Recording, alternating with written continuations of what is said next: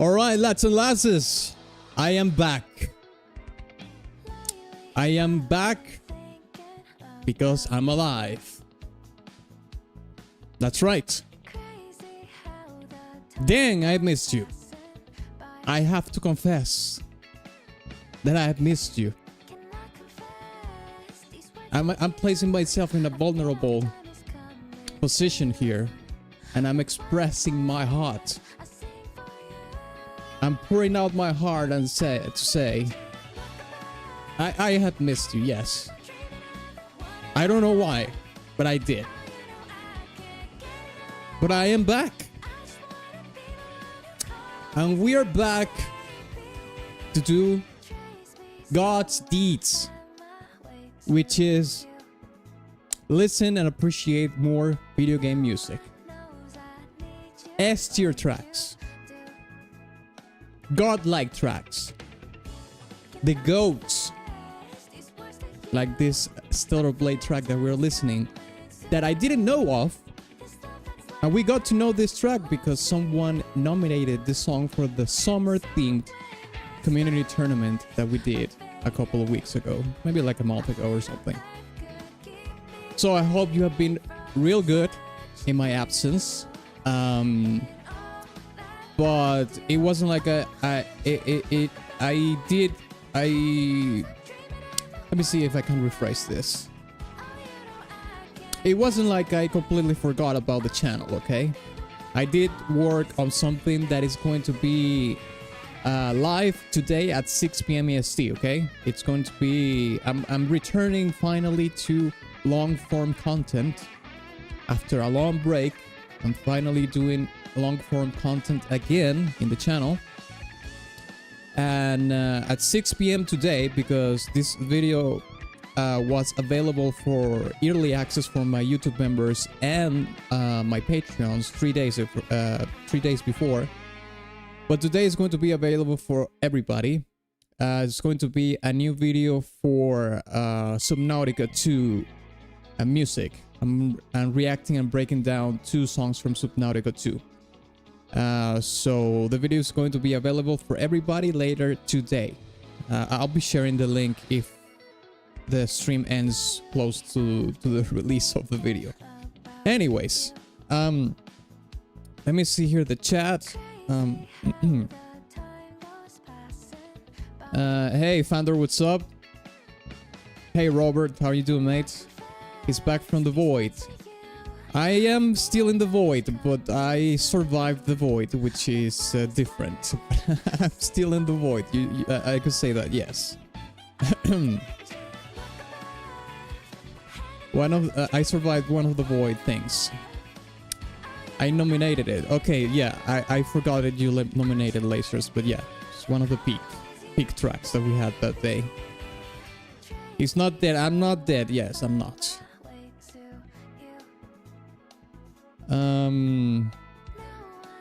Hey Nolly, how are you, mate? Good to see you, bro. Good to see you too. Hey Simply, what's up? How you doing? All right, lads. So let me share the stream on the usuals. Okay, I need to share the stream on the Discord, on X and Threads and Instagram, and we will begin with the freebies, okay? Sorry about that. Now, if this is the first time you are here, I'm letting you know that we usually, well, not usually, always, we do 45 minutes at the beginning of the stream of free requests, okay? You can suggest a song in the chat, and I'll choose one at random, and we will listen to that and, you know, do a little bit of commentary, react to it and whatnot for free. That's going to be a buffer time of freebies of 45 minutes. And after the 45 minutes are up, we only do pay to win, basically Superchats and tips, meaning coffee requests and stream elements. Okay, so let me share this here. Let me share this in Instagram as well in my story, and we're good to go. Let me see here. Let me open Instagram here. Okay. Hey, Broccoli, what's up, mate? T-Bone, what's up? Ignacio! Hello, mate. Okay, let me open this Discord.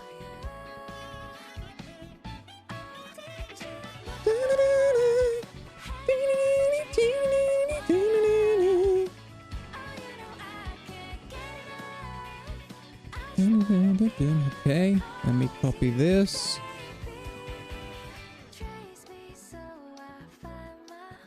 Let me open the Instagrams here. Let me paste the bloody thing here. Okay, there we go.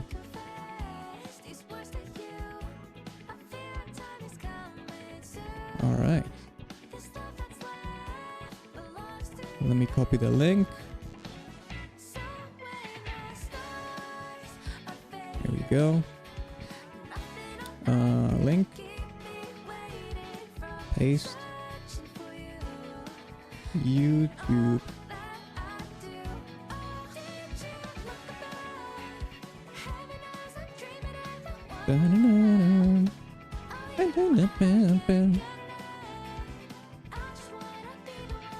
All right, we're set up.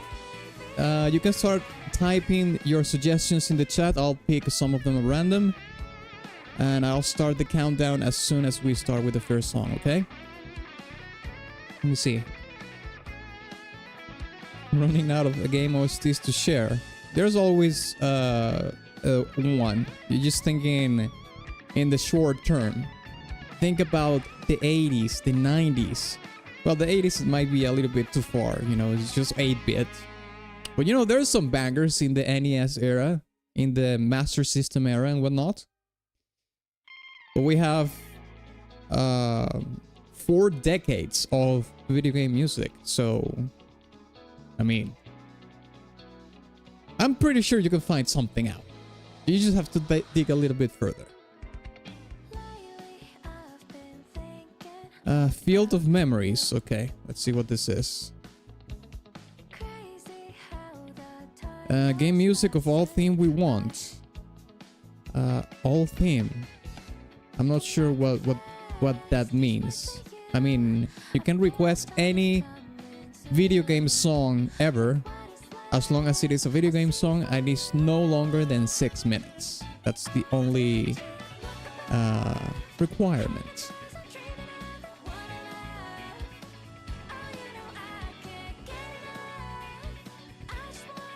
Okay, let me close this here.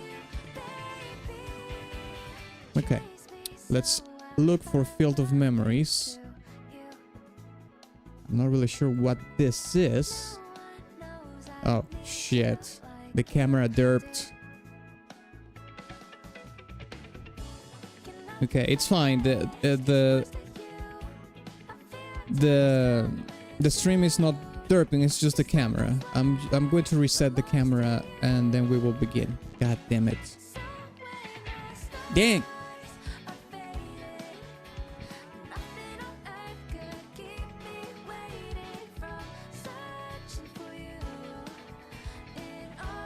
Do you think Vocaloid songs from games work too?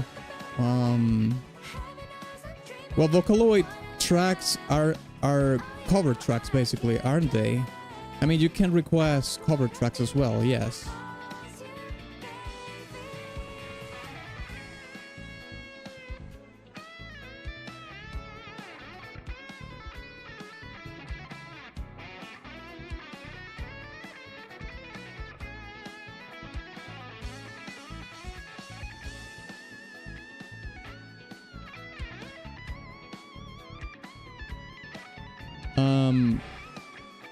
T-Bone, is this song from a video game, or is this just some random composer?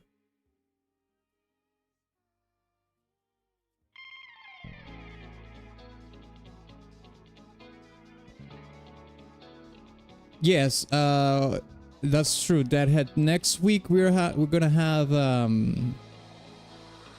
I'm hosting another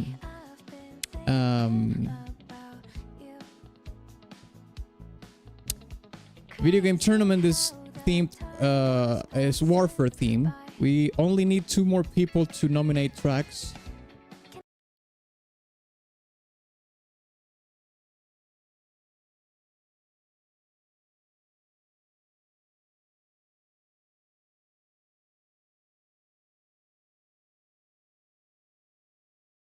Oh, Destiny 2, okay. Thank you so much, T-Bone. I appreciate it, mate. Okay, I'm resetting the camera. Just give me a second. Yeah, the face cam is froze. I'm resetting the camera. This happens sometimes.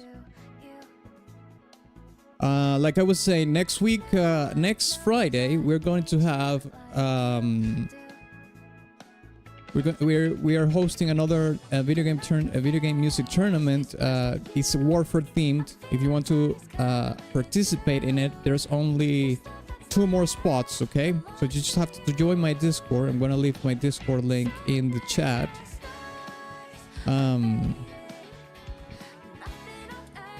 And you just have to join there. Go to the tournament thread and nominate 2 songs for the tournament. It has to be Warfare themed. All the instructions are in the thread as well. There's only 2 more spots.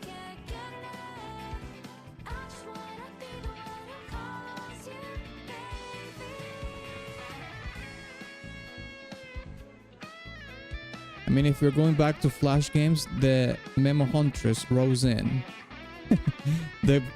Are those the Flash games from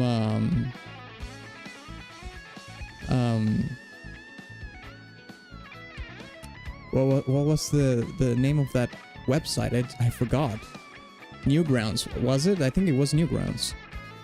Thank you, Robert, for the 5 super chat. Appreciate it.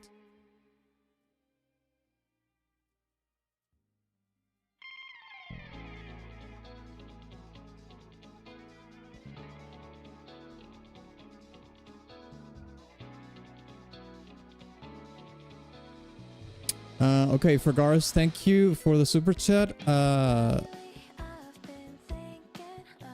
I'm not sure if you requested this for pay to win, but if you requested this for the freebies, yeah, sure, we can do it, but this is nowhere near close to the amount you need to request this for the pay to win section of the stream. But anyways.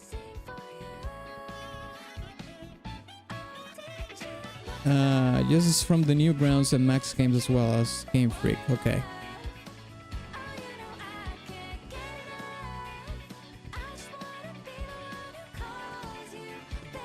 By the way, there's no vocal prompt for SC right now. SC. What is SC? Okay, let me see if I can actually restart the camera right now.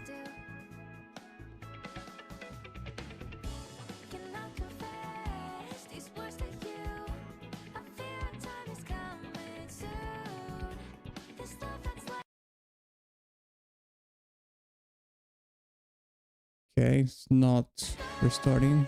Let me check something here.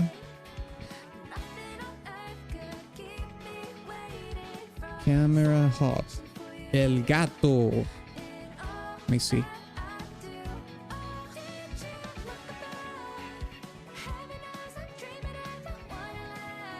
Super chat readouts, like by bot voice. Did that break? It did. It did not.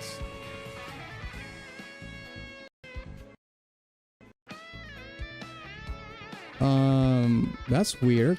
I mean, I don't have it muted here on my end.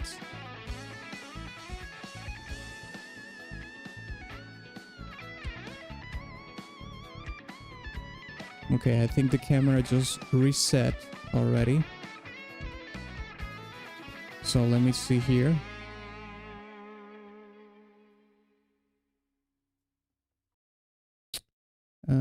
YouTube.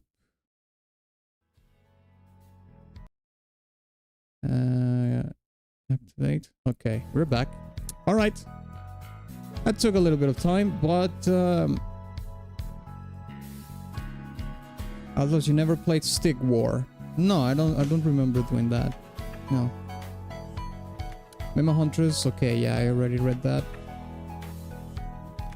Okay, so just to refresh my mind, T-Money, it was you who requested the Field of Memories track, right? I don't. I think I didn't read if you clarify if this was from a video game or not. Is it?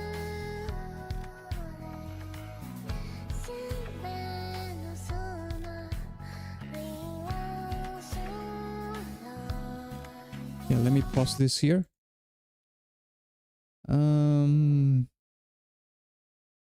Stick of War. Okay, let me sort this out. Live chats. There we go. Yes. Okay. Okay, let's check this out. Actually, let me... This is Field of Memory from Stick Wars. I just need the name so I can put it here and in the database later.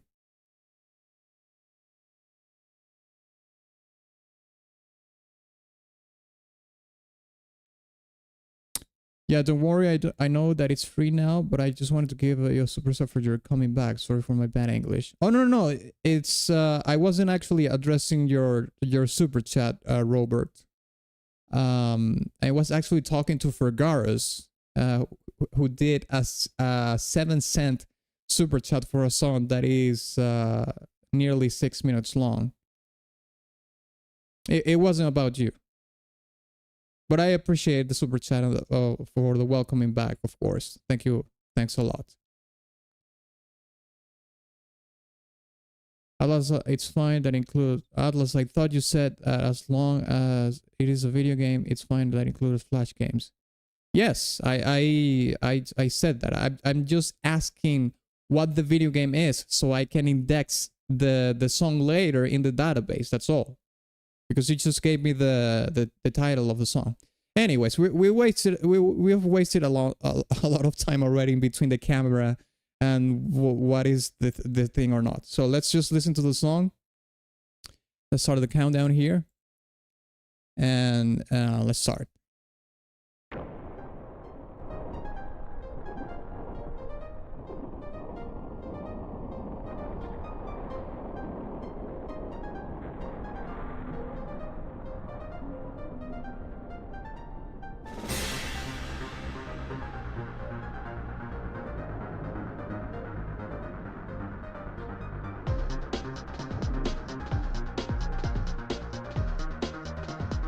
Okay, thank you so much, Fandor, for the 10 super chat, man. I appreciate it. Stick War gameplay. Okay.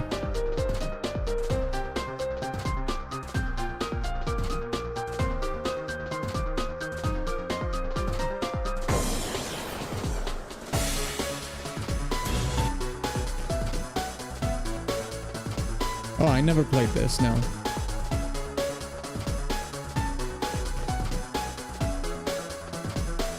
Cheat code if you want to your freebie perk, super chat 7 cents. Yeah.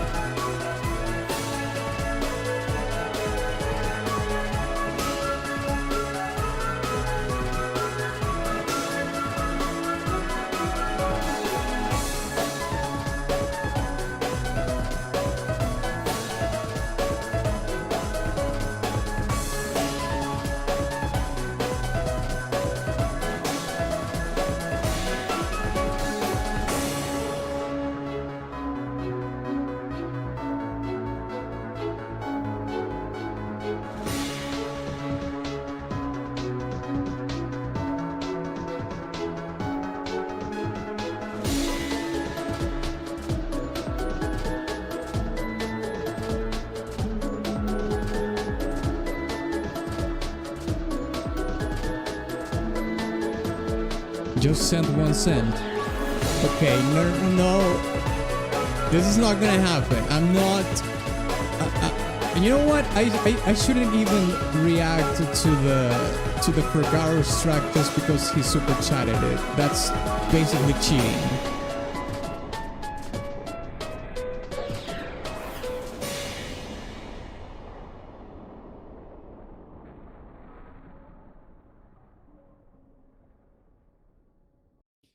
When was this game? I mean, if this is Newgrounds, this has to be like 2000, in between 2003 and 2006, perhaps, or 2007, 8 at the most. The music is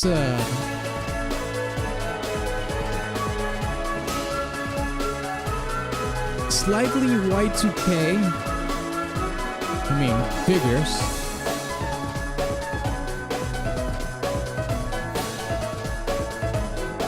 As a matter of fact, I'm kind of surprised that the game had this kind of track, because, I mean, it's just a Flash game. Oh my god. The camera just froze again? What the hell's going on?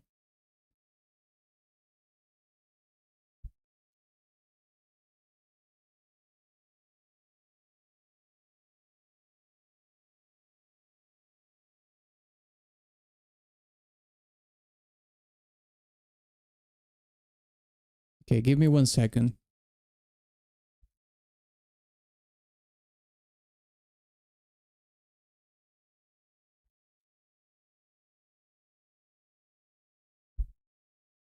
Back in the ancient times, Atlas 2001 is 25 years ago for reference.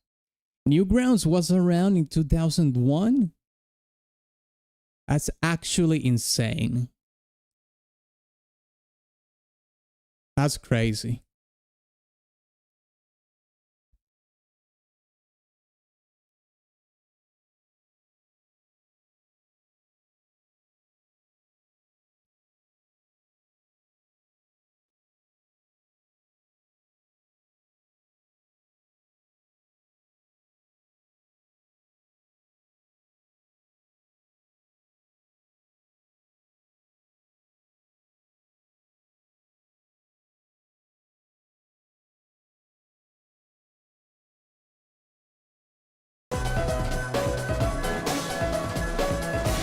Okay, give me 1 second.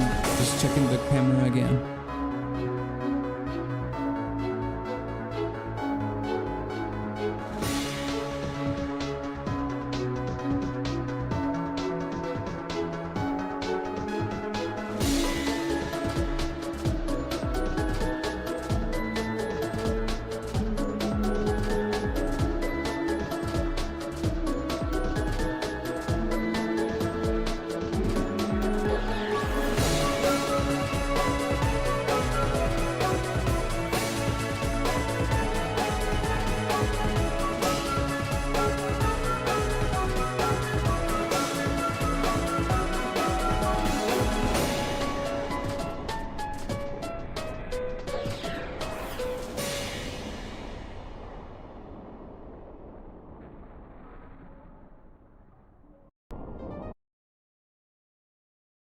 Google says Newgrounds started in 95.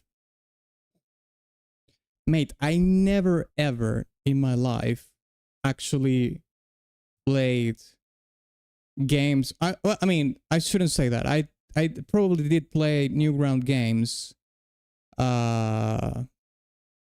somewhere, somehow. But I really never like really went into it like at all. Okay, let me see here.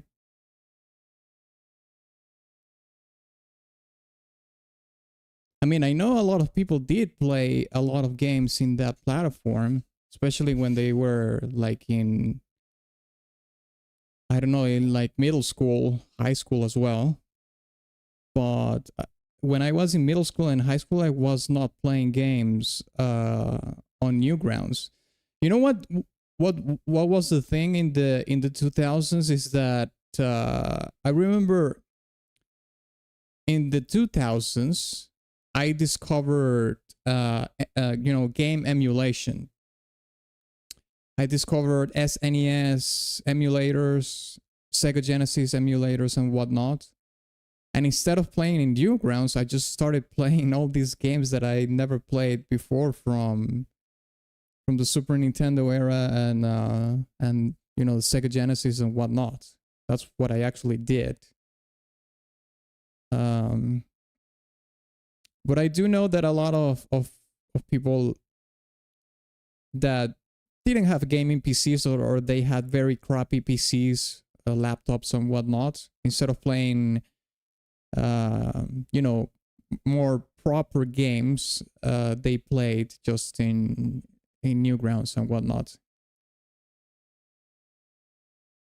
Okay, let me see if I can actually restore the camera now.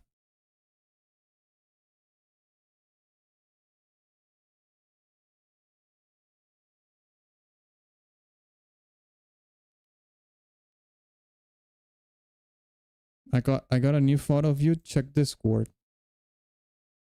Okay, let me see. Okay, okay, mate.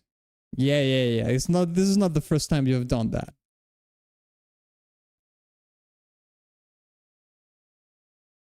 Okay, let me see if I can restart the thing. Let me see here.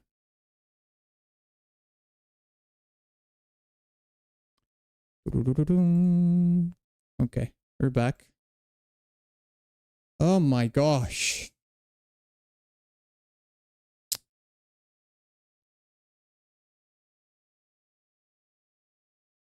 Okay, thank you, Conkel. I appreciate it, mate.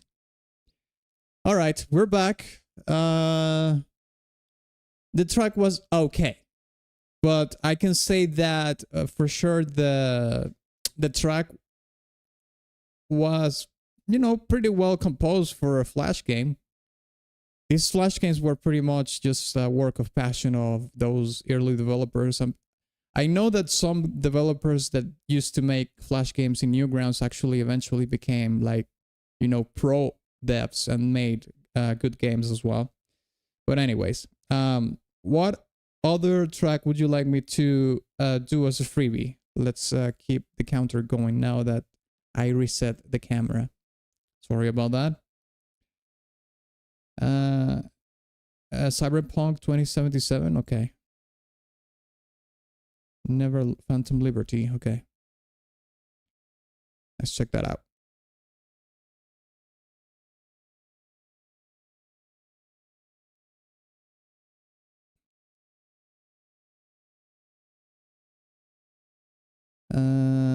Okay.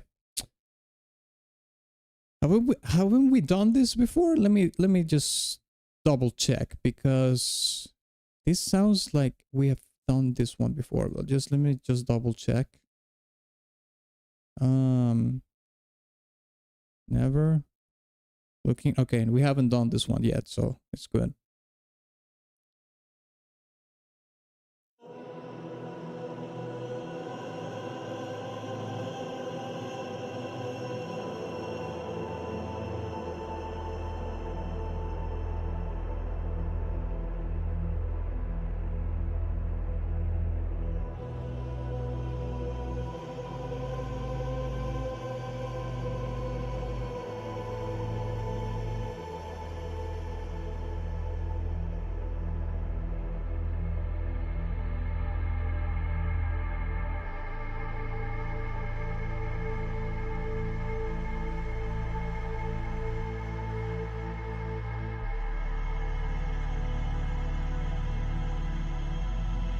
Atlas, you played Toss the Turtle, right? No, I've never played that. Was that another Newgrounds game as well?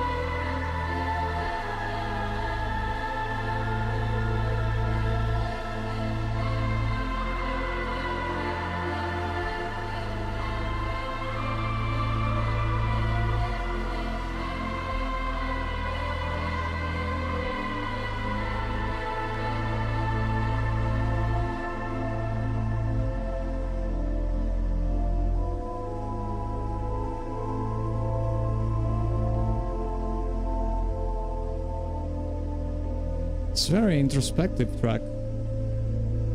Never looking back.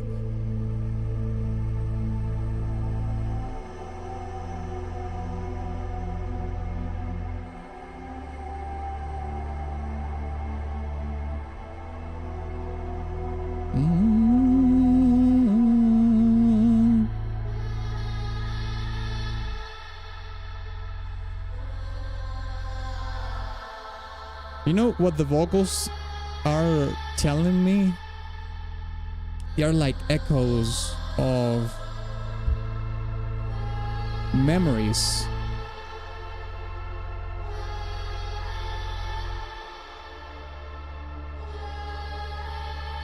Because by the title of the track it's called Never Looking Back, right?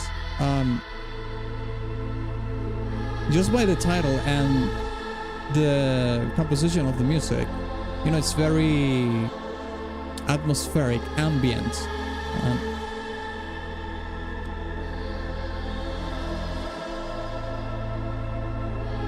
What gives the song the most, or what builds the storytelling of the track the most is actually the vocals. Because the pads, which is the synthesizer, the ambient atmospheric pads that we hear, are just creating that, the atmosphere and the nebulousness, I suppose, of being in like a sea of introspection, of just looking back at memories that sometimes are, how can I articulate this?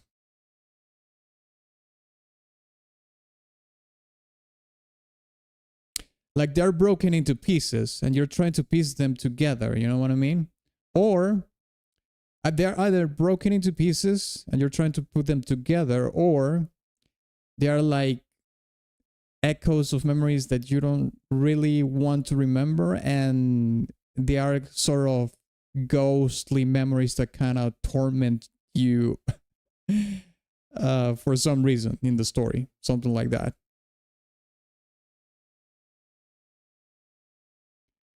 By the way, the vocals of this track remind me of the vocals from the Dune movie. Oh yeah, it does have a little bit of that Dune vibe, sure. I think the Dune vocals are a little bit more exotic. I remember that Hans Zimmer was explaining a little bit about the making of that soundtrack.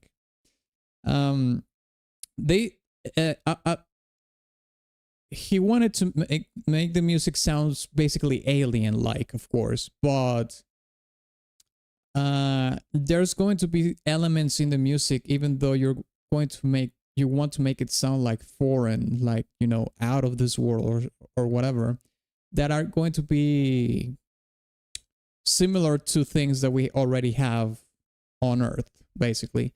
And the vocals is one of them. Like, I know that in June, a lot of the more experimental things are happening in the instrumentation, the instruments. They use a lot of PVC instruments for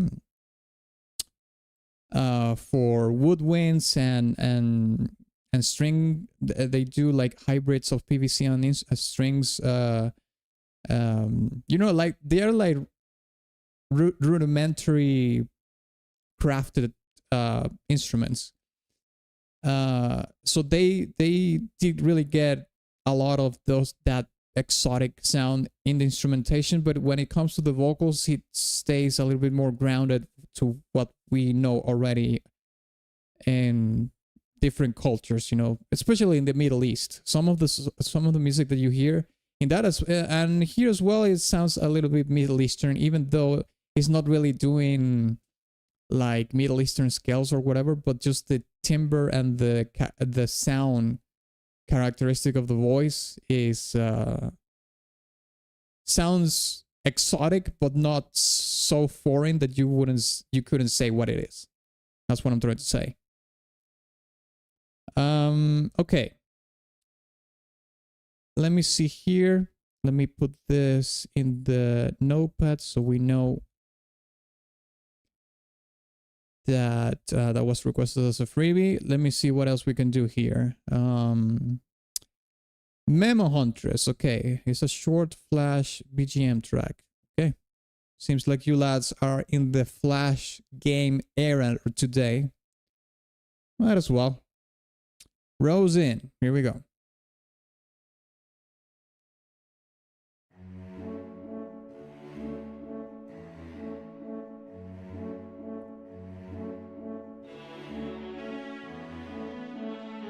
Okay, we have a waltz here. 1, 2, 3. 1, 2, 3. 1, 2, 3.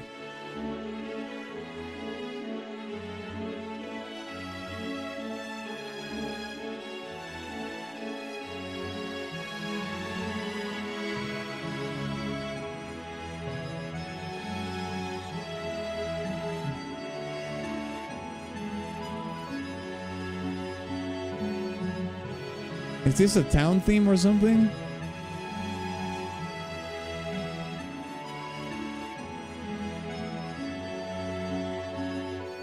Sounds like a town theme, or could work as a town theme. Mate, they did these kind of songs for Flash games? That's kind of crazy.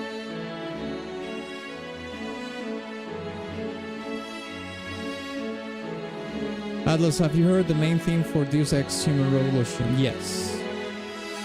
The reason why it's not in the database is because, well, I played all the Deus Ex games except Invisible War.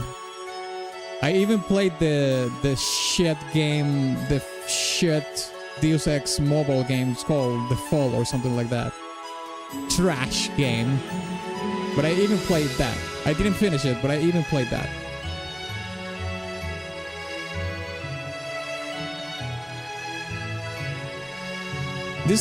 This track could easily be in a, you know, in a high fantasy JRPG. But like I said, it could be like a town theme or something. I mean, it's called the Rose Inn, so maybe it's not a town theme, but you are in an inn. Figures, right? Let me see a little bit of the gameplay. I'm just kind of curious to see.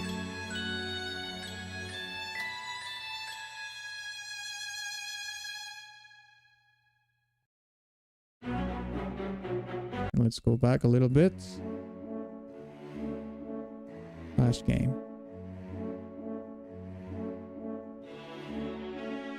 Oh, it's a side scroller. It's like a point and click side scroller, I guess. It's like a point and click adventure side scroller. Dang. That's very advanced for a Flash game, I should say. The music was better than the gameplay. I mean, the music is really good. The melody is fantastic.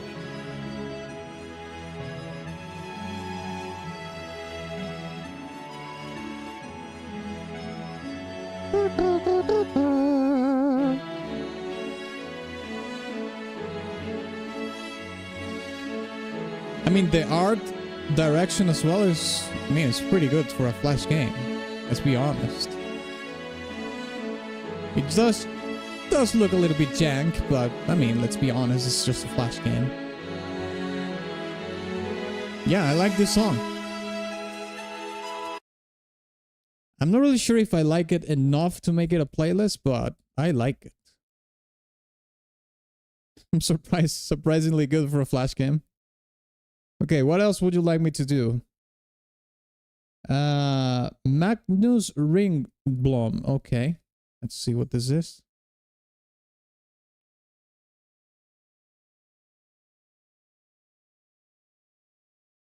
Celebration of Buddha. All right. Oh, this is from Europa Universalis. Let me put it here. Europa Universalis. Europa. Let's check it out.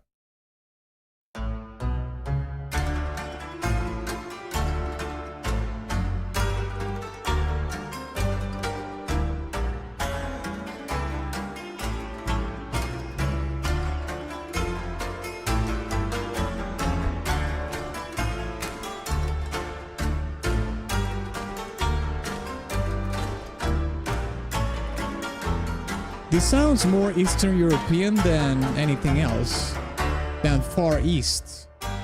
So far, at least.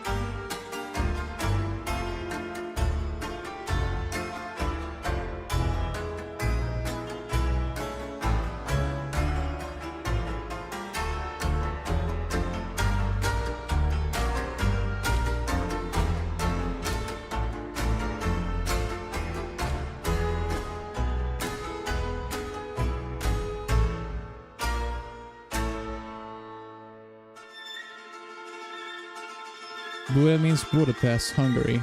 Okay, that makes sense. Got it right here. Damn, Lithuania was huge.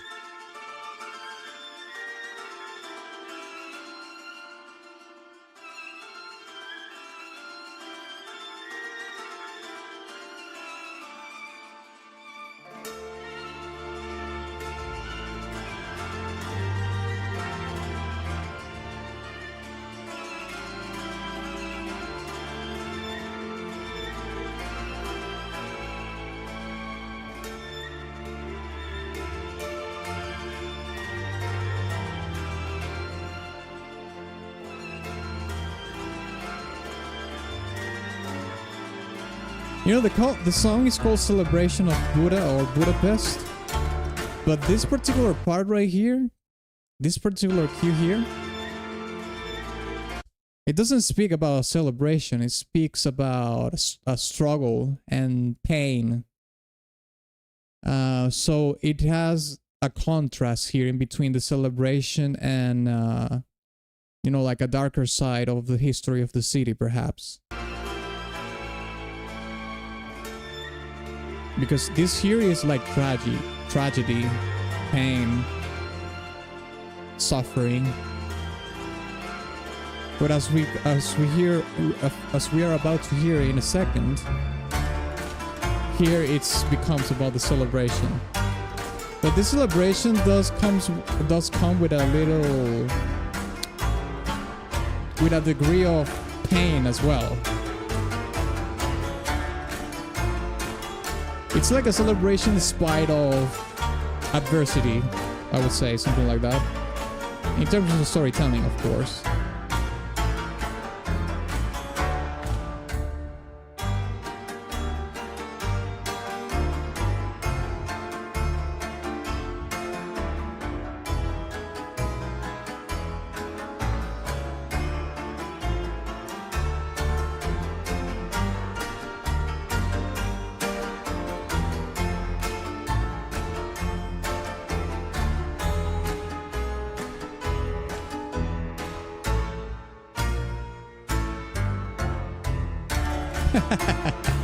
I really like that transition. Ding, ding, ding, ding.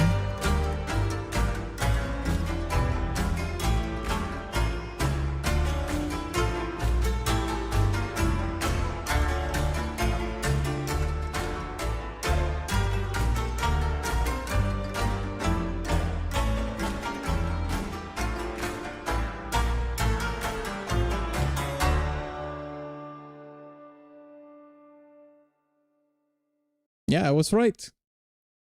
More like Eastern European, completely.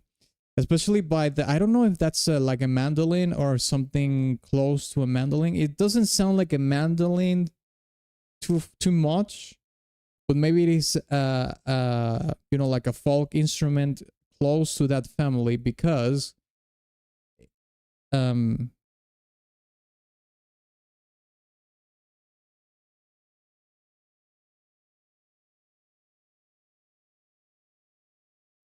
okay, thank you, channels. I really appreciate it, mate. I'll add it to the queue in a sec after we finish the freebies. I don't think it's a mandolin because mandolins have two strings, so it doesn't have like the reverbance of a mandolin when the instrument is doing like the tremolo, picking and whatnot. And also it sounds like it has a lower register or a wider register in the lower end. So I don't think it's a mandolin, but maybe it is something similar to that. But it is like an exotic folk instrument from Eastern Europe or something. Okay, what else should we do? Let's see. Mid. Deadhead suggests a song from Europa Universalis, and he says his own song that he suggests, he says is mid. Mate, that's crazy. Tower Defense Simulator. Okay. Raise the Void until 420. Okay. I don't know if that's supposed to be like a meme or something, but it's okay. Tower Defense Simulator until 420. Okay, maybe it's just plays twice, right?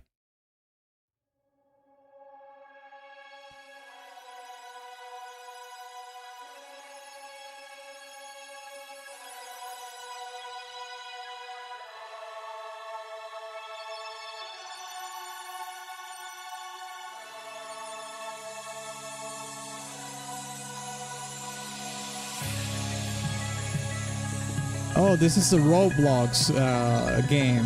Yeah, I remember that we did actually listen to some of this music. Some music from this Roblox game before.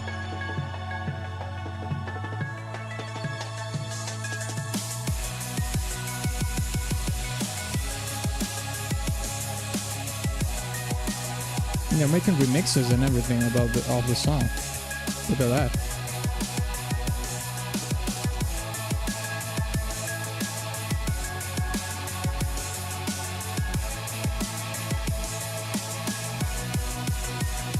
You don't hear my music. Robert, okay, let me pause this song right here. Robert, the thing is that we do 2 segments in the stream, okay? The first segment is freebies. We basically do free requests the first 45 minutes of the stream. If you do a super chat during the free requests,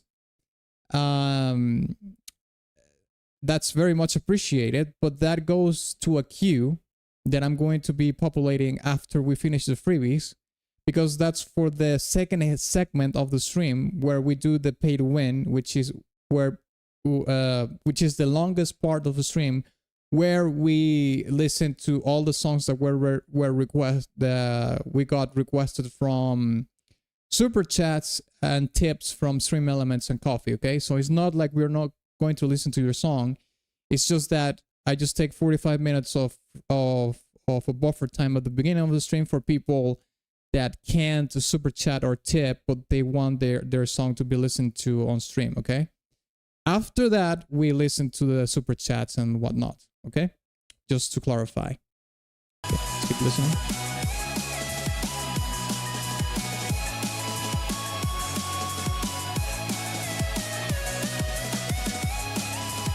For gameplay, search solo hardcore TDS. Okay.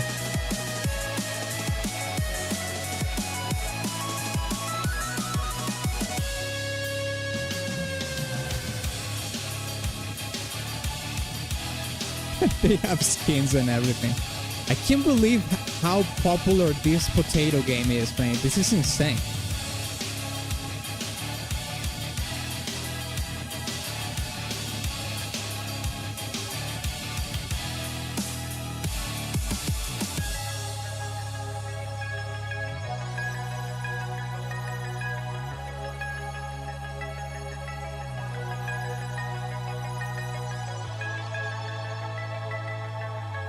Atlas, I found what you would look like in a cyberpunk punk world.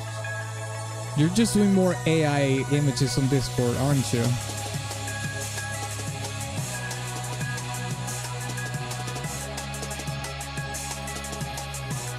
Scroll to a quarter.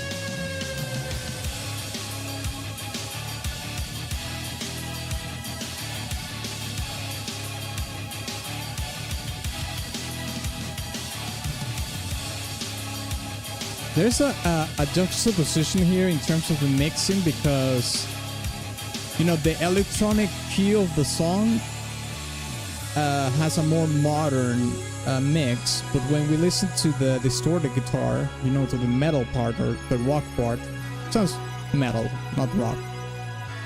It does have a different mix. I don't know if the composer did this for sort of nostalgic reasons or something, like there is some sort of callback to a song from the 2000s or something, or what it was just a created juxtaposition of in the difference in the mix, just because.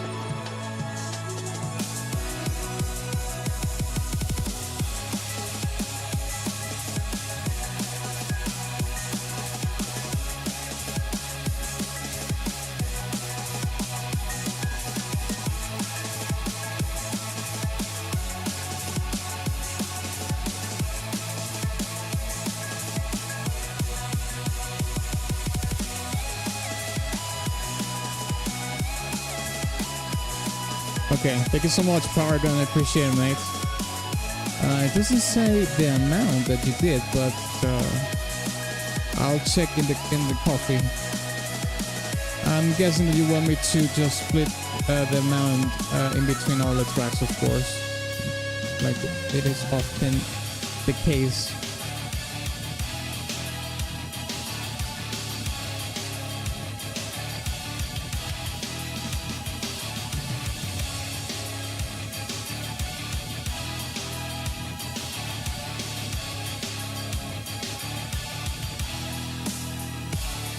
Okay, I think we heard more than we needed to hear from the song. I gave you pretty much a whole another minute of listening roll, so consider that a gift. Okay, let's see what else. Journey to the Savage Planet. Okay, let's check this out. How much time we have left? 40 minutes.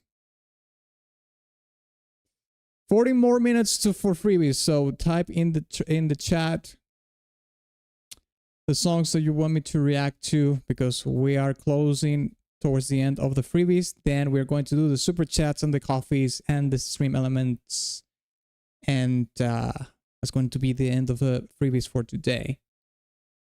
Okay, let's check this out.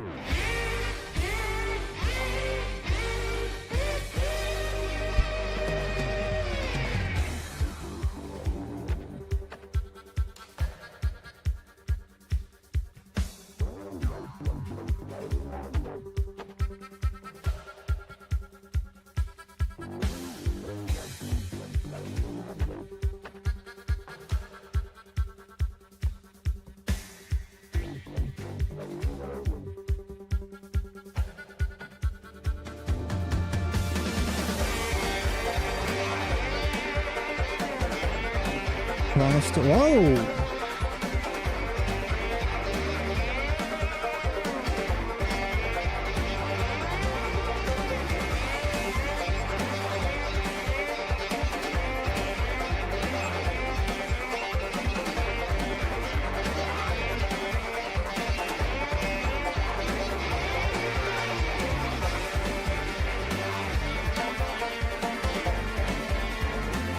Man, this is good. I just searched what you told me, Dlazerz, and I can't find anything close to that.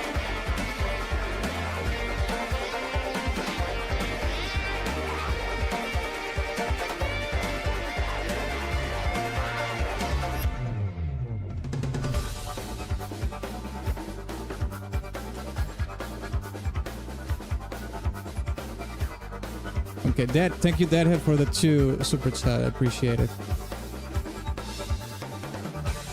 Bought garbage DLC.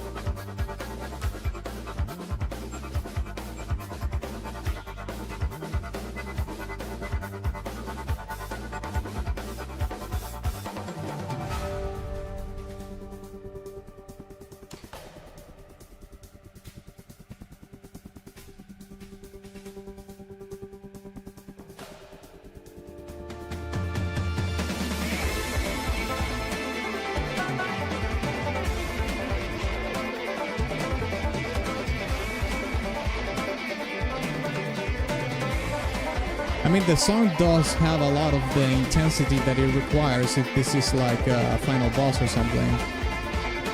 Although it's called Journey to the Savage Planet.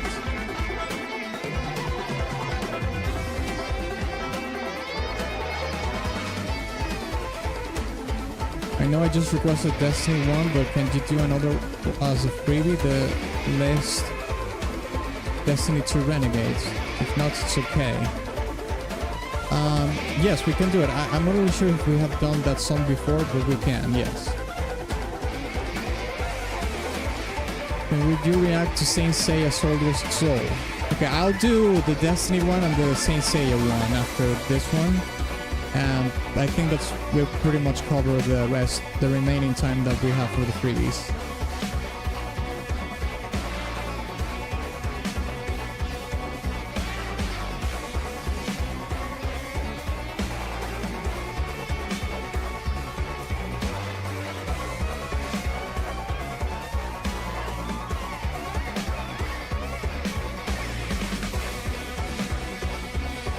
Thank you, Deadhead, for the 2. I appreciate it, mate.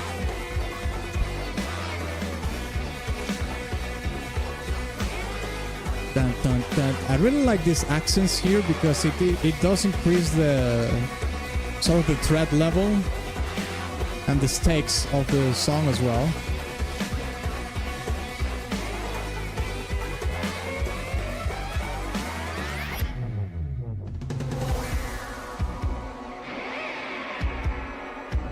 You know that.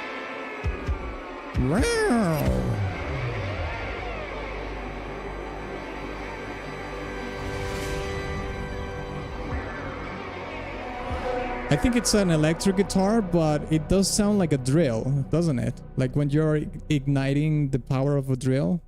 That's actually funny. Let me hear that again. Right here.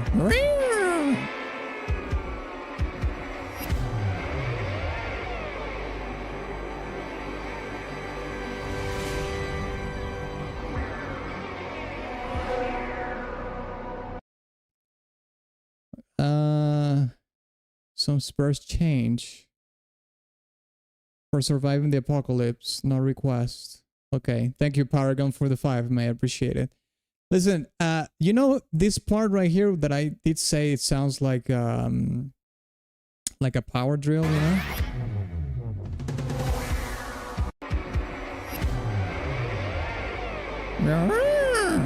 I think it's a guitar. Maybe it is playing the guitar with a slide. I'll show you what I mean. Guitar slide. Let's see if this is a good example.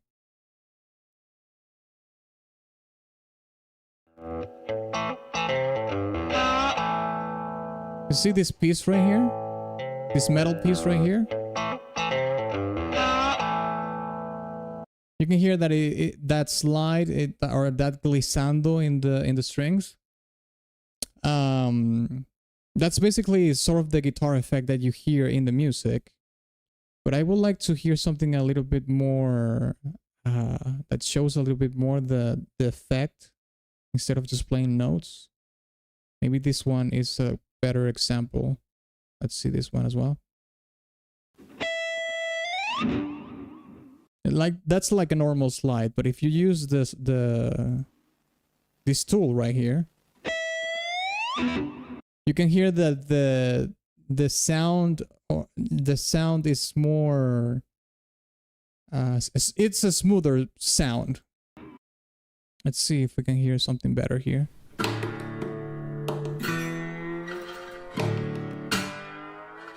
This is a perfect example, you know? This is a Breaking Bad theme.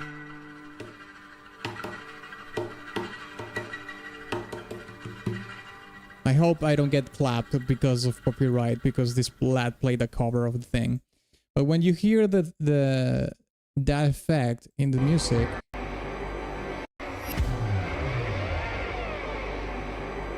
Right there. It's when you hear, oh my god, the camera just crapped again, mate. What's going on?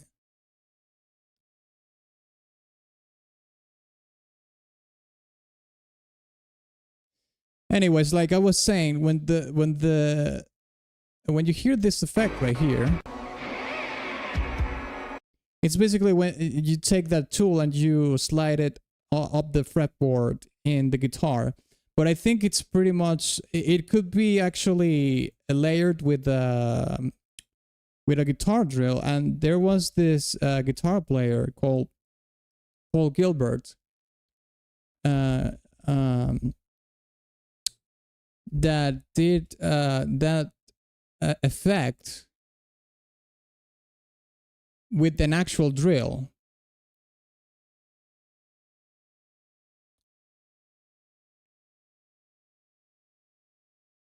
Yeah, I know the camera just chirped again. I'll reset it.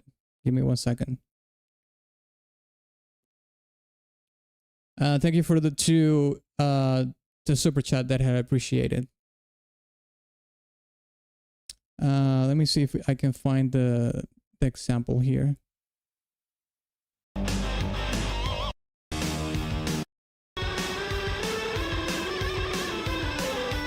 Check this part. He's powering the drill, and the sound of the powering of the drill is coming through the guitar pickup. So I'm not really sure if they did this here, but it sounds like it could be layered in between a normal slide and a power drill. Okay, let me reset the camera. That's gnarly. Yeah, it is. Okay, I did say that I was going to do 2 more tracks. What was the one that... Oh, the Destiny one, yeah.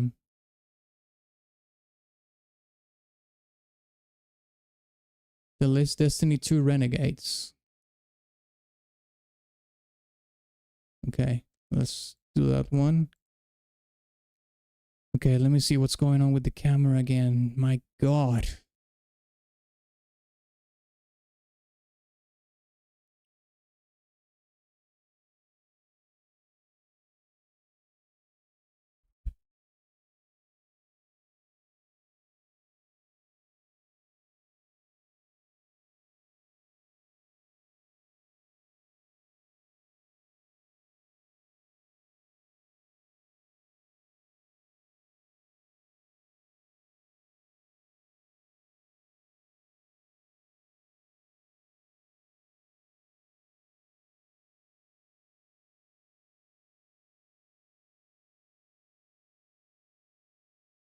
Okay, let me see camera.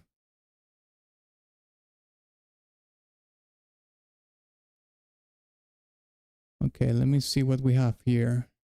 And also, okay.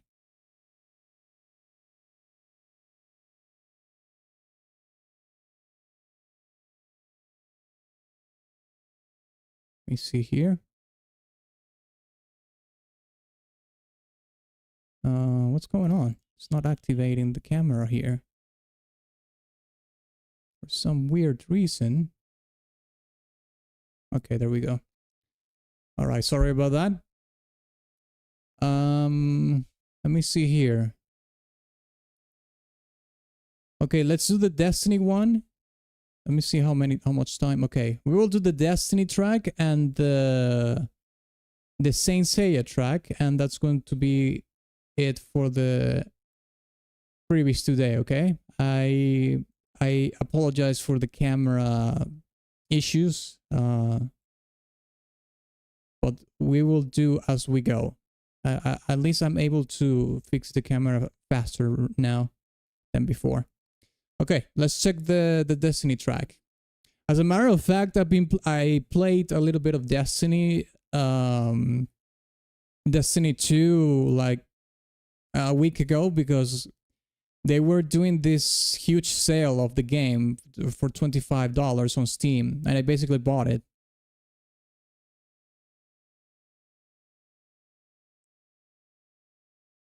Okay, thank you, Deadhead, for the 2 super chat. I started playing it and I enjoy it, but I don't I don't like the parkour sections in the game. They interrupt the flow of the game a lot. I don't like that. As a matter of fact, I was doing like a raid in the game and there were like a bunch of traps. And I thought that was so annoying that I stopped doing it. But anyways, we can talk about that later. Let's listen to the list from Destiny 2 Renegades.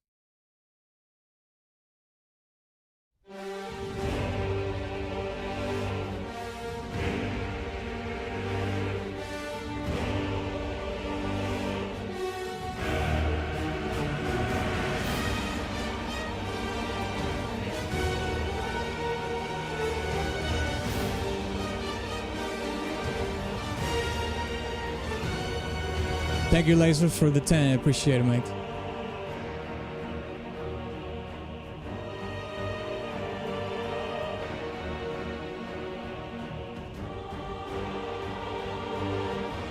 I don't know why I have the feeling that I did a reaction for this. Atlas.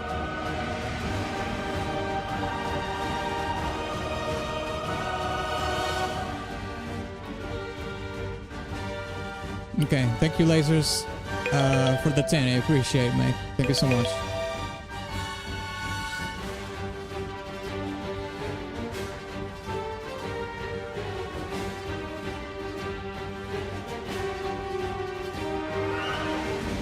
Okay, I actually did not make a reaction for this.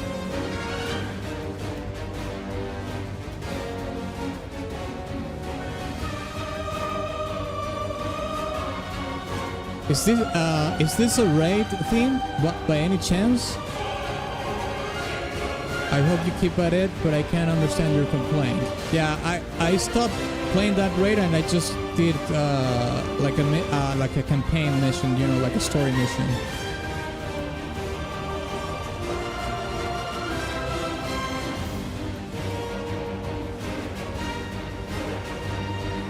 I mean, the song has a lot, has a high tempo. The strings are very aggressive. I have a lot of attack. So the threat level starts with a high threshold, I would say. It's similar, but it's for a dungeon. Okay, it's not a raid, but it's a dungeon. Okay. Well, it does have a high threshold of threat.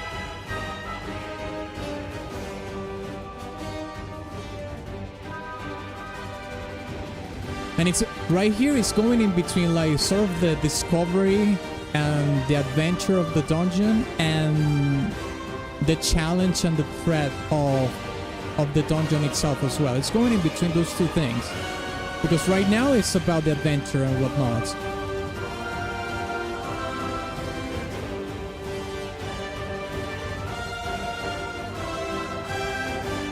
I kind of like the parkour stuff. Oh mate, I hate it.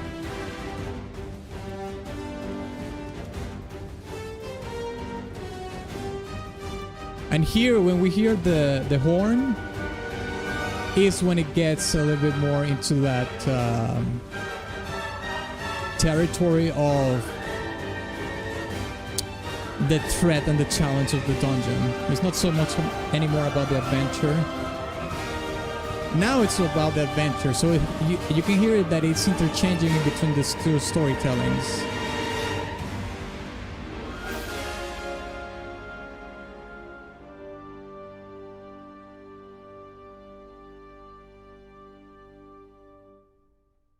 Interesting resolution. Let me hear that again.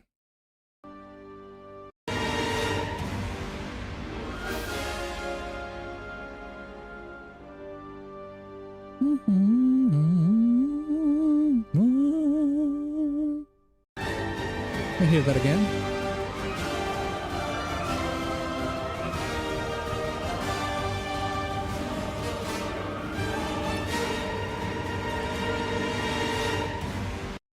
You hear that it amounts here to some, it's like a fake build-up, right? Ta-da!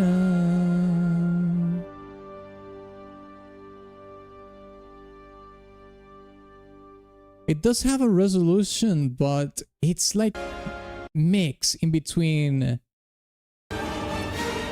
this fake build-up, like it's something that amounts to something very important, happens.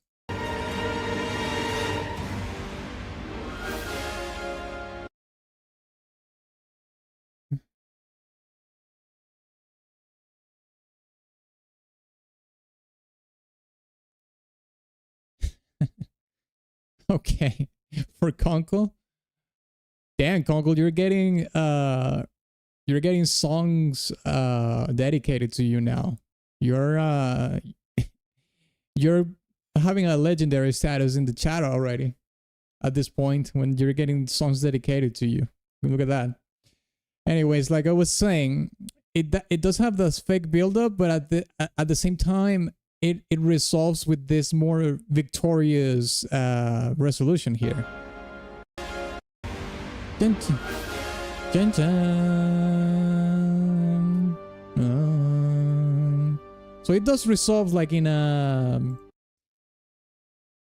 somewhat victorious end. It's not like a complete victory, but it does the song does have like a somewhat feel good ending, I would say. Okay, now let's see if we can listen to the last freebie that I said I was going to do, which is the Saint Seiya track. I used to watch Saint Seiya when I was a youngling. I'm pretty familiar with Saint Seiya. Battle Back in 4. Okay, let's check it out.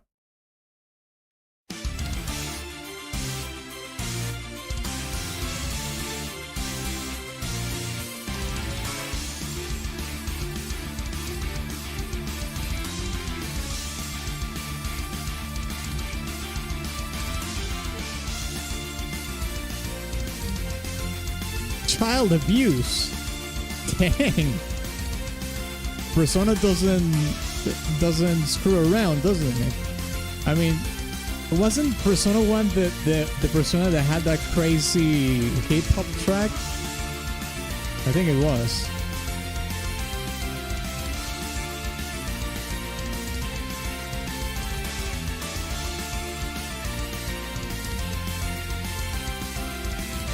That Sagittarius armor was always the most OP track.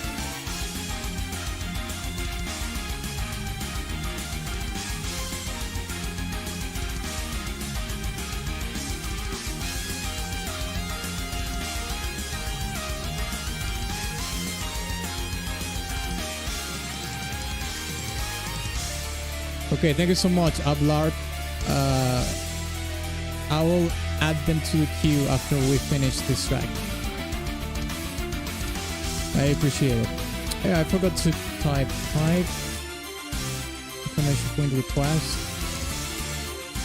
or instructions. I actually forgot to put that there.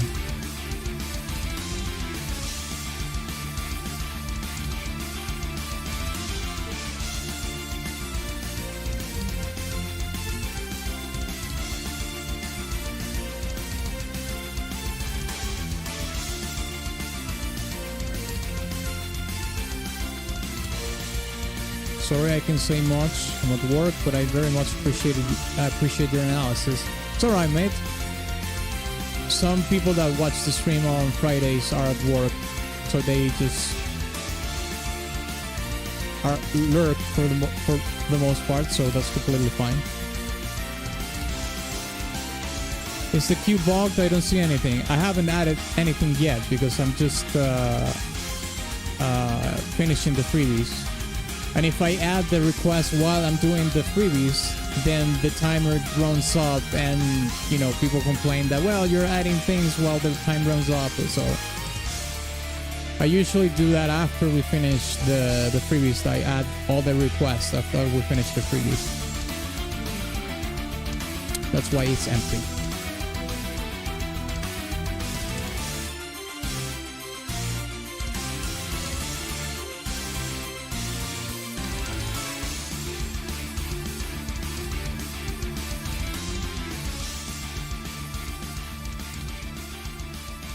Still free? Well, this is the last freebie that I'm doing for today. This song is alright.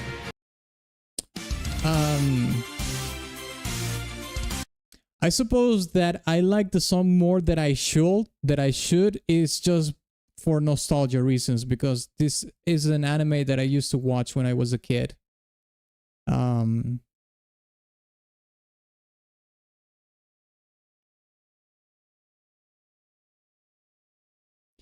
Well, look at that. Thank you so much, Noli, for the 10. But look at that, the camera just froze again. I don't know what's going on with this crap, mate.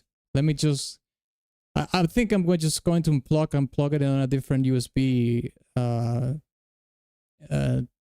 port or something, because this is ridiculous. Let me see.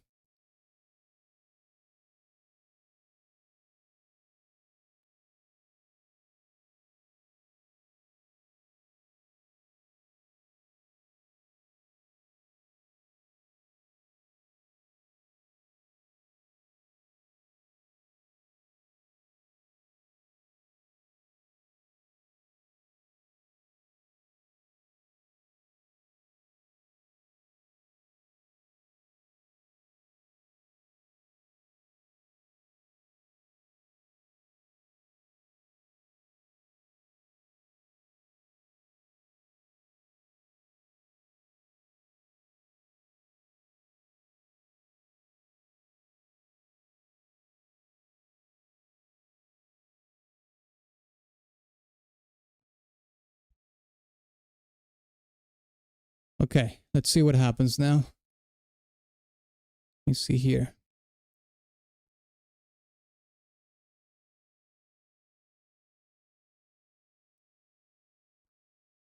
The camera is in the void? Yeah, pretty much. Okay. It's working here.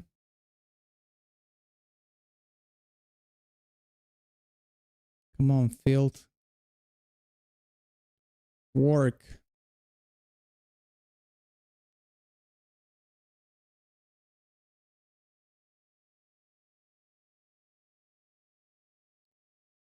It's working the camera hub. Okay, there we go. Jesus Christ. Okay, I'm going to start adding your super chats and coffee requests to the queue. While I do that, I'll leave you with some Stellar Blade B-roll.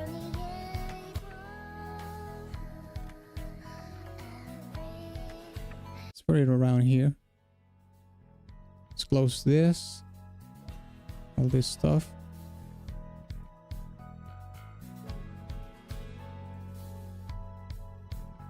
Oh, this is actually not the song.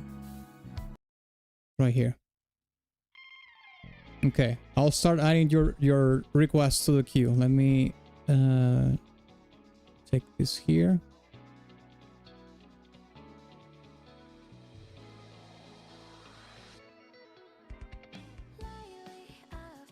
Okay, let me see here. Okay, so we have Tangled, Shore Extended from Destiny 2. Okay.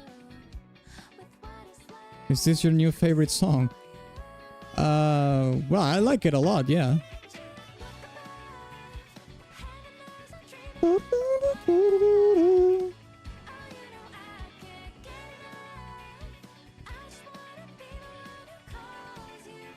Okay, put it here. This is from Nat Robert. Super chat pending. Okay. Okay, Fergaris did cheat with that super chat. Don't do that again, Fergaris.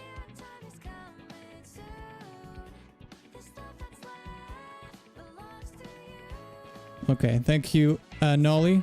Appreciate it. You know that I discovered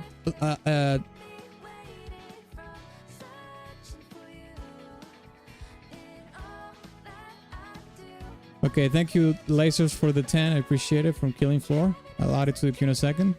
I discovered like a couple days ago that Nikke, the same studio that made Stellar Blade, made Nikke. And I was like, dang.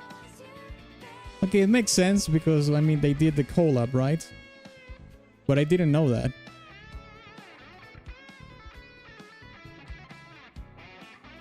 Okay, Far East. Pandor. Pandor. Pending. There we go. Where's your ghost? In Destiny 2.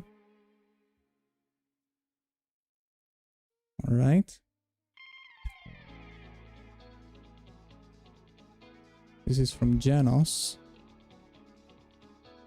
Superchat pending. There we go. Europa Universalis.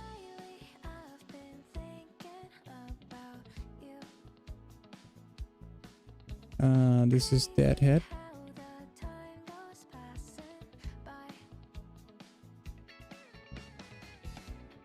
$228, Deadhead.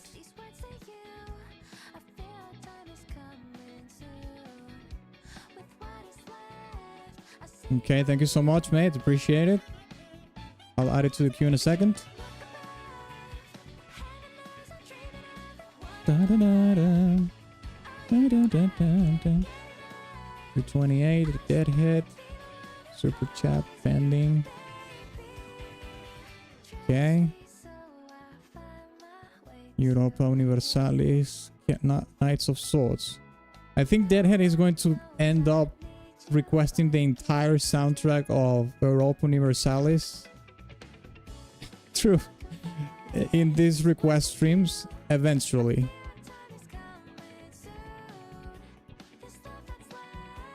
Okay, Lasers with Alone in the Dark.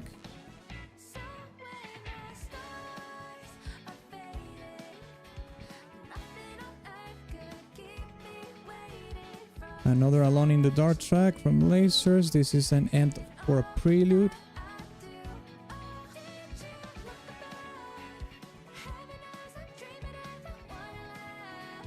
Okay. Final Fantasy Arcadian 4-2. Be My Honey. That's... that title is so gay, man. Be My Honey. Okay, Pandor. Do we have a bromance going on in the chat right now with this?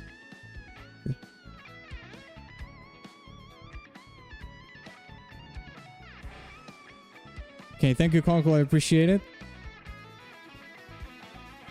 Please react to these 4 songs from the finals. Okay.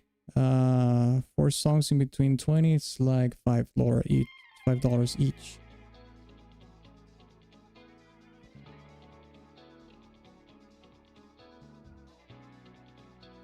How many songs are there? 4 songs.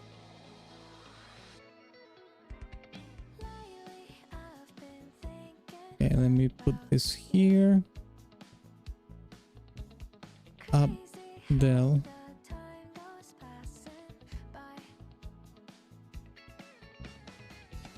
Surprising because often the final tracks that we hear are requested by Raiden, but he's not here today, I think. Okay, the finals. Dawn Beyond.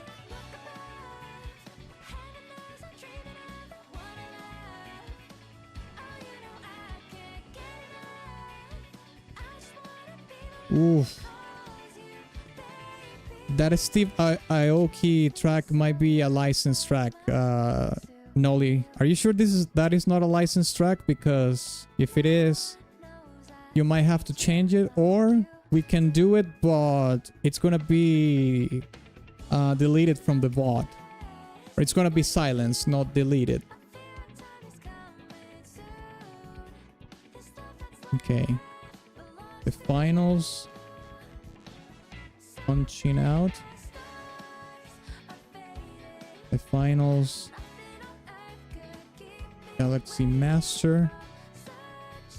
In the finals. Leave the world below.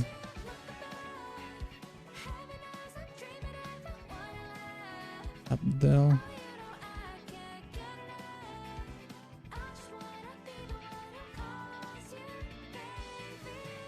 Okay. Super chat. Pending. Abdel. Okay, we got the final tracks in. Cyberpunk. Valentinos. Okay. Noli.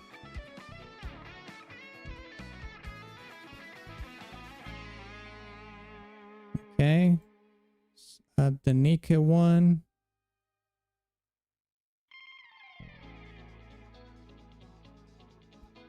The 54. Noli.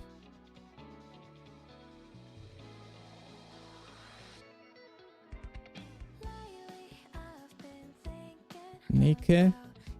Killing Floor from Dlazerz.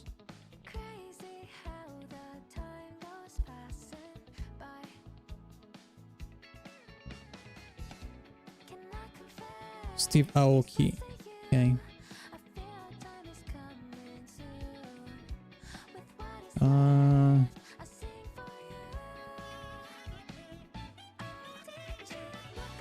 Pending. Okay, let me see what we have in coffee. I will add the coffee ones, and I think I might actually close this the requests for today. Let me see here. It's from Arknights, I don't know. Silence it, it's here, so it's fine. Okay, fair enough. Okay, let's see what we have in coffee.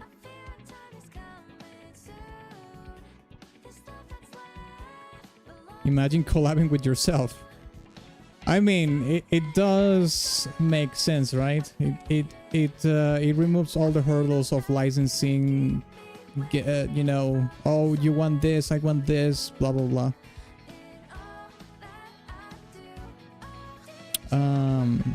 Okay, let me see what's going on in coffee here.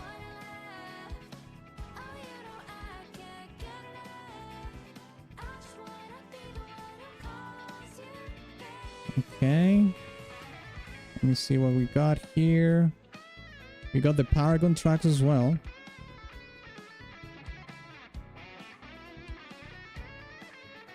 Okay, here we go. Alright, so I got you Paragon. Okay, yeah. With the coffee ones, I think I'm going to close the requests for today. Requests closed.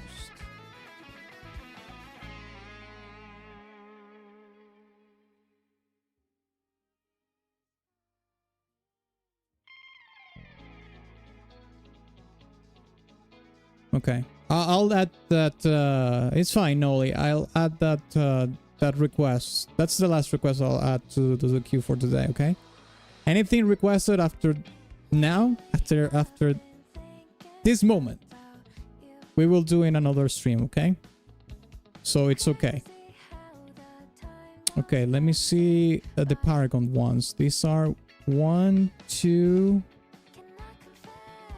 3, 4, 5. How many songs are there? 1, 2, 3, 4, 5 songs. Okay.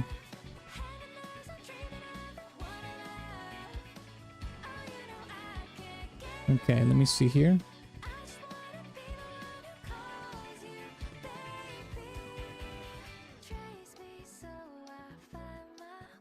Okay, let me add yours. Paragon.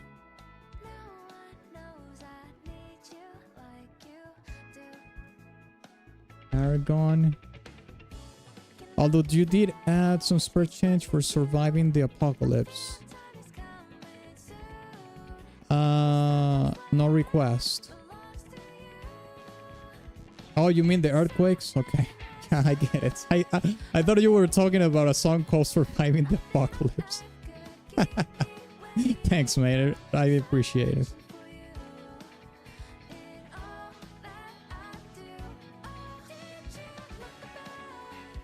Okay. 1, 2, 3, 4, 5. Paragon. Paragon. Paragon.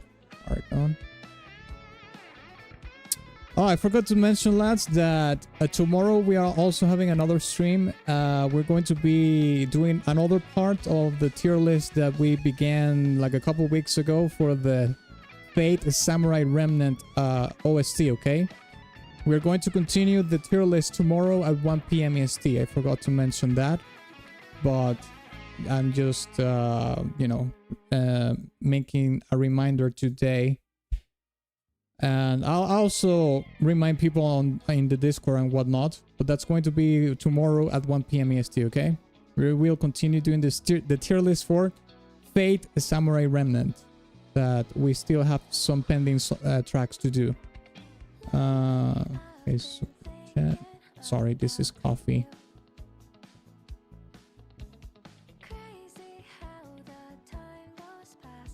Okay, pending. All right, Stellar Blade.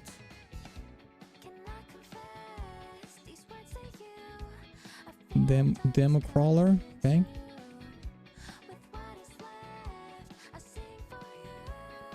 Civilization 5.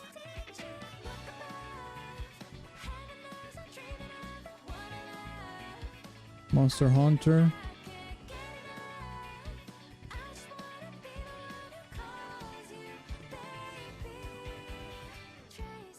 Oh, it's actually 6 songs. My bad.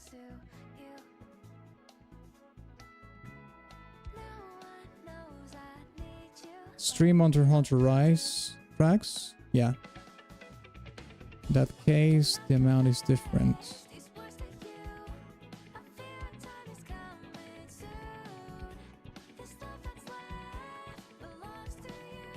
It's 5 each.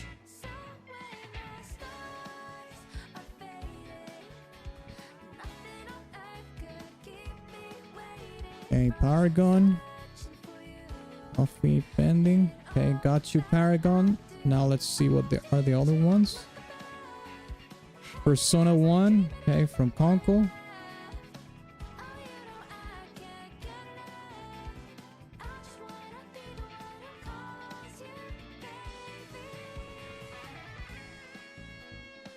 Child abuse. That's crazy title, mate. Crazy title. Okay, Hatsune Miku from Conkel.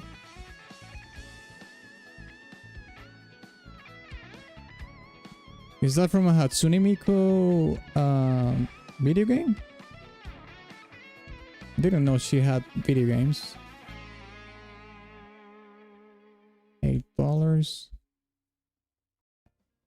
Conkel.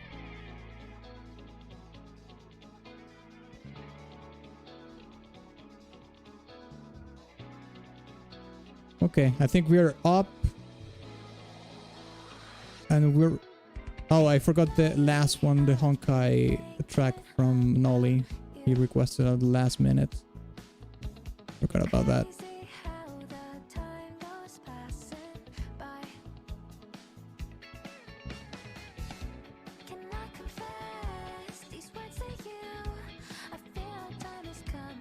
Super chat pending.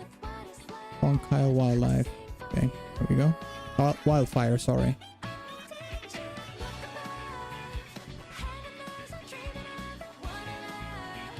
Okay. It's a rhythm game, okay. It's featuring a video game compiling music videos. Alright, fair enough. Okay, let's sort this out. I added all the songs. So it is good that you check the queue as well in case I missed something. Sometimes I miss tracks. So if I did, my apologies. Just remind me that I missed one of your requests and I'll add it to the queue, okay? So let's see here what we have. First, We have Conkel Wildfire. Here we go. Let's check it out.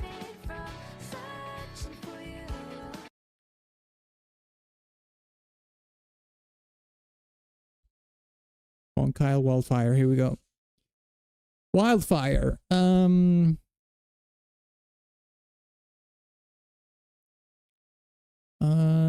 Is there any particular gameplay that you would like us to watch, Noli, as B-roll, or I can just put whatever?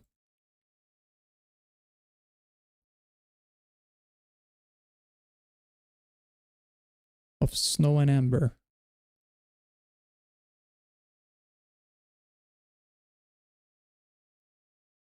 I send in Discord. Okay, cool.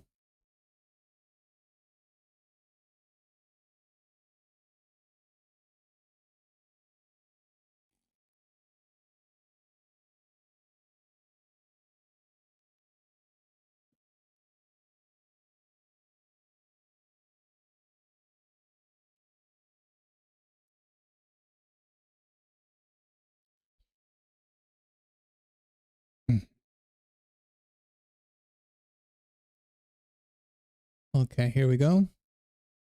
Let's copy the link, paste it here. All right, let's check it out. Wildfire.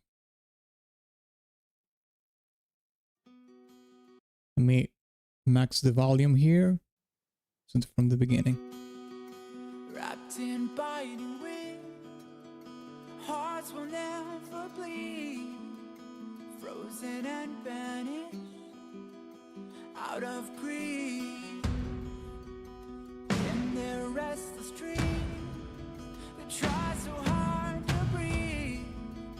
Pulses flutter and sting within this bleakness.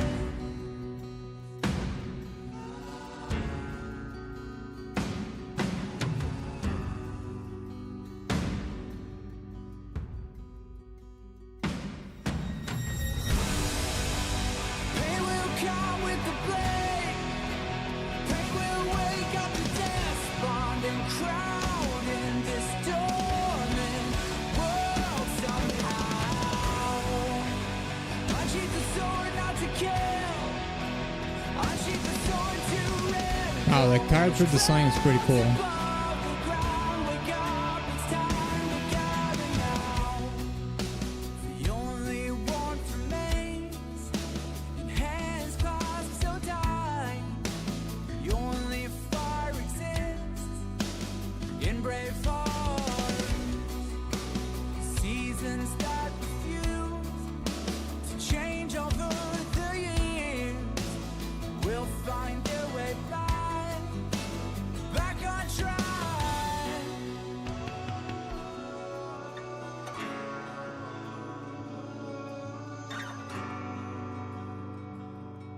Is this a track for the... Fight against your fate. Is this the track for this boss battle?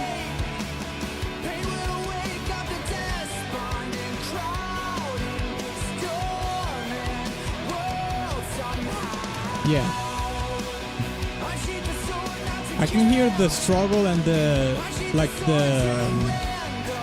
the heaviness of a burden in the composition of the music. Not necessarily the lyrics, but just the composition of the music.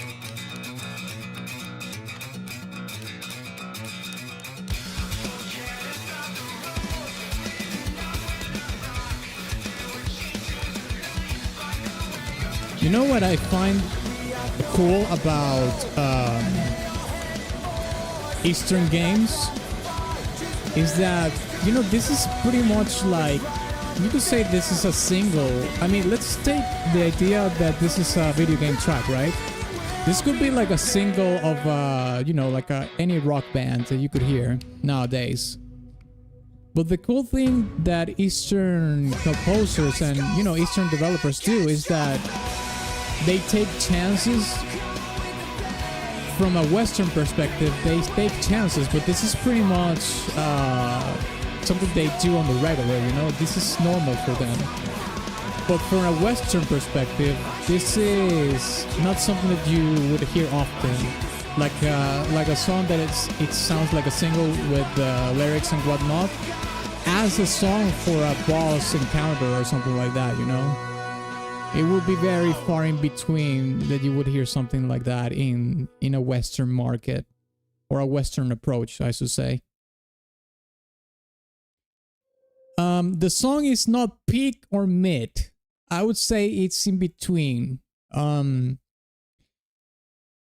But what I can't pick from this approach is what I already explained. I like that they do those kind of things, you know, because you're not going to hear a song like this in let me think about a Western game that let me think. Like, let's say Gears of War, okay? Gears of War is not going to have a song like this in a boss battle in the game. No, it won't. Even if they could even do a song like that, like they can hire like Breaking Benjamin, or you know, one of those other alternative metal bands from the United States that grew along with the game, because everybody that grew up playing Gears of War listened to, you know, Breaking Benjamin and all those bands. They could very easily feature like a Breaking Benjamin song for a boss battle in Gears of War, but they are not going to do that because the Western way of making video game music is completely different in that case. But I think it would be cool. That being said, it would be a huge risk, because I don't think people in the West is used to that other than in Eastern games. But in terms of the song, I think it's meek. Yes, Dlazerz did say it like I was supposed to say. It's meek. It's in between peak and mid. Okay. Let's check the next one, which is from Nike. This is Egovista, or Ego Vista. Here we go. Sorry, I'm French. What is peak and mid?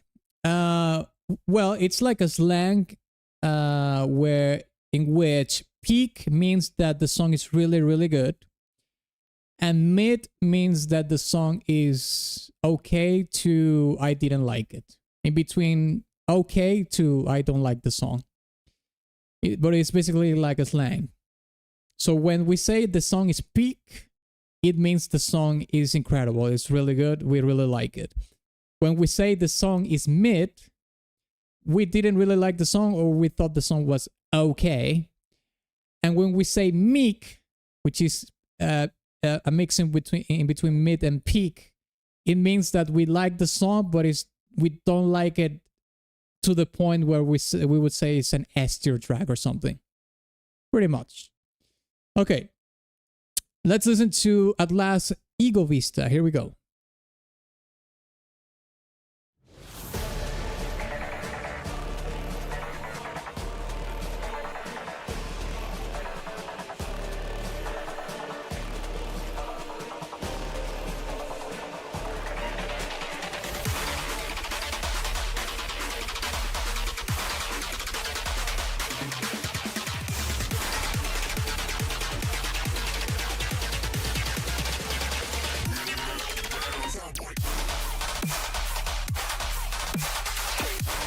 Okay, this is Cosmograph, so this should be really, really good.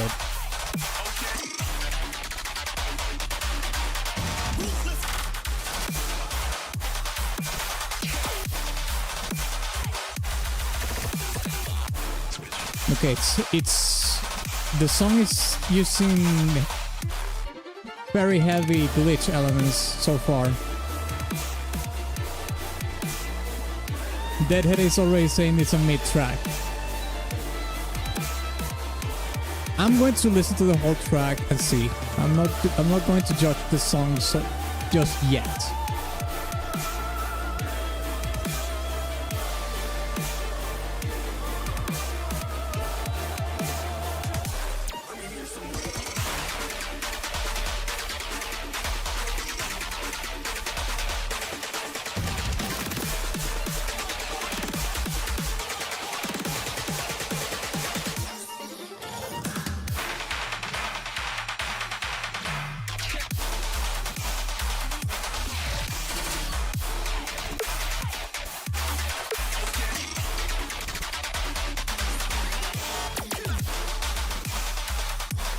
Wow,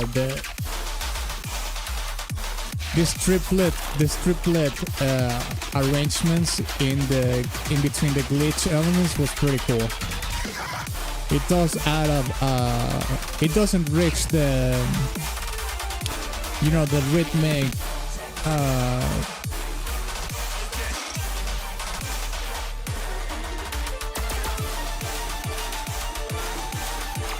It's doing it again.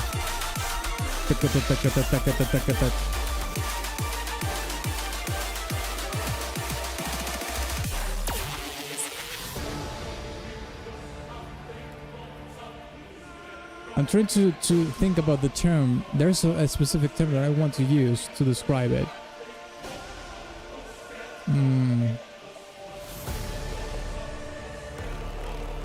It's rhythmically lush. That's what I'm trying to say. Yes.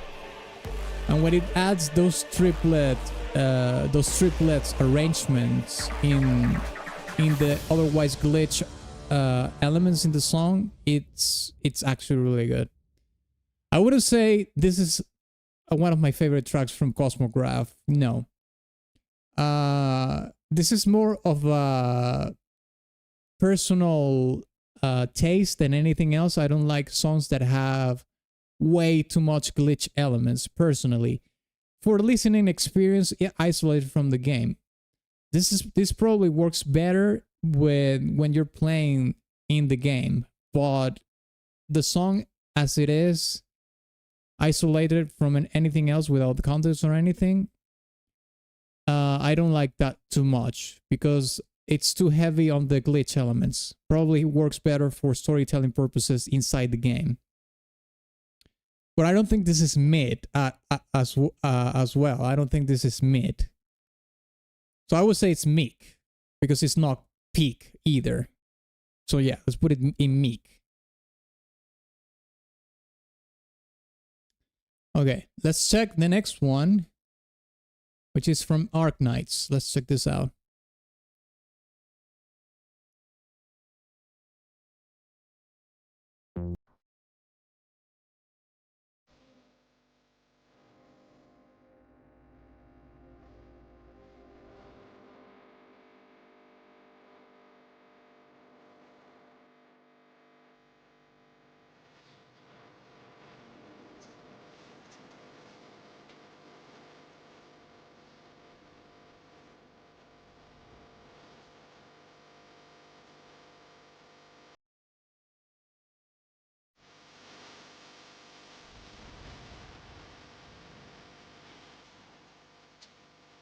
All right.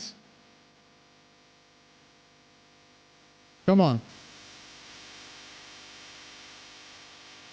1, 2, 3, 4.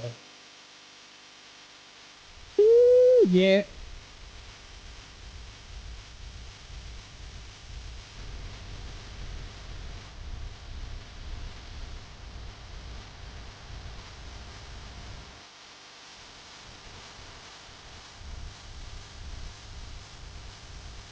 All right. I like the mid-tempo approach in this song.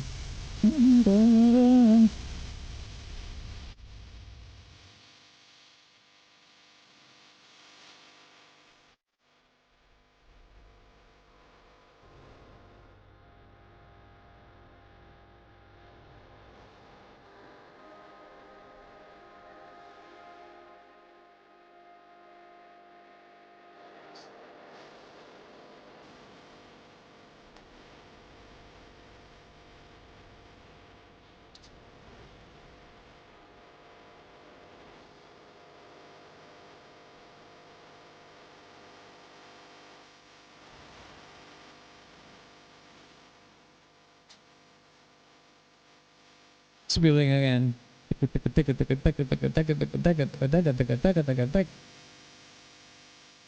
4, 3, 2, 1.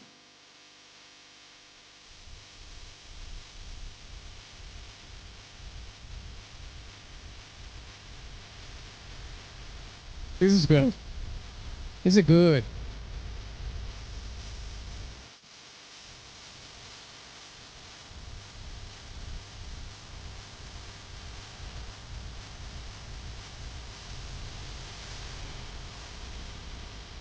This is something that I think it's, well, to be fair, I've never played any gacha game, but I think the music that they do for these games is so good. Sometimes, obviously, it's not like I like everything, but they do really go all in with the music, mate. They don't treat the music as a second degree citizen or something. They know the music is important, and this has the same thing as the as the song that we just heard before from Honkai, which is it's pretty much a single. You could hear this song, like, I'm gonna give you like an example of this, okay? This song and the song from Honkai, they could sound like in one of those random mixes that Spotify give normies, and they would say, "Oh, I like this song," without ever knowing this is from a video game. If we're talking about radio, this song could play in a radio, and someone could be in their car, listen to a radio and listen to the song or the Honkai track and say, "Oh, I like this," and they would never guess this is from a video game. And that's what I'm talking about. It's the power of the music without necessarily catering to just the video game, Is the video game catering to an audience that just likes music and siphoning people, siphoning interest for the game through the music that is not necessarily made for just the game itself, like for gameplay purposes, like, oh well, if I do, it's not adaptive music. That's what I'm trying to say. So I think in the West, there's very few studios and publishers that do this kind of things. Riot is probably the best example of a Western developer that does this kind of things the right way, because they have KDA, they have the the metal version of or the metal super group, League of Legends super group that they have. Like, they understand the value of music outside of the game itself. Like, yeah, it's under their brand, but it's not like it's not adaptive music. It's not video game music as we have known it for 30 plus 40 plus years, you know what I mean? It's not just music of a video game. It's a song, a proper song that you could hear anywhere, in the club, going to the work, in your commute, in the gym. Music that a normie would enjoy, basically. That happens to be from a brand of a video game. I think Overwatch does get this a little bit, but they do more collabs instead of their own music, which is okay. That works too. But I think it's even it has more. From my perspective, I think it has more value when it comes from the company itself, that they make their own shit, you know what I mean? So, yeah.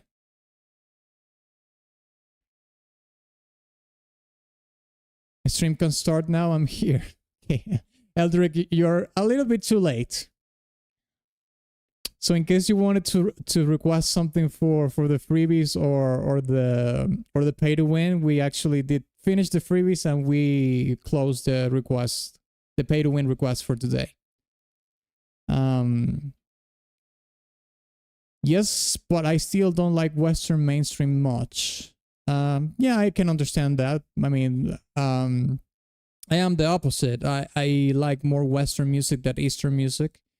But it's just a matter of taste. It's not like one is superior to the other or anything like that. Joking how things have been, Atlas. Well, I am alive, so I suppose I can't get any more lucky than that, I guess. And I have a roof over my head and food. So if you take those three things into account, extremely lucky. insanely lucky to be here today.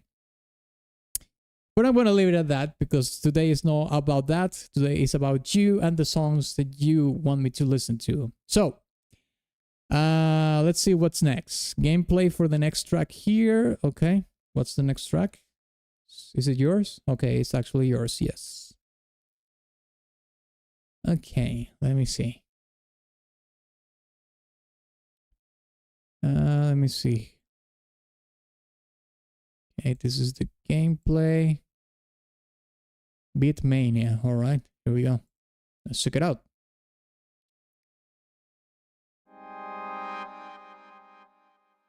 Oh, this is a rhythm game.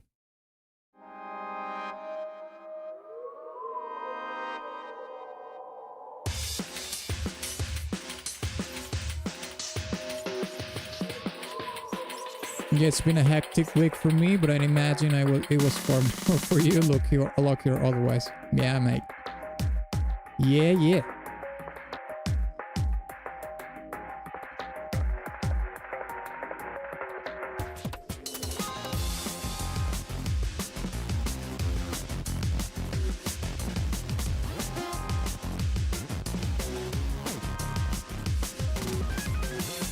I'm glad you're safe.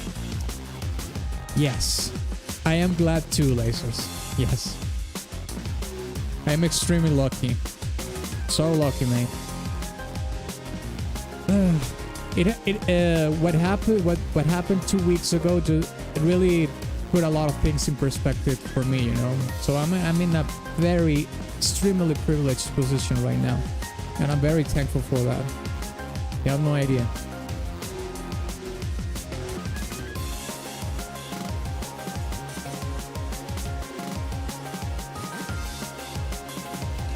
What happened with my request? The court of Atlas stream decided that you cheated. So unless you pay for the full request, we're not going to do it because you can't super chat a freebie track just to be heard on the freebie when you are paying cents for an otherwise paid request that you should have paid in full. So since you cheated, we're not gonna do it unless you pay for the full thing. It would have been way better if you just suggested the song again in the chat and we have done it. We would have done it for free. But no, you wanted to cheat. No. I'm not gonna allow that.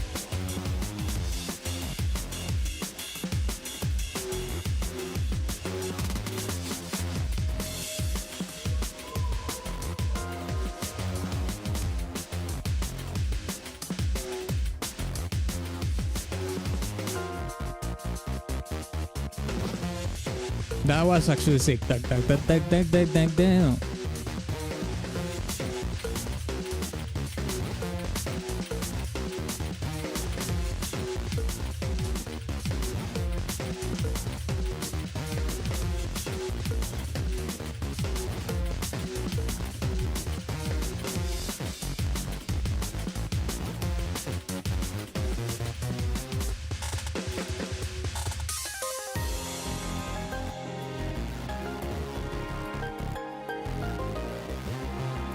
Judge Atlas has decided.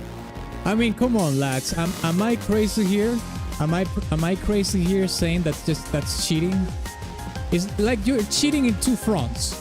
You're cheating the people that is suggesting songs for freebies because they can't super chat or do tips, and you're also cheating the pay to win because you're doing you're requesting a song for less than the minimum request amount. So come on, I'm not being crazy here.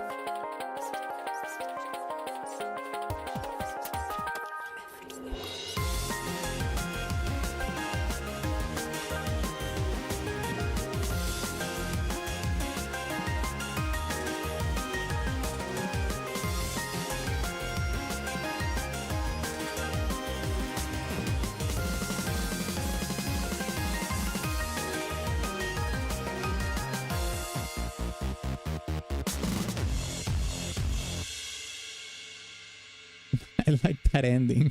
Let me hear that again.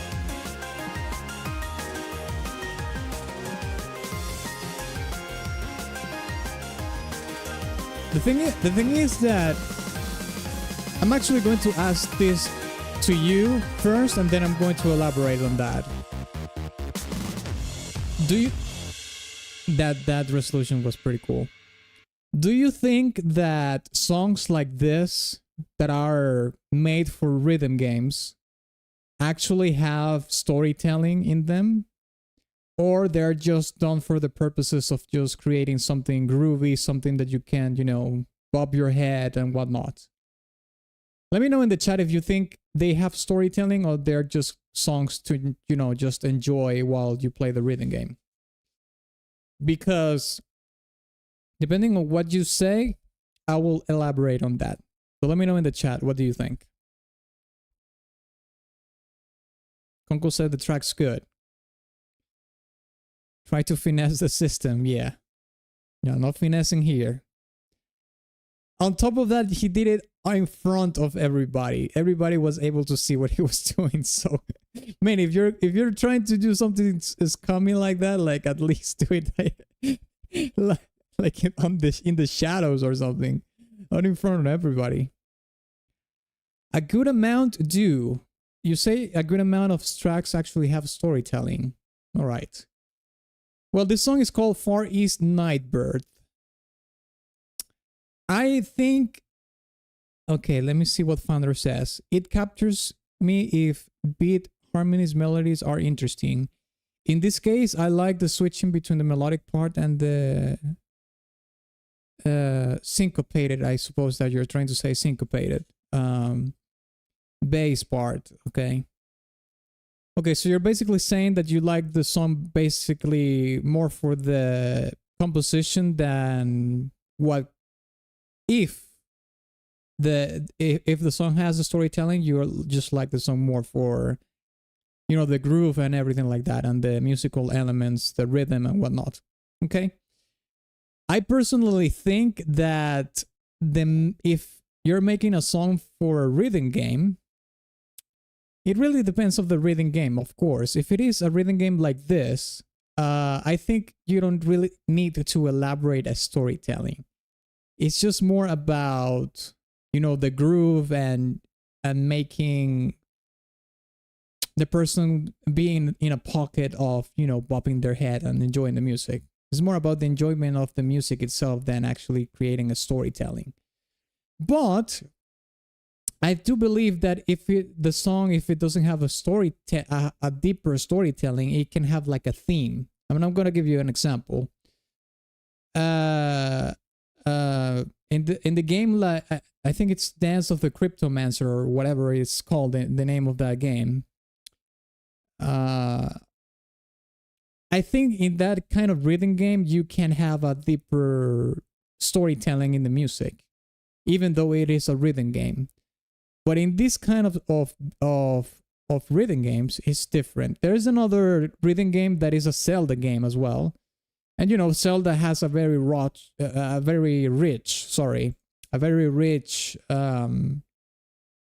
lore, stories. So in those, it really depends on the kind of rhythm game that you're making music for. For this one, I think it's more about the groove and the rhythm and whatnot, and the feel good of the music. But if you have the like a game like Cryptomancer or that Zelda rhythm game, then it can intertwine both things a little bit more because there's lore and whatnot. So it's case to case scenario, I would say. I think it's my opinion.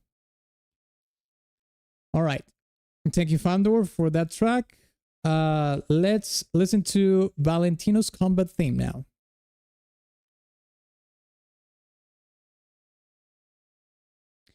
Having some storytelling or lyrics, sure, it can have a different impact.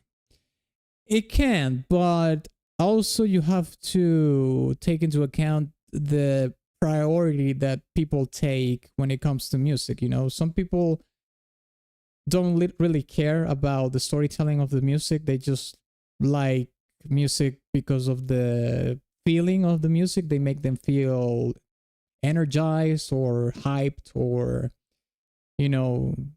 process certain emotions, like a cathartic way. Like, oh, I'm going through a breakup, then they listen to a more melancholic track, so sort of to make them process their emotions when they are not really interested in the lyrics or the story of the song. Other people do take into account the lyrics and everything, but people enjoy music for different reasons, and they enjoy different parts of music for different reasons as well. Okay, let's listen to Valentinos. He did say it was the combat theme, so I guess it is this one.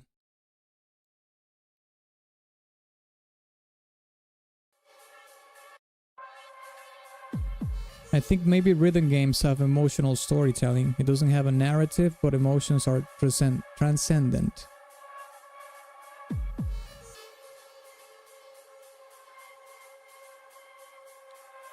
They do have emotion, like I said, because people connect to music differently. Like feeling hyped or feeling energized is an emotion, or a state, an emotional state, more than an emotion perhaps. But it doesn't have like a deeper storytelling in terms of, oh, there's a character that feels this way, or you know what I mean? It's a little bit more subjective, but the sentiment or the emotion is there.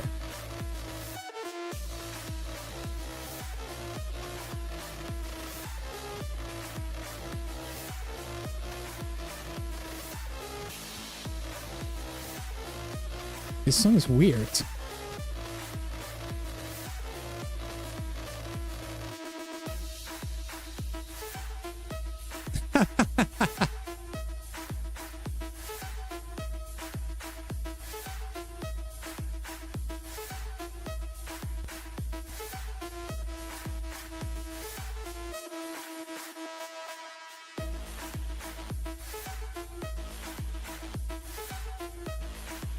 This song, I'm gonna be honest, this song is weird and sort of unnerving. But I don't think the song is weird and unnerving because it's bad.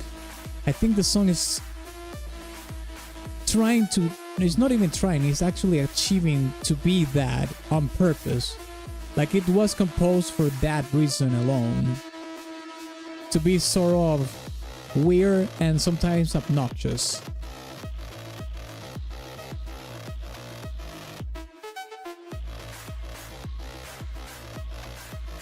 Valentino combat theme. Is this supposed to be like a boss in the game? This is what having cyber psychosis sounds like. You know, psychosis? Not a bad term to describe the song a little bit. It's a Mexican gang. Damn it. Okay, that explains a little bit the rhythm in one of the cues of the song.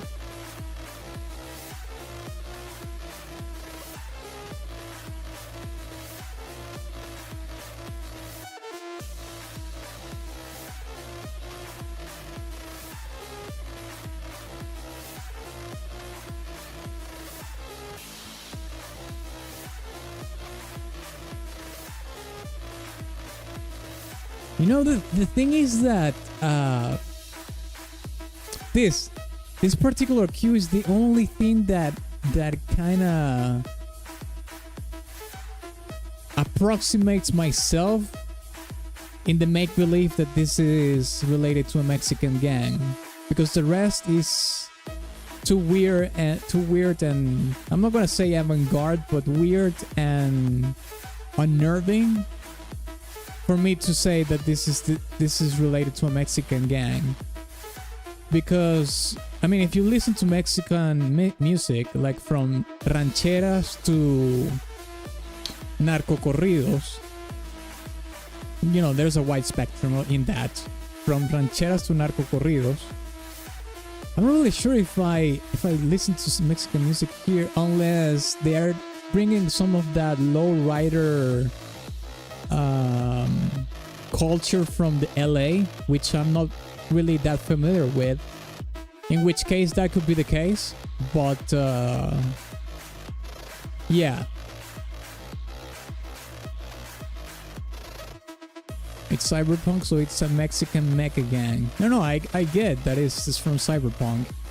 I'm just saying that it's not obvious in the music that it's from a Mexican gang. That's all. I'm not saying that it has to be obvious, but at least from listening to the music outside of the game, I don't hear this being nearly related to a Mexican gang, other than that particular cue that I just mentioned. But no. Do you think this is another question that I would like to ask you. Do you think that if a song like this, which is related to a Mexican gang, should be more obvious in the instrumentation and the music genres that it should include in the composition, to make you know that at least this is related to something Mexican related, not even a gang, but something related to Mexico or Mexicans? Or it just doesn't matter to you? It can be whatever. And I'm not talking really about representation or anything like that. It's just, I'm talking more about something in the music that is a tell of where it comes from or what it's trying to represent. Because, for example, if this was like a Russian gang, maybe you could think of those electronic music genres that are more based in Eastern Europe. You know what I mean? Now, that doesn't necessarily mean that you're going to just make that for the game, but certainly you could introduce some elements that give you like a glimpse or a window to that, so you can just from the music related to that, and not just from the visuals in the game.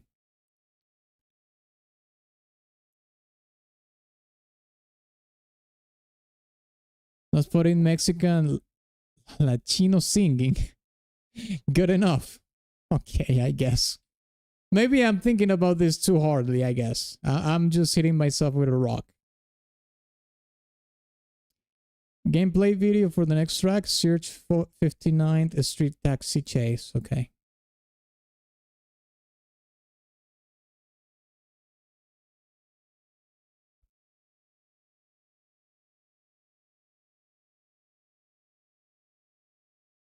Alone in the Dark. Here we go.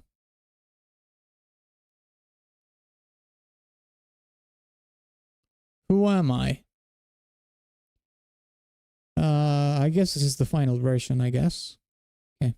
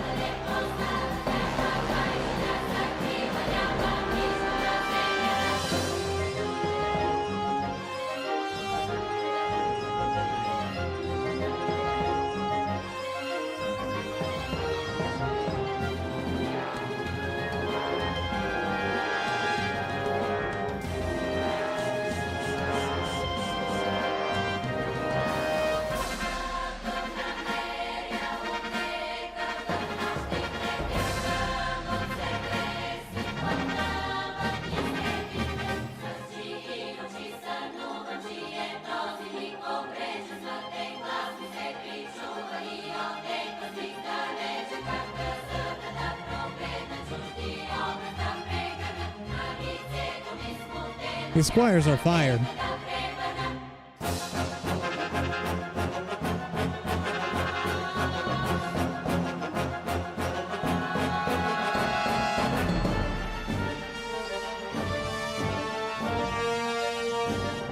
Did I walk into peak?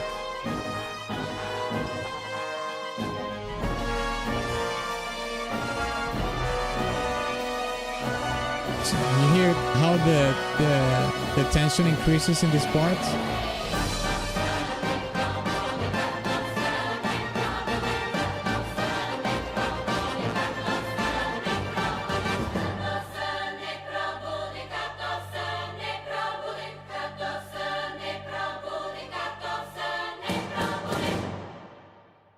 Oh. Let me hear that again.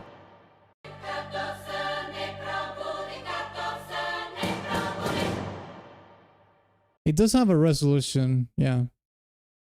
It does does have a final resolution. Let me see how the chase ends.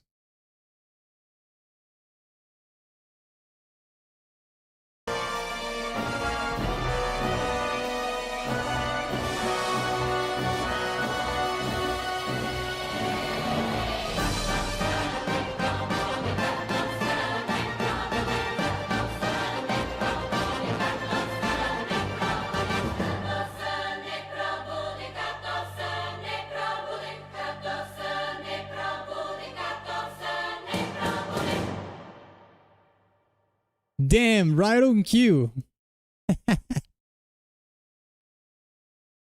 Okay, well, they survived, so yeah, it makes sense that the song resolves there. And the reason why the song resolves there is because the track basically, it's the storytelling of the track just is for the purposes of the tension and the threat of the chase, basically. And since the taxi crashes on that street, but I didn't see all the characters coming out of the car, but I guess all of them survived. The song having a resolution at the end gives you a finality to the chase. So the storytelling has an ending, has a beginning and an end, and the end is the end of the chase. The crash of the taxi, they coming out of the chase alive, and that ends the threat of whatever it was chasing them on the streets. So that's the main reason why the song resolves, and this is the end of this particular part of the storytelling. It's just a chase. I think the best part were the choirs, for sure. A lot of attack. They were doing this staccatissimos basically throughout the whole song. And staccatissimos is basically like a instrument articulation, or in this case vocal articulation that has a lot of attack, and it's very short. So it sounds very rhythmic. And when you hear things like that in music, they add, since they have a lot of attack, and they are very poignant. I don't think poignant is the term I'm looking for, but they are it's like they're pierced through the music. Their accents, basically, they emphasize a lot the challenge, the tension, and the threat of the music itself. So that's why it's very effective. Now, would I say this is peak? Personally, I don't think this is peak, but I think it's meek. It's in between peak and mid. I don't think this is playlist, but there are things in the music that I like a lot, like the choirs, for sure. I think the choirs are my favorite part. Hi, Meek. Sure. Hi, Meek. Okay, let's listen to an end for a prelude now. It needs a remake or something with today's tech. I think they even made us a movie for Alone in the Dark. I never played any Alone in the Dark games, but I think they made a movie about it in the 2000s, I think. And apparently it's really bad. It's a really bad movie. Never seen it. Okay, an end for a prelude. Let's see.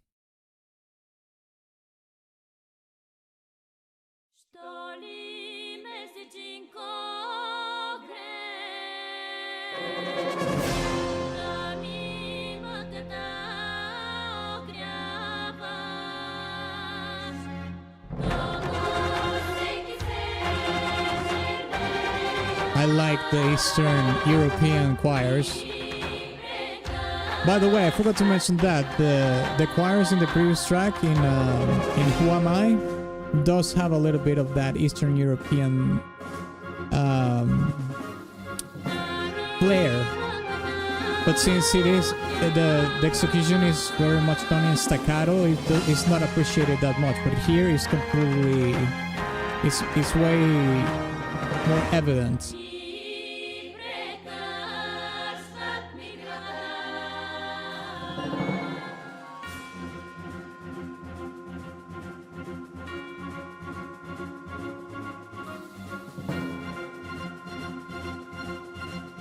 He's telling you to watch the movie Alone in the Dark because it would be embarrassing to be seen.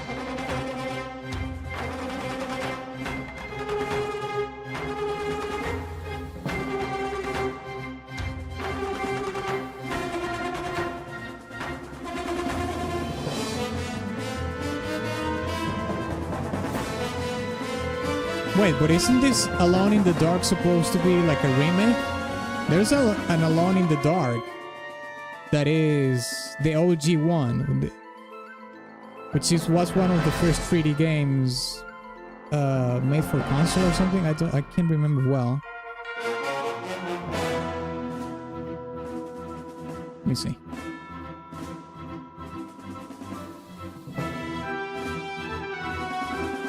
Yeah, this one. Alone in the Dark. Oh, this is a 2D game. There was another one.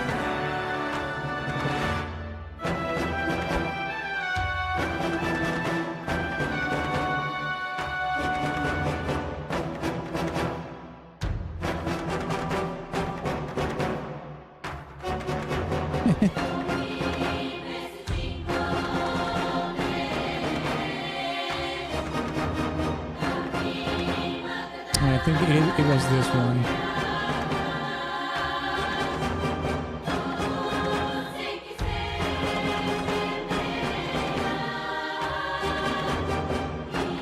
I think it was this. This is the one I was talking about, I think.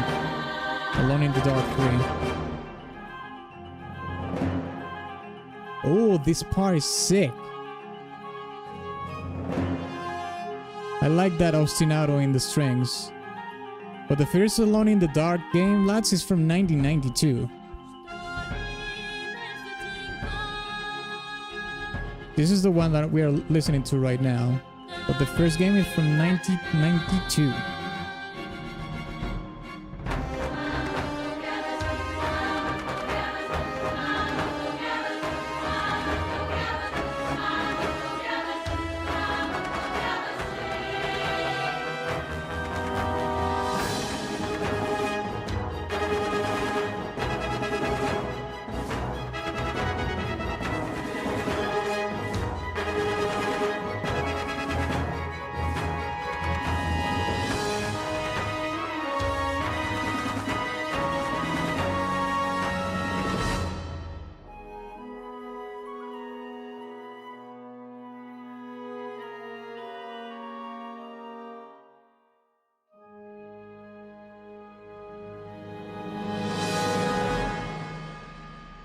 Okay, it does have a resolution. You know why? Okay, the song is called An End for a Prelude, right? You know why this song does have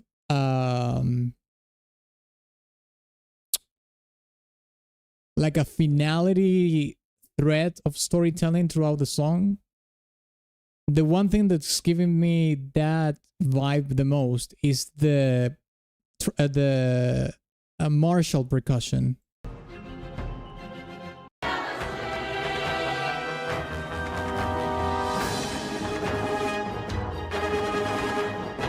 You hear the snares?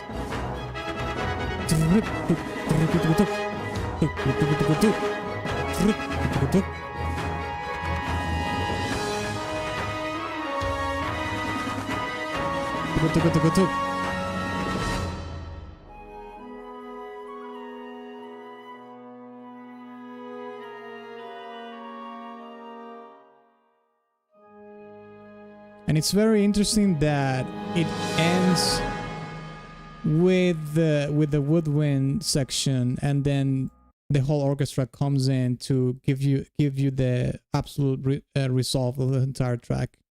I like this track more than Who Am I, for sure. Basically because I think the choirs get to shine way more in this song in particular.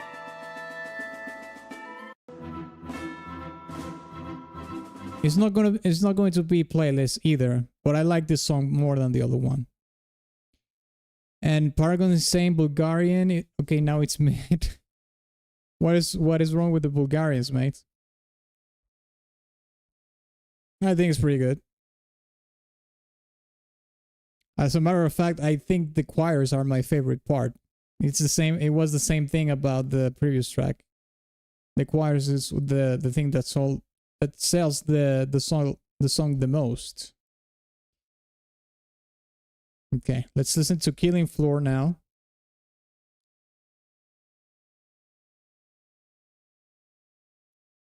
Okay. Made in Horsine. Is this the one that you want me to do, Fandor, or this one? This does say extended, but it's not an official upload.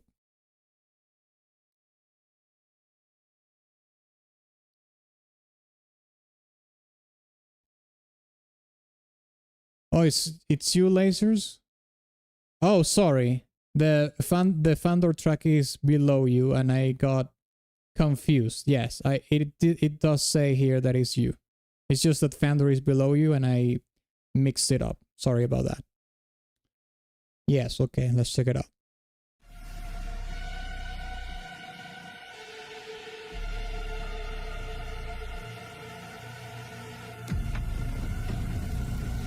Ooh. This is very ominous starting right here.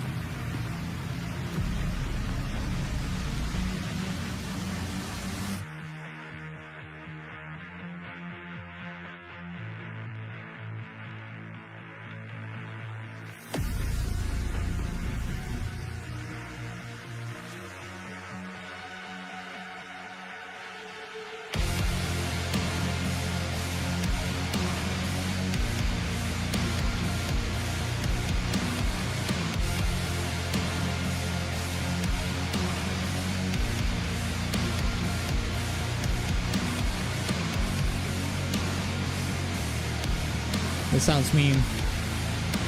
Oh, that change there was so dark, mate. It went to the abyss.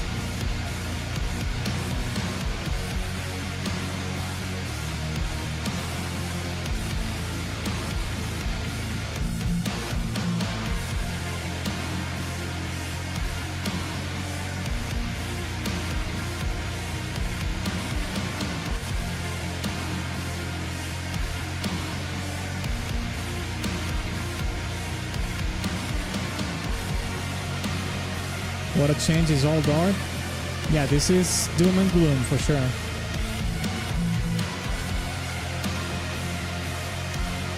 It does have some synthetic elements that are pretty much industrial based.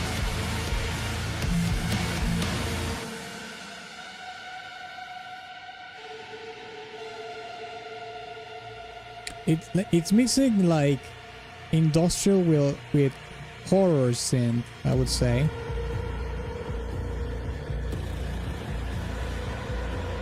Oof. And the ambience of the reverb, I really like the reverb here, mixing wise.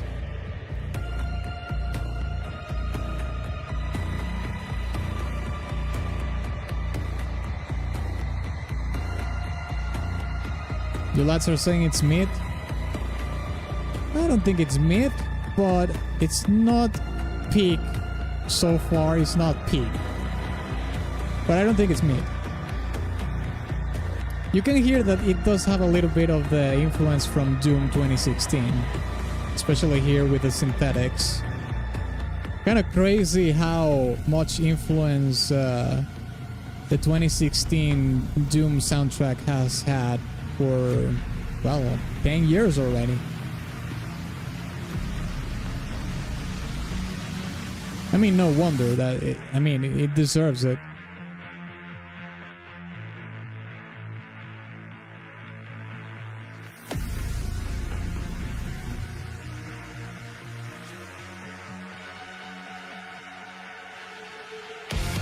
All my tracks are mic, nothing else. Well, think about it this way. Not all the songs. If I came here on stream in the position that I'm just going to give S tier peak to everything I hear, then what is the purpose of talking about talking about music? Not even video game music, but music in general.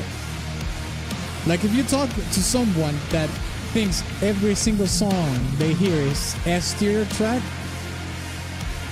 then what is the purpose in that? There's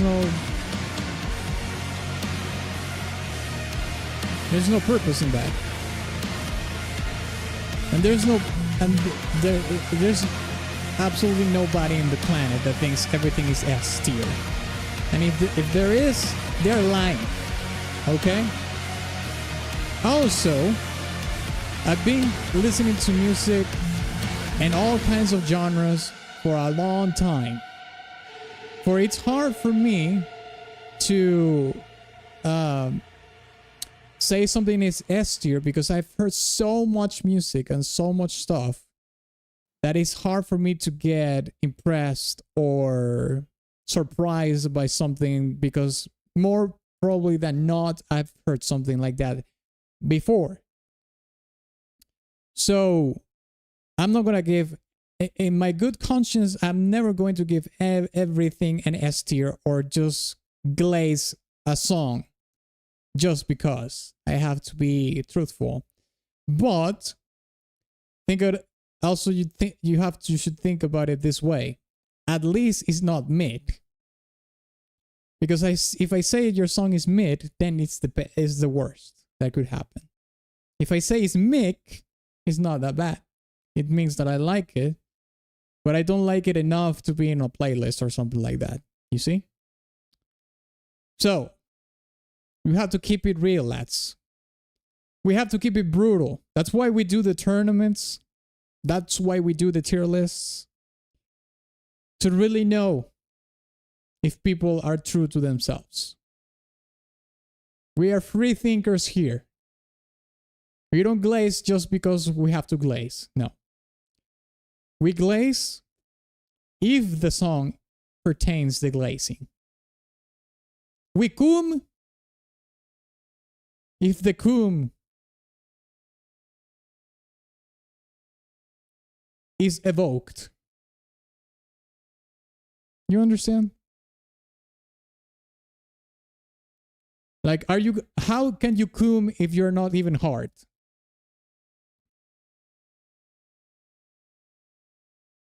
I mean, let's be honest. How can you cum if you're not hard? You can't. You have to be hard first and then you cum. But if you don't even get a hard on, you can't cum. You can't. It's the same with music. If you don't get a hard on, you can't cum.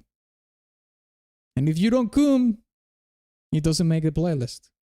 Now, if you get a hard on and you don't cum, you like it, but you don't like it enough to cum. So it's not S tier. I think that's the best analogy that I can give you. Some music can give you a hard on, but it's not good enough to make you coom. Some music makes you hard and makes you coom. That's the best kind of music. But some music don't even give you a hard on. So what are you going to do? There's nothing else you can do. There you go.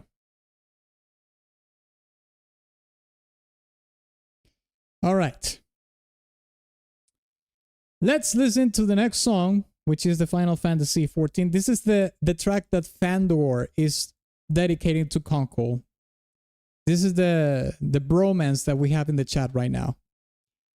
Oh my god. Just watch it. Just watch it, the fucking thumbnail, man. Oh my god, this is a gay, man. You're gay. Okay, let's Conkel, here it is. Fandor is dedicating this song to you. So here we go. Maybe we can listen to this version. Let me next one will make Conkel Goon. Soft or hard instead of mid or peak. I mean, yeah, I suppose we should rebrand the stream to that instead. Sure. Didn't we listen to this before, bruh? Conkel, you're not understanding. It's not about listening to it from the first time or not. Someone is dedicating this song to you. It doesn't matter if we heard it before or not. You see? So, which version is it, the Fandor, that you want me to do? This one? The 6 and 40 minutes long, or this one? The 424. Take the first maybe. Okay. Let's check this out.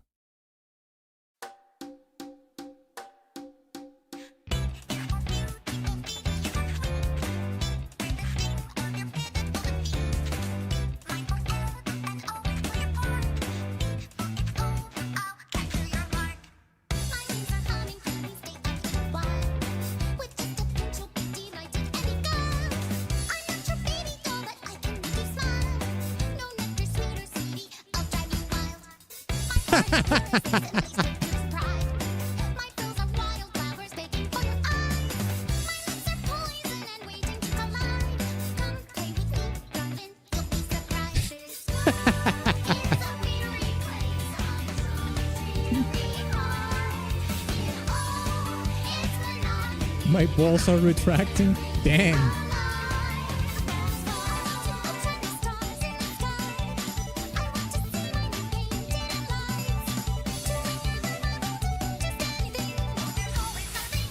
I don't think we have done this before, mate. We have never done this. We have never done this on stream, never. I would have remembered this. We haven't done this before.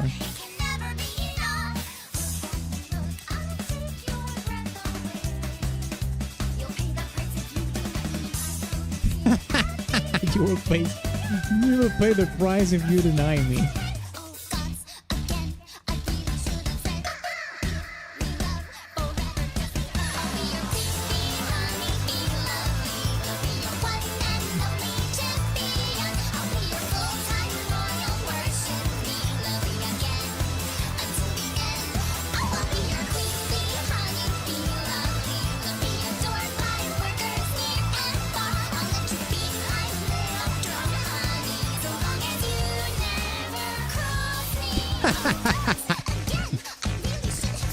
You know what? I could kind of see why Fandor dedicated this song to Conkel, because Conkel does like the crazy baddies, you know. So I think I get it.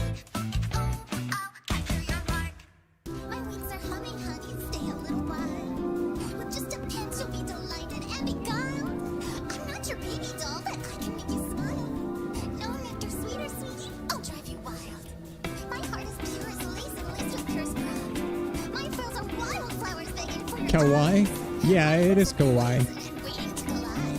You know what's crazy? This I don't know if any of you played Lost Ark. This is an MMO RPG. a Korean MMORPG. But there's a raid that has some similar elements to what this has.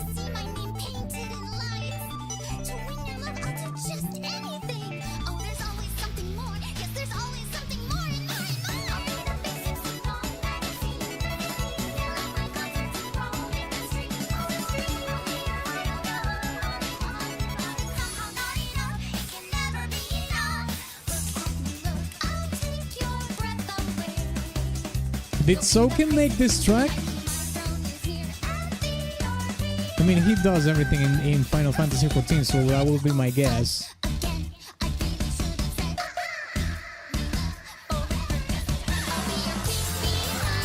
Well, the music are not so bad. No, it's not bad. I mean, this is not my kind of music, like, at all. I wouldn't listen to this. I'm not I don't like kawaii shit, but it's not bad.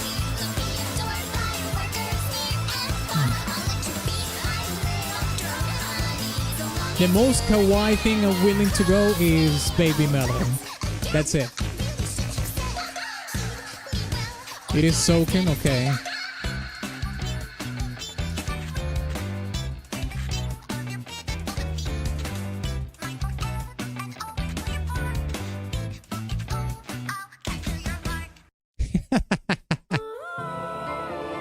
Okay, listen. I don't like the song, okay? I don't like the song. But I don't think this is mid because it's obviously so well crafted for the boss, you know, the dungeon or the raid that is supposed to be. And the storytelling of the character is hilarious. I mean, it's a very playful, obviously overly attached pick me kind of character that is also kind of creepy, because it is this kind of characters that if you're not with me, I'll kill you or some shit like that. Definitely Conkel territory for sure. This kind of baddies, the crazy ones. So I think this is not a bromance scenario in which Fandor dedicated the song to Conkel. It's just more of a meme, a song that Fandor requested for the purposes of saying, okay, well, this is the kind of girls that Conkel like, something like that.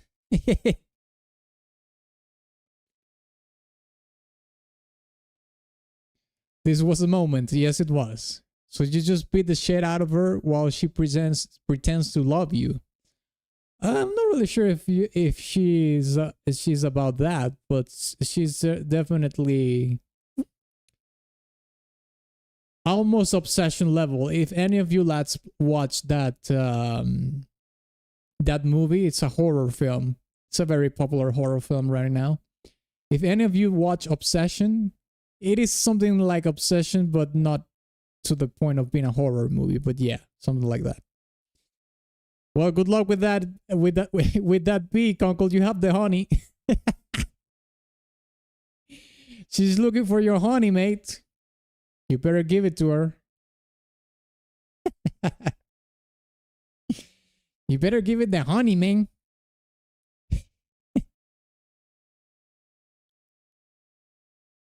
Okay, let's listen to Hatsune Miku. Okay, is it? Which one is it? Which one is it, Conkel? Is it this one or this one? The first one, okay. I keep seeing pics of that Obsession chick everywhere. I started to watch pics of that girl everywhere when I watched the movie. Goddamn Google is spying on us and our phones as well. They listen. They listen. All right. All right.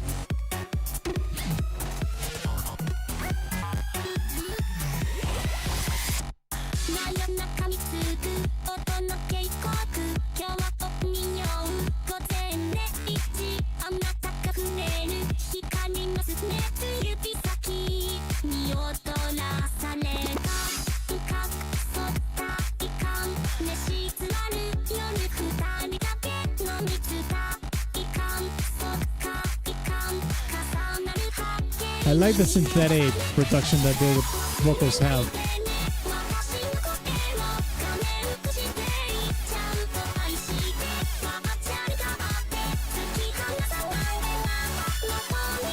Okay, this chorus is actually pretty good.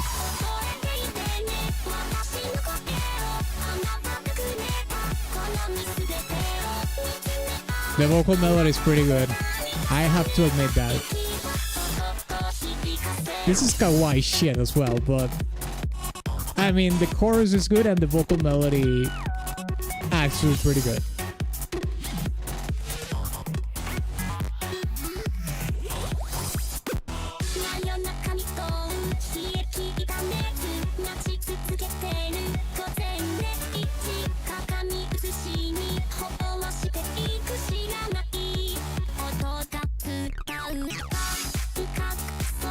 Lots of super talented vocalist composers out there, not gonna lie.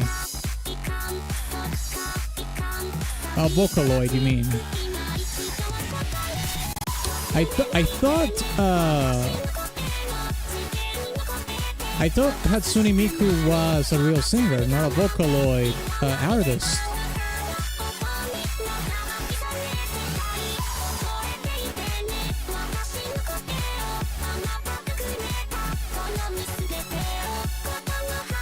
His vocal melody is pretty good.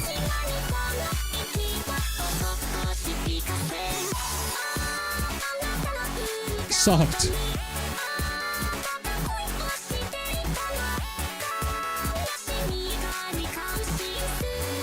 I don't think this is soft or mid.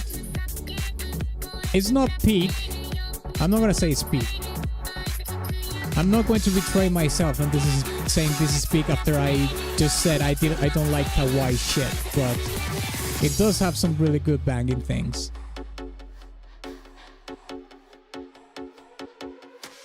Holy shit, Deadhead said it's catchy. Dang, he always hates on this kind of shit.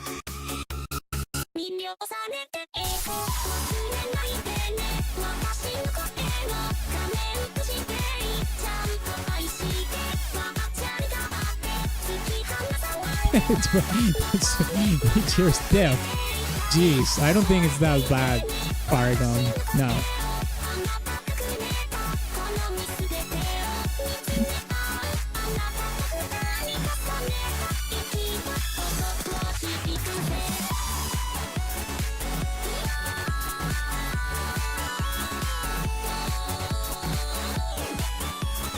There's a real vocalist behind the Vocaloid software, but the voice is synthesized in various consonant vowels, etc. Yeah, I know, but the I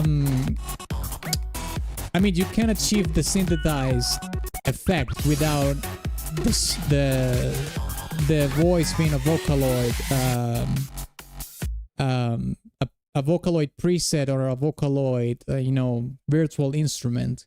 You can have a real singer sing the song, and then you apply all the effects to make it more synthetic, more synthesized, as you said.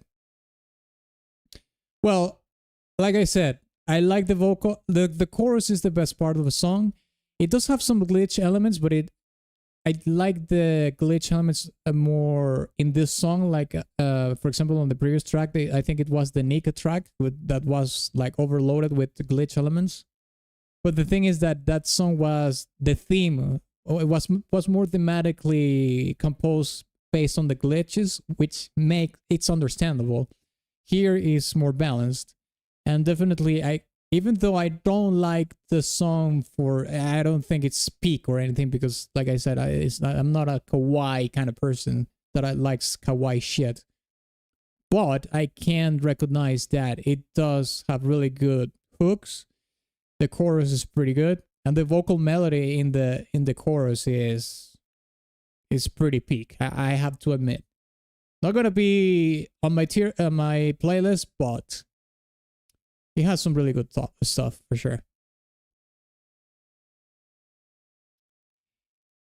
It's a voice bank. Person records their voice doing all kinds of sounds. Then it becomes the character the company decides to make with. No, I understand the concept of the Vocaloid. I just thought that Hatsune Miku was Like she performed the music instead of just being a Vocaloid patch. That's what I'm trying to say. But I know how Vocaloid actually works. As a matter of fact, I think I did use a Vocaloid once, but it wasn't because I bought it. I think I tested it in a friend's house or something. A music producer friend a long time ago that showed me the Vocaloid, how it worked and everything. But I personally never used it myself in music or anything like that. But I know how it works. Although, to be fair, with artificial intelligence and stuff like that nowadays, it probably has changed quite a lot. From, I don't know, it was in 2018 or some shit like that when that person showed me that software. So it probably has changed a lot in the last couple of years. Anyways, let's listen to the next one. Unknown Goose. Sorry, Unknown Mother Goose. Here we go.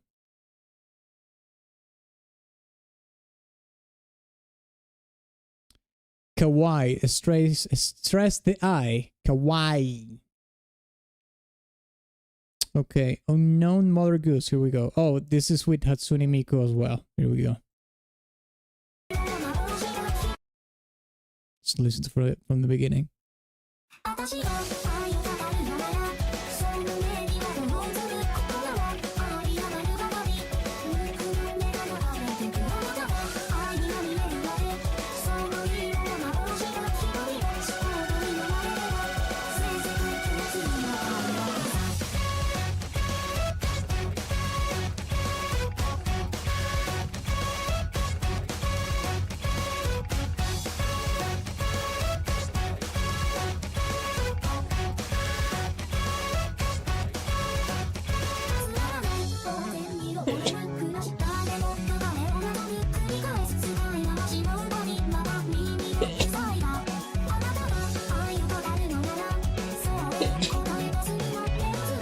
Apologies for that.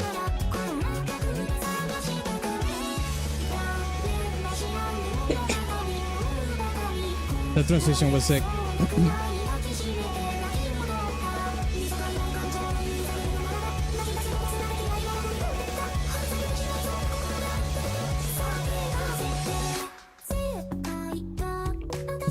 That was actually... Let me listen to that again.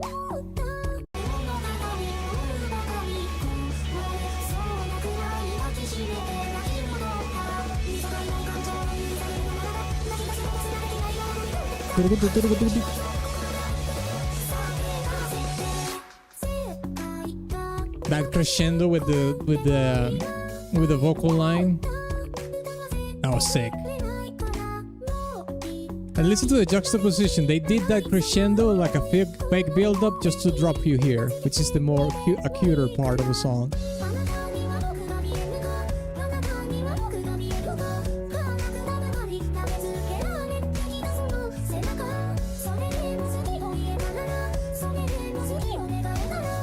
It does have a slight Bollywood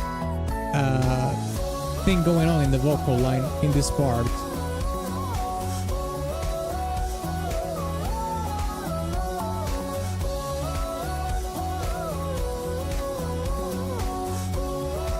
I prefer this song.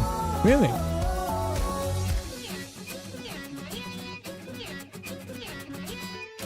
I remember thinking Vocaloid music was cringe way back, but then I listened to one particular song that kind of changed my mind and kind of started enjoying it after that.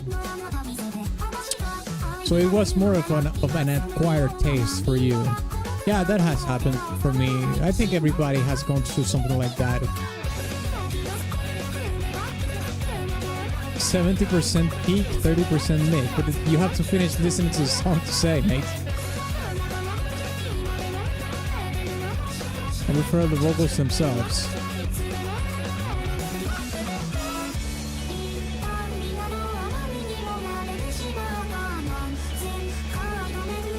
It does have a little bit of that mad rock composition. This is the best part.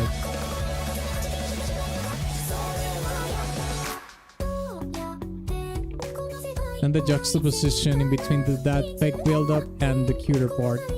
That's actually pretty cool.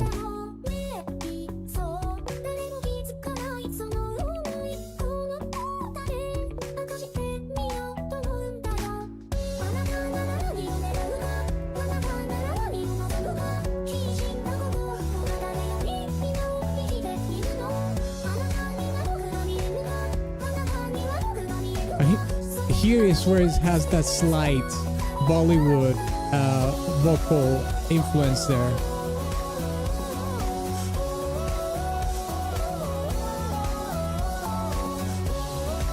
Boom evoked to 70%. I mean, if it said, yeah, 70%, well, I don't know if you could only at 1%, 100%. 70% is hard on territory for sure.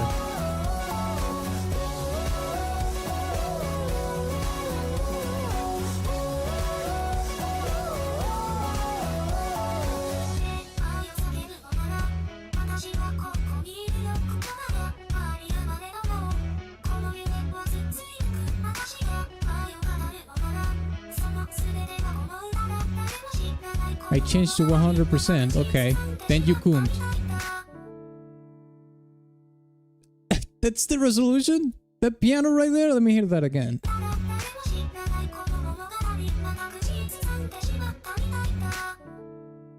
Da-da-dum. Da-da-dum. It's unresolved. Let me hear that again.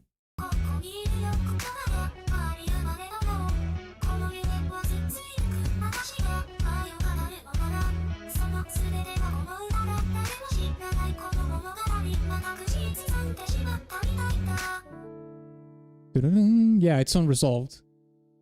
The storytelling carries on. Carries on.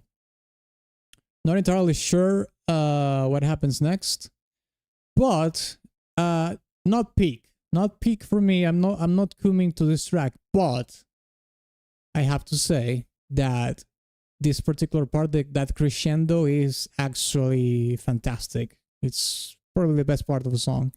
Not only that, no, actually, I take that back. This crescendo right here makes the juxtaposition work way more and make the Bollywood vibe that the vocal line has even more impressive, for lack of a better word. At the ending, yeah, Nat Robert did have a happy ending with that.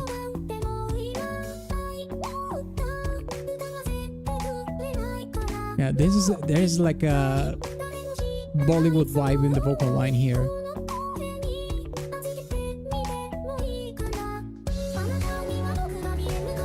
Especially here.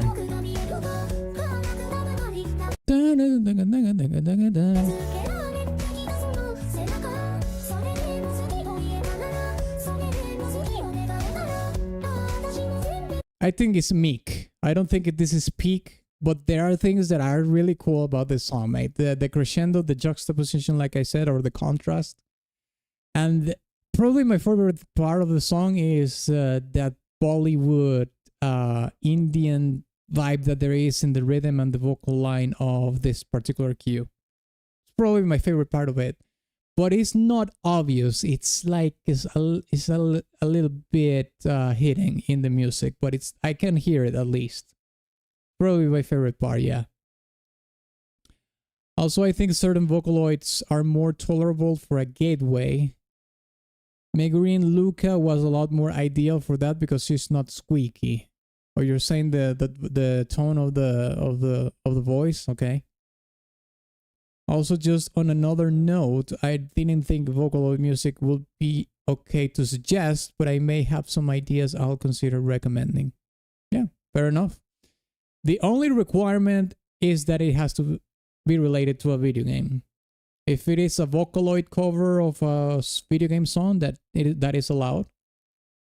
But baseline, it has to be from a video game, at least for these streams. Next week we're going to have not only the Warfare themed game music tournament, we are also going to do a Twitch stream for anime music as well, okay? The tournament is going to be next Friday, and the anime music stream on Twitch is going to be next Saturday, okay? Just a heads up. I'll tell people on Discord and the socials as well, but for the people that is today on the stream, just reminding you of that. And also tomorrow we have another stream here in YouTube at 1 p.m. EST, where we will be continuing the tier list that we started to do for Fate Samurai Remnant, okay? That's going to be tomorrow here at YouTube at 1 p.m. EST. Okay, let's listen to the next track that we have in the queue. This is a Persona 1 track. This is Child Abuse. This is the song that sounds pretty hardcore. Let's see. Oh, this is super short. All right. Let's check it out.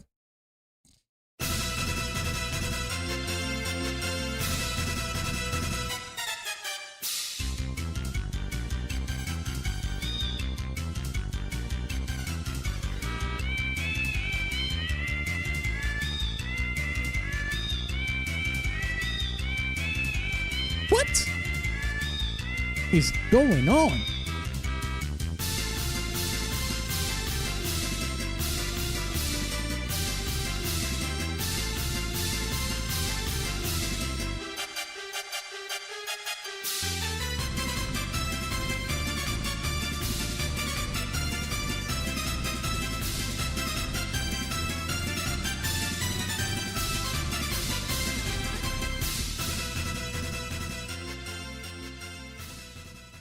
Okay, let me see if I can assimilate this song for a second. The song is called Child Abuse, and basically sounds like that Paprika song, you know, from the anime movie. That Paprika song that Susumu Hirasawa did, which is almost like I don't know, like a parade or something like that, like a carnival parade or some shit like that. But I think, okay, let me think about this. Child abuse.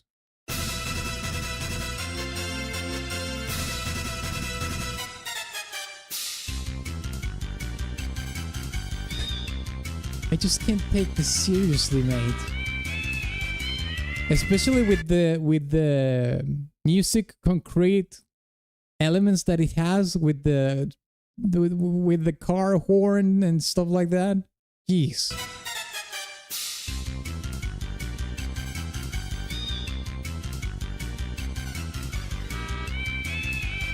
I was thinking of Paprika too, not gonna lie. Yeah, well, there you go.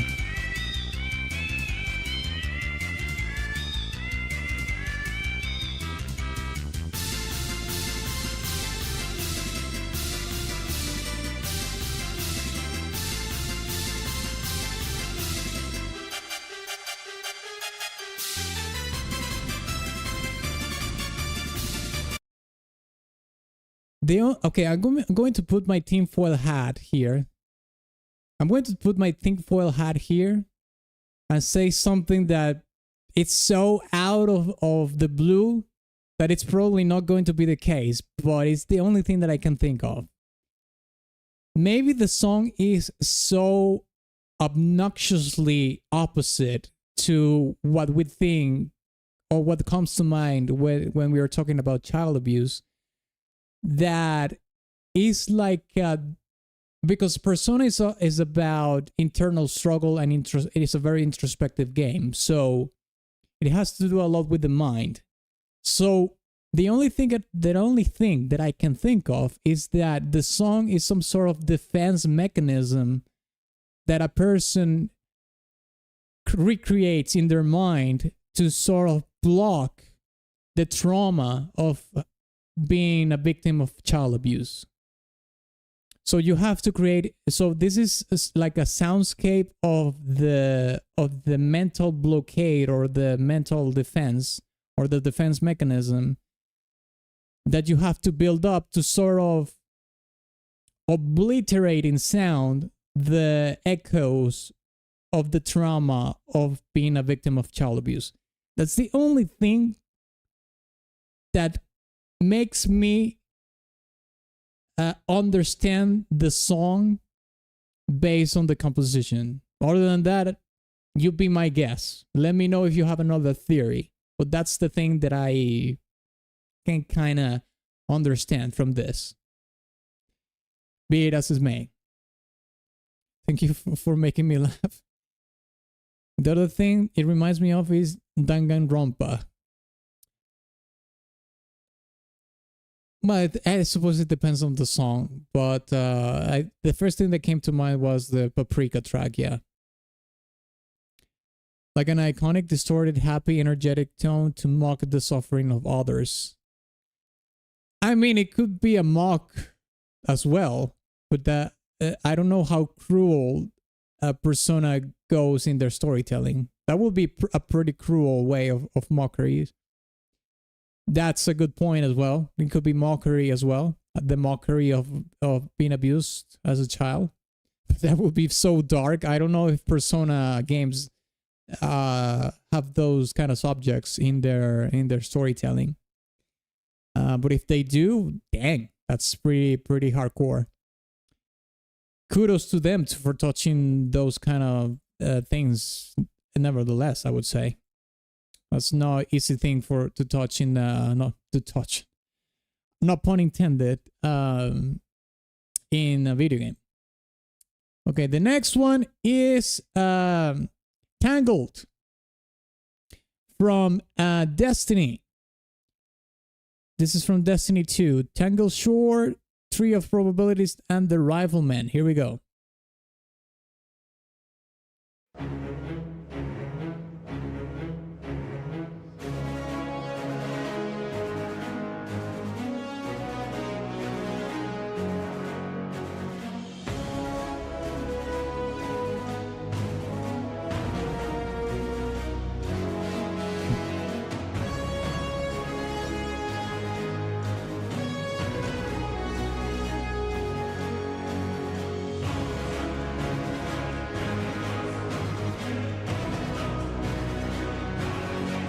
All right.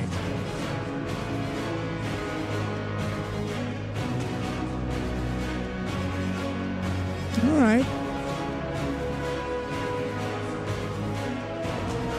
I like the martial pattern in it.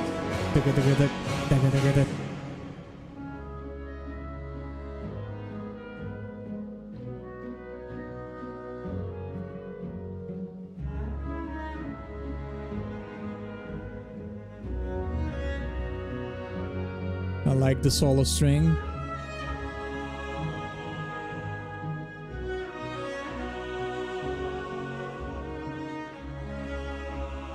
That's another juxtaposition from the first cue.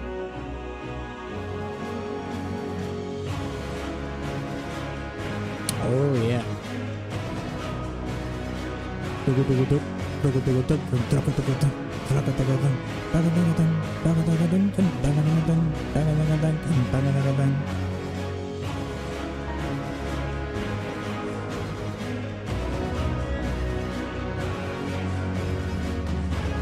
I like this.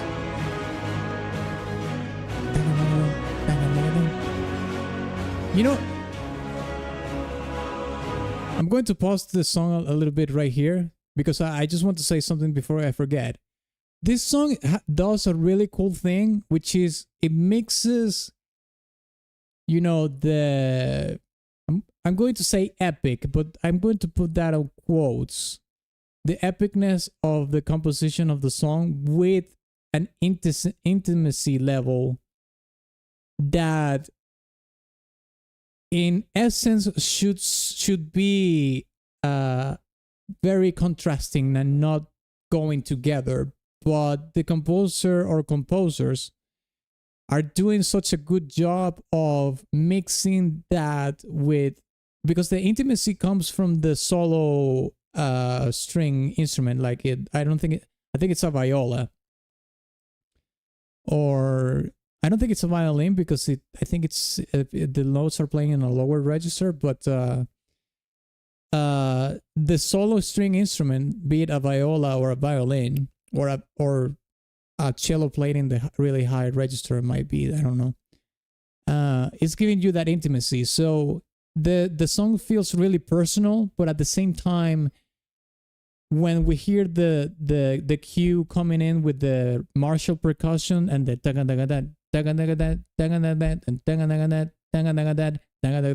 it increases in scale. So it's giving you both scale and intimacy at the same time. And I think that's just so cool. Let's keep listening.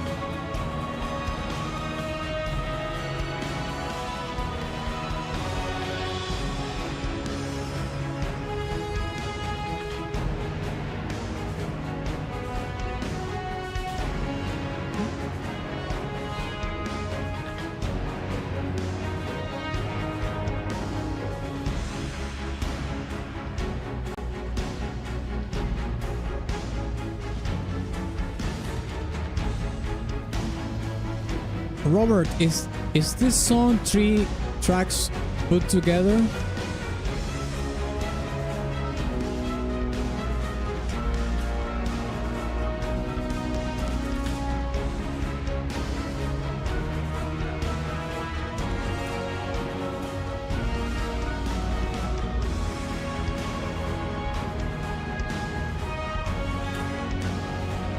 I'm just asking because if they're put together just for the video, I might add the first cue to my playlist. But let's keep listening to the song.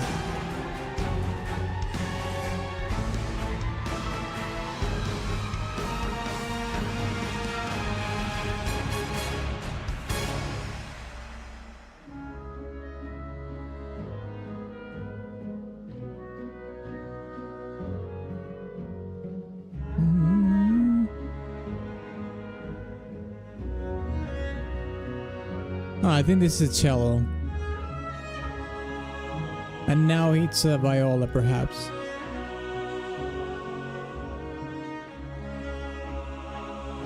Any playlists today? No, we haven't had any playlist songs so far.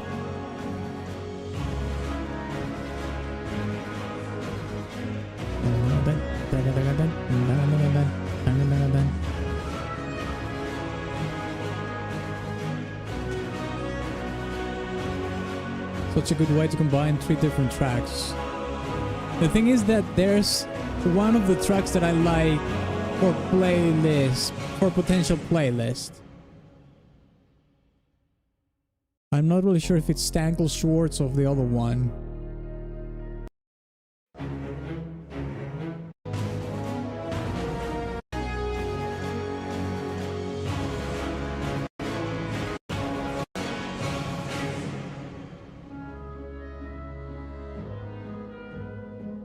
I like this.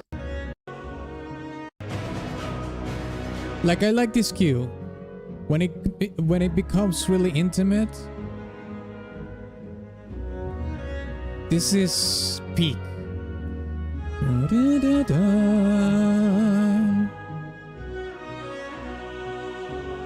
Peak. And I like when it transitions to back to the Marshall pattern here. Or the Marshall cue.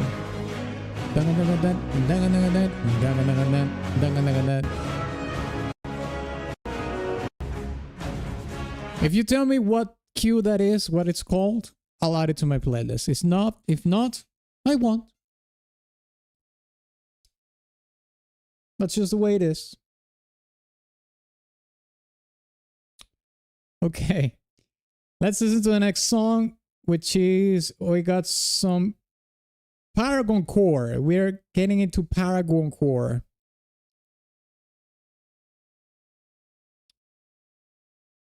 What was the cue? This one right here.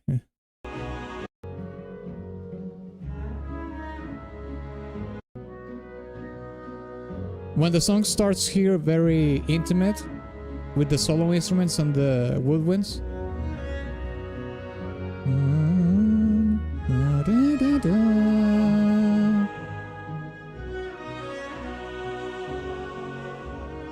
That one. Okay. Let's see Paragon Core moment. Bandit fight. Here we go. From Mountain Blade.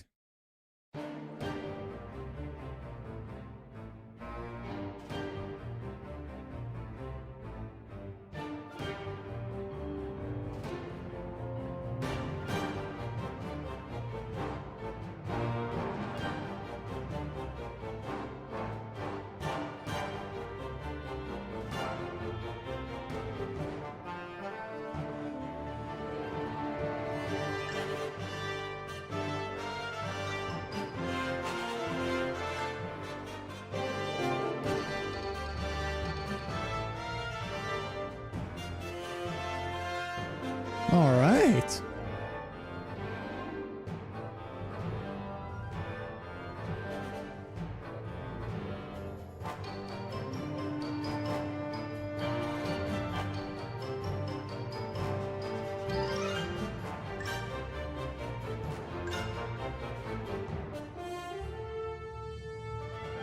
It does remind me the composition reminds me a little bit to Basil Polidorus, which is one of my favorite film composers.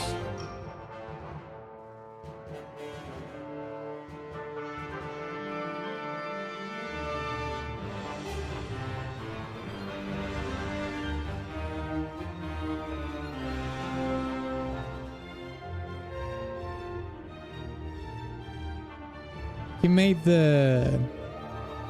I guess the closest example that I can give you of a soundtrack that he made that is similar to this is the Conan the Barbarian score, you know, the film score. It's the closest to what this sounds like to me.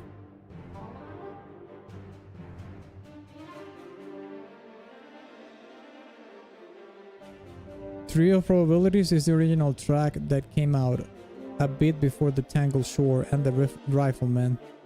The other two tracks can be considered continuations of what the original track, even if it was used entirely different. Okay.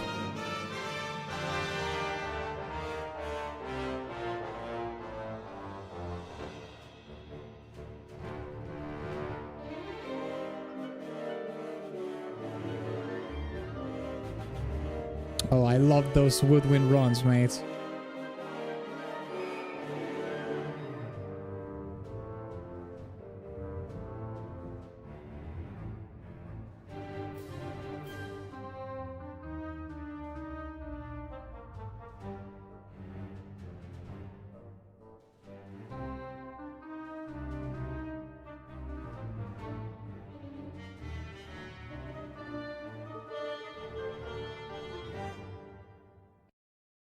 It does have a resolution there.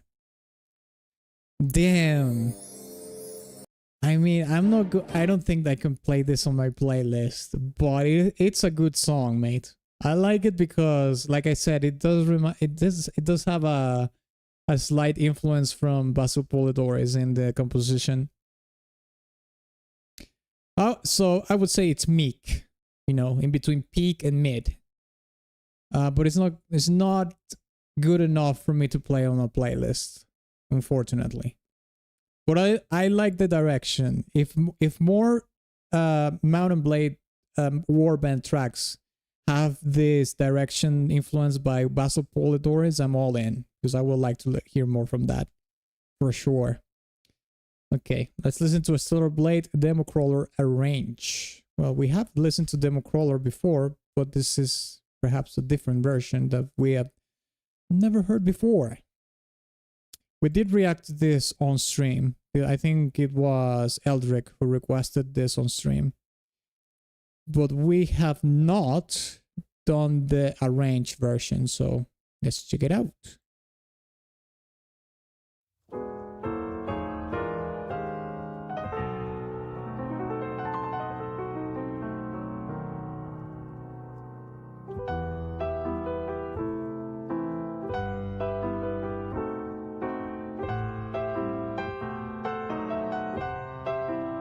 Too bad Mount and Blade 2 changed direction so much with its music. What else are they doing other than orchestral music?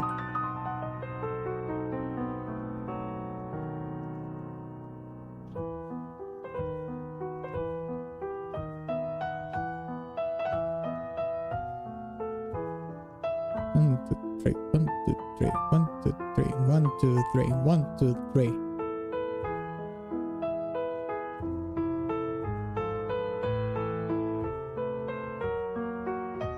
Oof. Change was sick. I'll see you later. Busy day. Okay, Conkel. I'll see you later, man. Thank you so much for coming. And for your requests, obviously.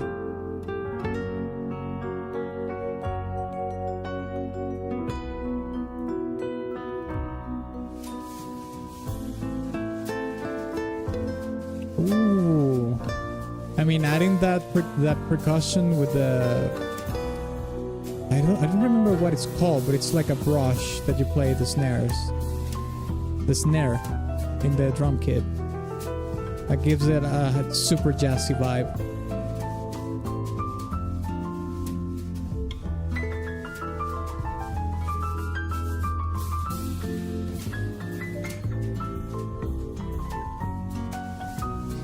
Oof.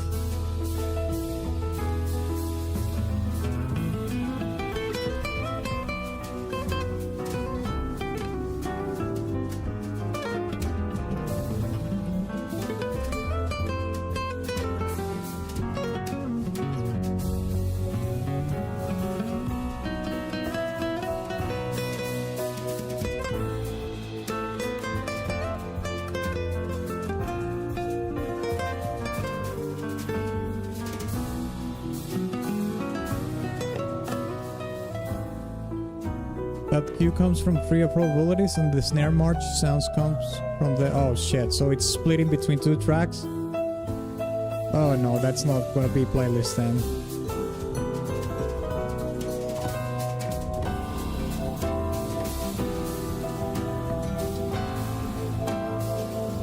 As a music noob, I can't really put it towards that well, but Mount and Blade 2 sounds more standard movie-esque.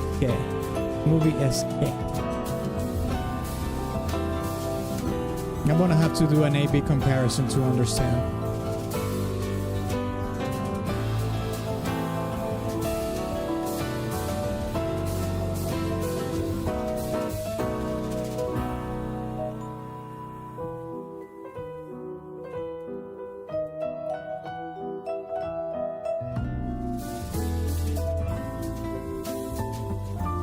Like this arranged version is mixing like three things. Obviously it's very jazzy, but sometimes it even sounds like classical music. Then they turn it into pretty much a piano jazz piece. When they added the Spanish guitar or the classical guitar, it became a little bit bossa nova. But I would say like the core of the entire arrangement is jazz, pretty much. It's a pretty cool arrangement. I like the OG version though, more than this one. But this is a cool jazz arrangement. I like it. Not playlist, but I like it. Okay, let's listen to Civilization 5 Byzantine War.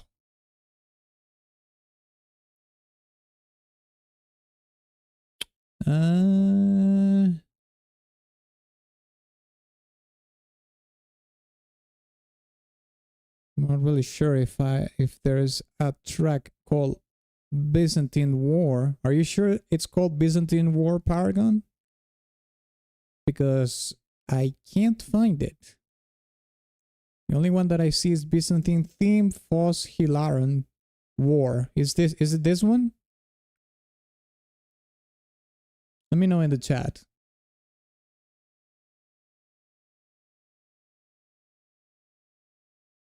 There's War and Peace. Theme you need war. Yeah, well, it should be. Okay, let's see.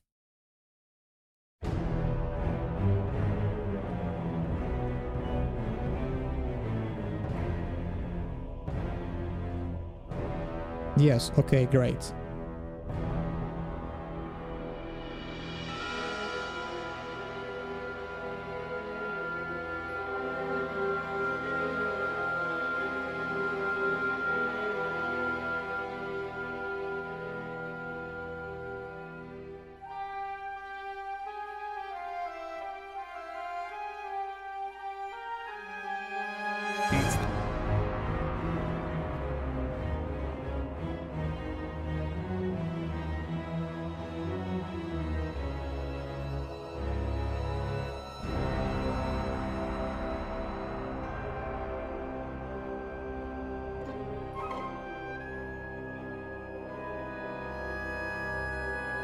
Yeah, Star Wars theme. It does have some John Williams stuff in it.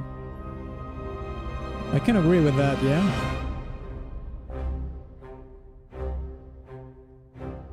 It's based on an Orthodox hymn.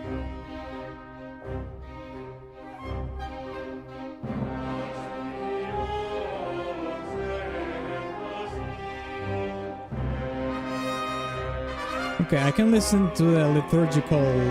Oh my god, the brass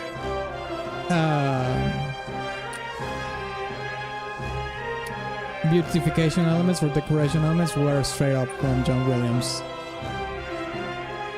But yeah, in the vocals I can hear the liturgical Orthodox influence in it.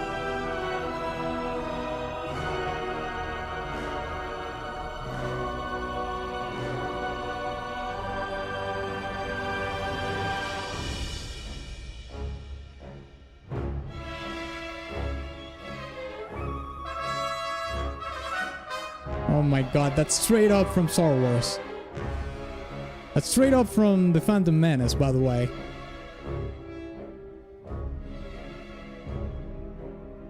So that is a very accurate observation, the Star Wars theme from Civ 5.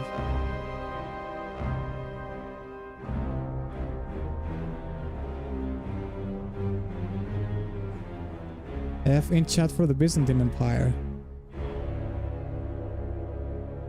Well, they did get clapped by the Ottoman Empire. That is true.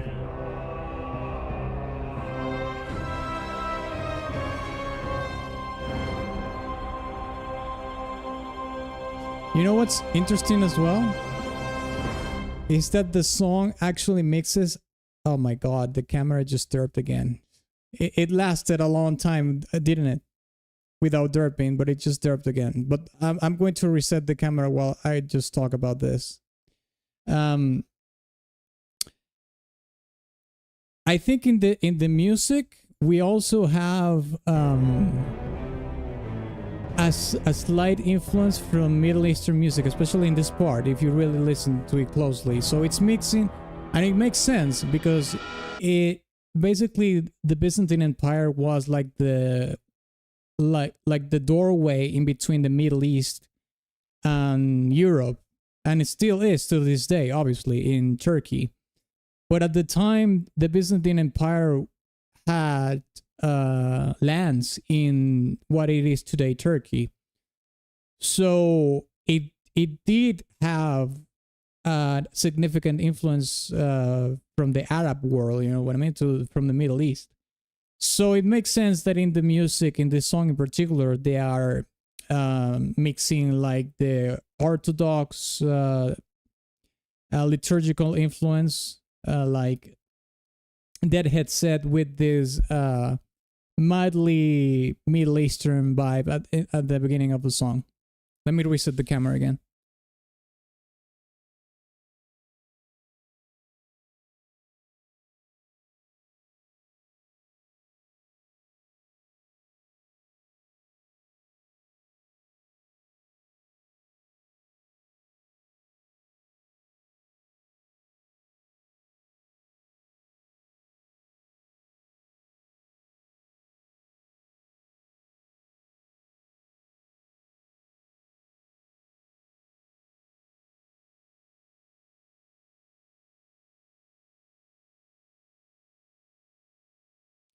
I lived for a few minutes and Atlas became a woman.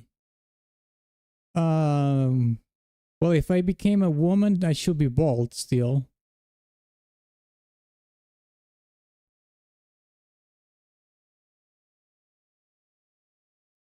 And he's already grumpy. I'm not grumpy. You're grumpy. Okay, there we have it. Sorry about that.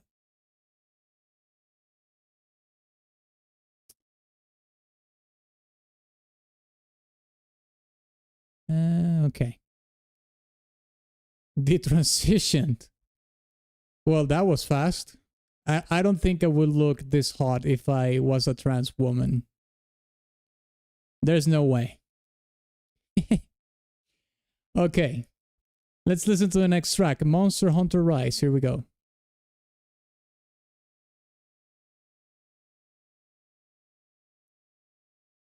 Barbarous Beast. Magnamalo theme. Let me see if we can find the actual fight. Magnamalo theme.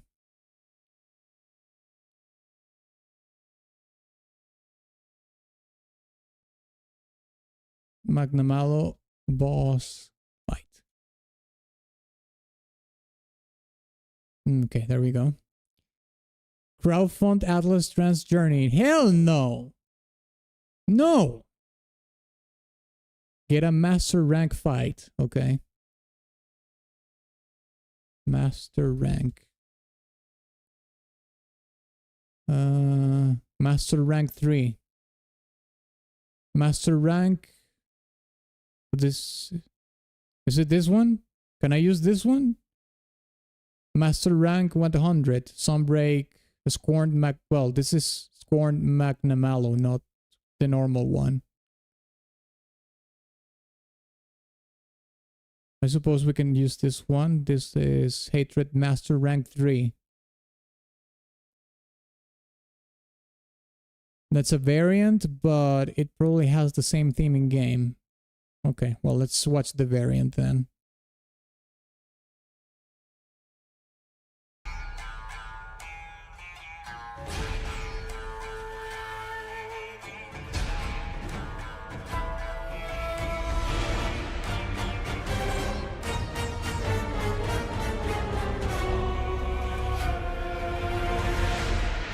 Oh. Buffering. Oh no.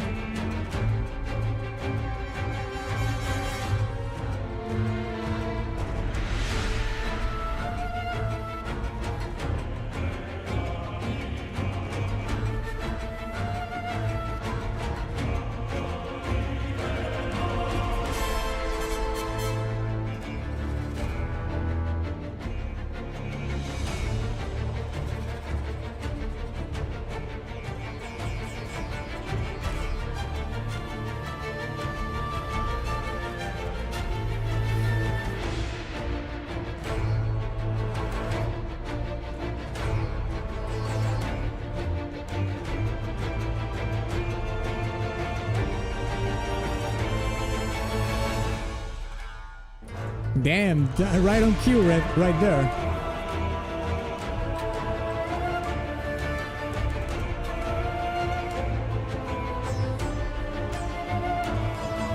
I suppose we can skip this a little bit. Right here.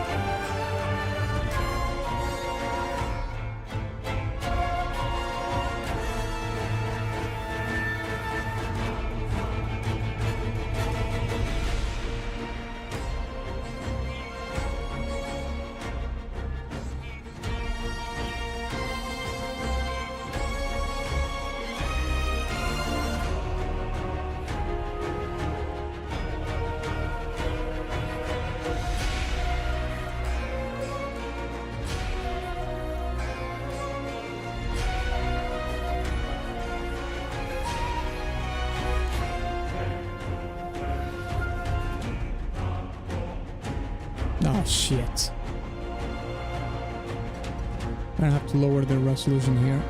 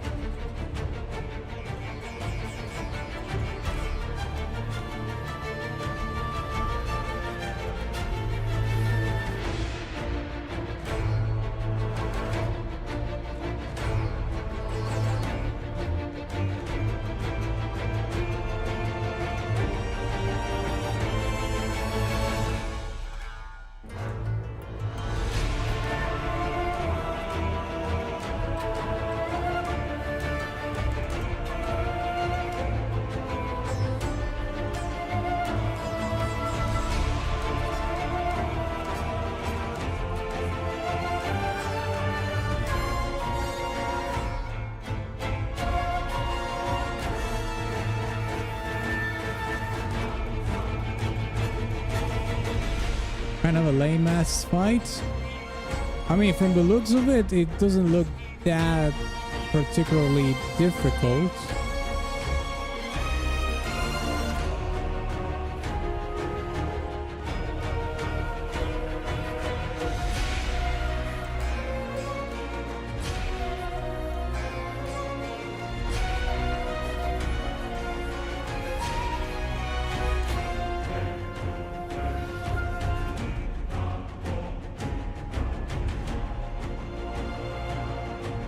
He can do some more flashy moves. I suppose he's not enraged enough to do it. Okay, honest to God, I think the song is mid. It's mid. It's sometimes even generic, in my opinion. It's mid.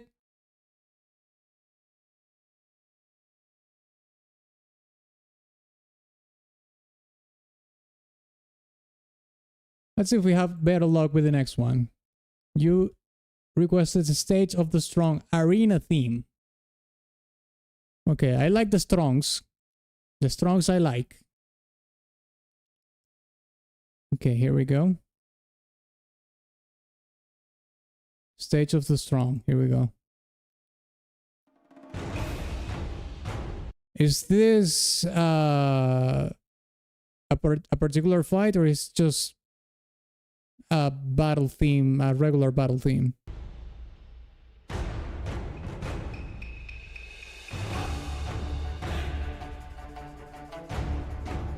It's regular, okay. I suppose we can keep watching this B-roll, I guess.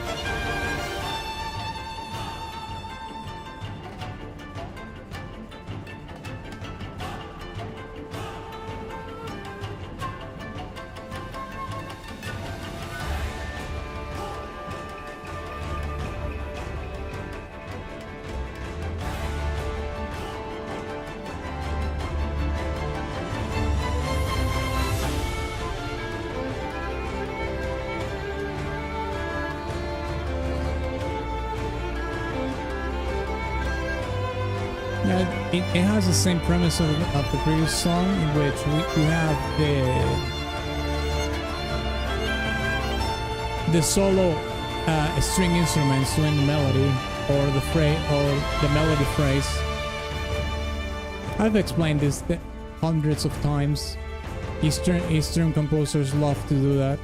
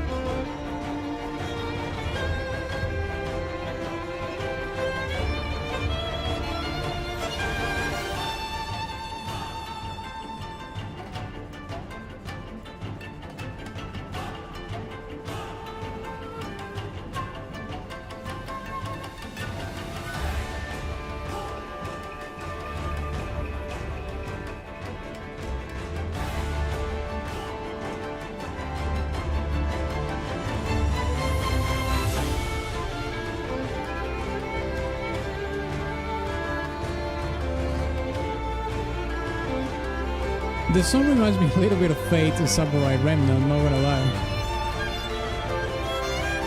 Speaking of which, yeah, you can. Oh shit, that's sick! You can mount the monsters and fight and use them to fight the other monsters. That's actually sick.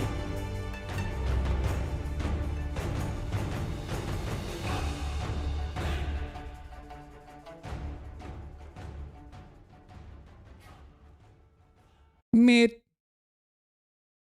another mid song. It's okay. I think I like it slightly better than the other one, the previous one, but yeah, kind of mid. You have one Monster Hunter, one more Monster Hunter track. Try Paragon. You better deliver, especially after you were talking shit about other tracks in the Warfare theme thread. I know what you're doing. I see it all. I'm the all-seeing eye. I Sauron. Okay, this is actually a monster, so might as well just watch the gameplay as well. Malsino battle theme. Let's watch Malsino.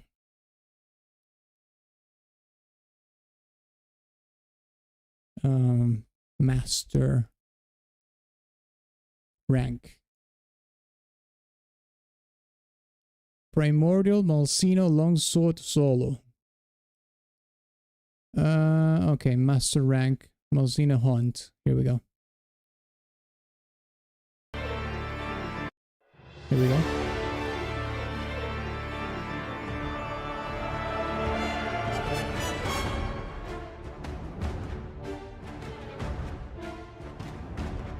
I have to throw you guys off with some mids every now and then.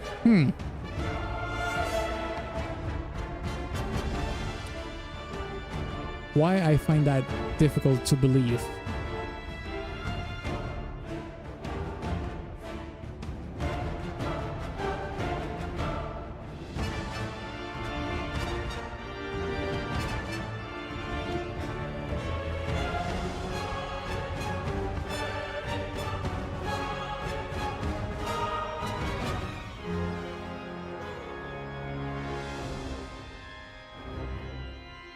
Well, it does have an organ, so that is a plus point for the song.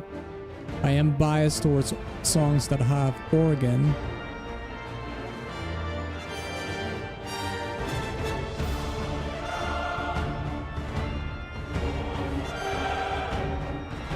Okay, so it's doing a call and response, but it's just responding with the same theme.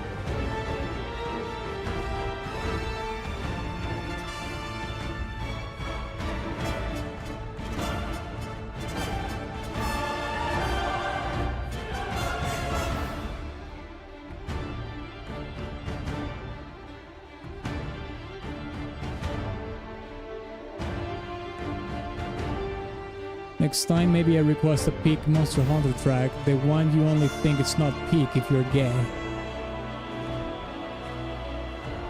Well, I'm pretty sure there's going to be gay people. The only question is how much gay people we're gonna have, including me.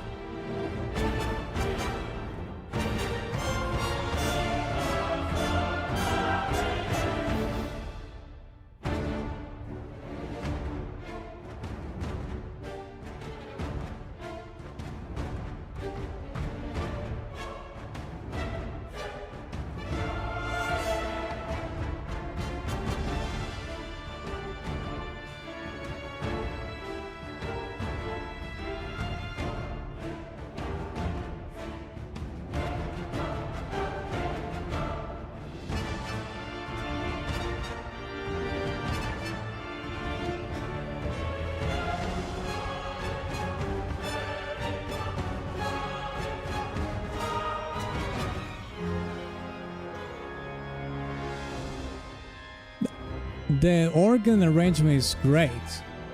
It's just that everything else is All right.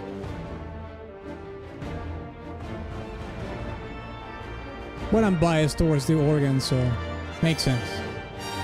I'm biased. I like this part though. This is cool as well.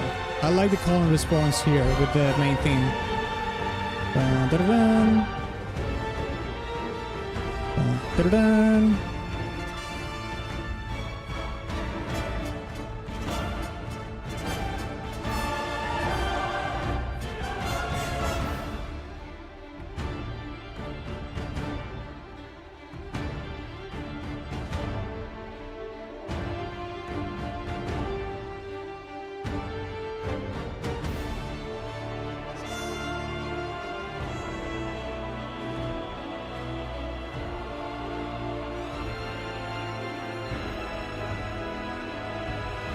The monster is supposed to resemble Dracula, so they felt they had to add some organ. You know, it's crazy that you mentioned that, because when I was seeing the the character design of the monster, I did get some sanguine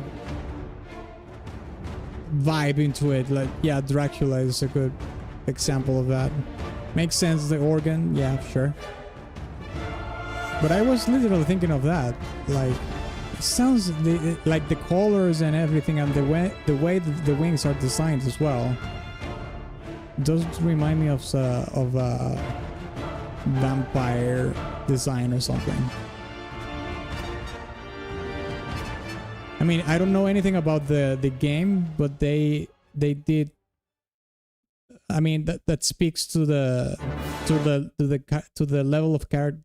To the good level of character design, that I was able to think that without playing or seeing the character ever in my life.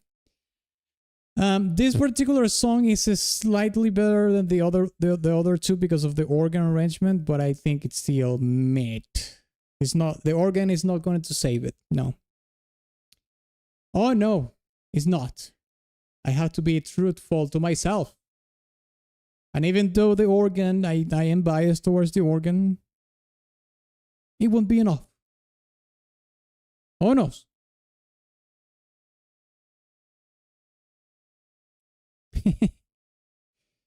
All right. Let's listen to Where's Your Ghost from Destiny 2. This is Geno's request. Where's Your Ghost? Here we go.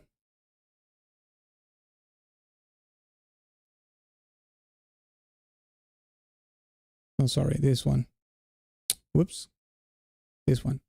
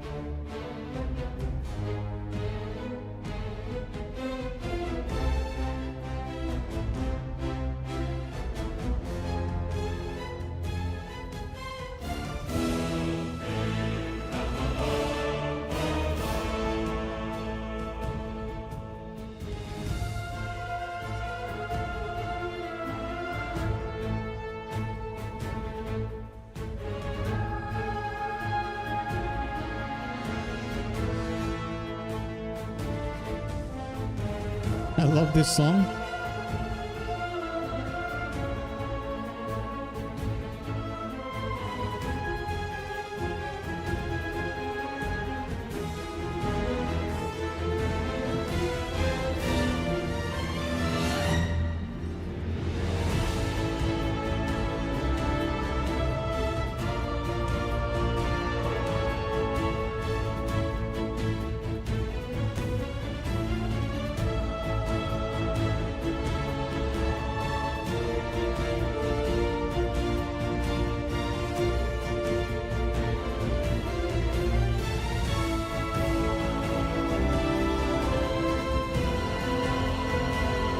the song opens up a lot here.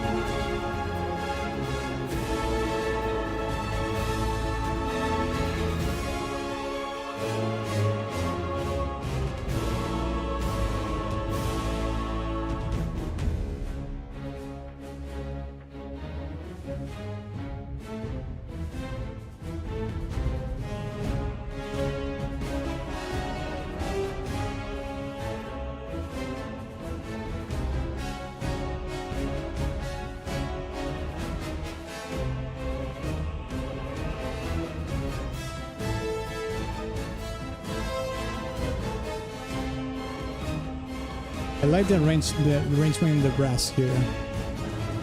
That's cool.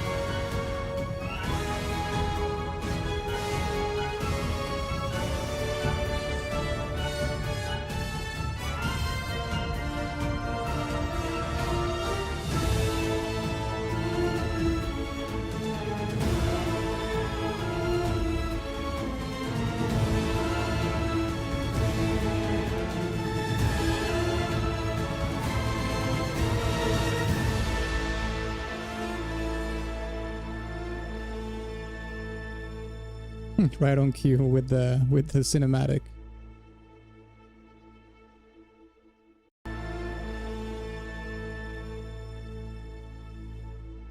It does have a resolution, yeah. Where's your ghost?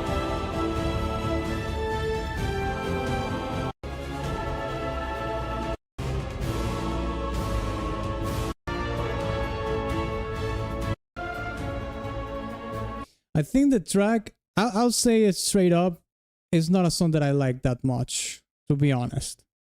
I'll come right out the gate with without any hesitation and say I didn't like the song too much. But what I will say for the song, or as a plus, is that the song has a really good balance in between the cues that have like a more of a world building purpose, and the ones that are more about the challenges and threats that you face in the game. They are both pretty balanced, and some of the brass arrangements in the song are really good.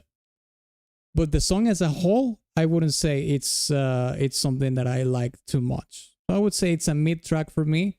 Although I wouldn't say it's mid because it's bad. I would say for my taste, it's mid because I just couldn't connect with the song. Except very few things, like the arrangement in the brass and whatnot. But that's not going to be enough for me to really like the song, in essence, I would say. But it's not bad. It's not bad.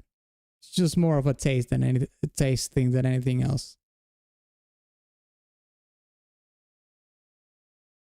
And I like other Destiny 2 tracks way more than this one as well. If I had to compare it to something else, yeah, for sure. Okay, let's react to a couple of the final tracks that we have here. I'm not really sure if there some of them already were. Let me check. Dawn Beyond. I hope this wasn't requested before. Okay, it hasn't. So we're safe. The finals. Dawn Beyond. Let's check it out. If this has a Daft Punk influence, it's already going to be peak. Or more likely it's going to be peak if it has the Daft Punk influence that we have heard in previous the final tracks. So let's see.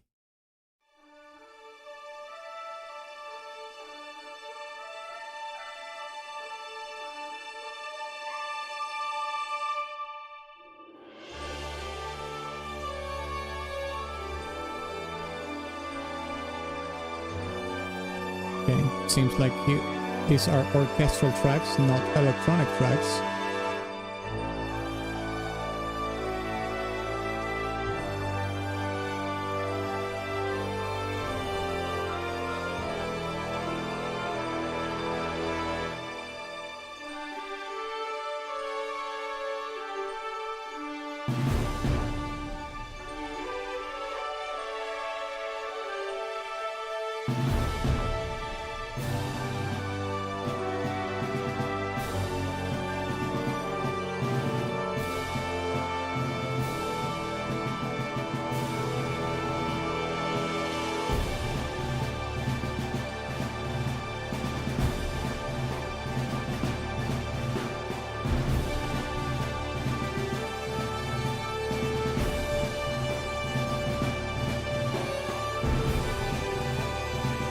I feel like, you know, just watching also the art that on screen, that he looks like a space, like an astronaut basically, with a weapon.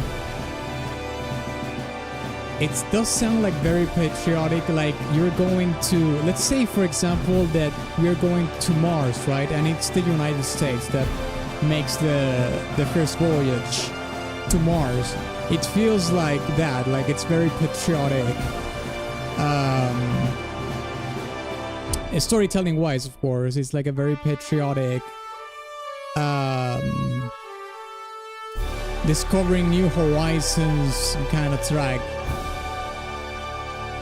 And listen to that beautiful, that resolution was beautiful.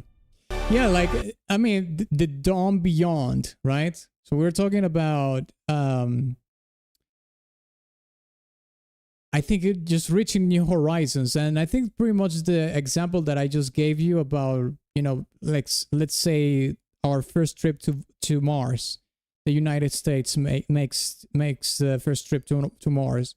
The song, it's presenting it in a very thematical way in terms of patriotism, you know, national exceptionalism. That's a very good term. National exceptionalism, in which we are the nation that it would reach this new horizon, and we are the gigachats or whatever. And you actually, very especially can listen to it in the resolution of the track, which is pretty much, I would say, the climax of the song.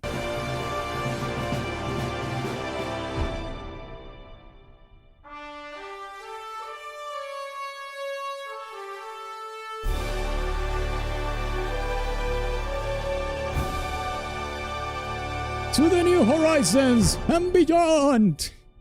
Well, the song is called Dawn Beyond, so it makes sense. Yeah, pretty cool track. Not playlist, but I like it.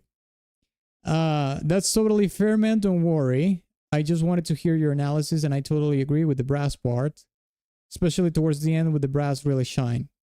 Yeah, I would say that if we're talking about arrangements in between all the orchestra sections, I think the brass takes the cake in the song. It was my favorite, not only my favorite part in the song, but also my favorite arrangement in the whole track as well. So yeah, we can agree with that at least. Okay, let's listen to the next finals track that we have here.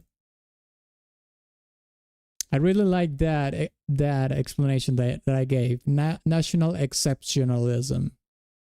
Dang, I'm on fire with that. National exceptionalism. Okay, let's listen to the next track. Punching Out. Here we go.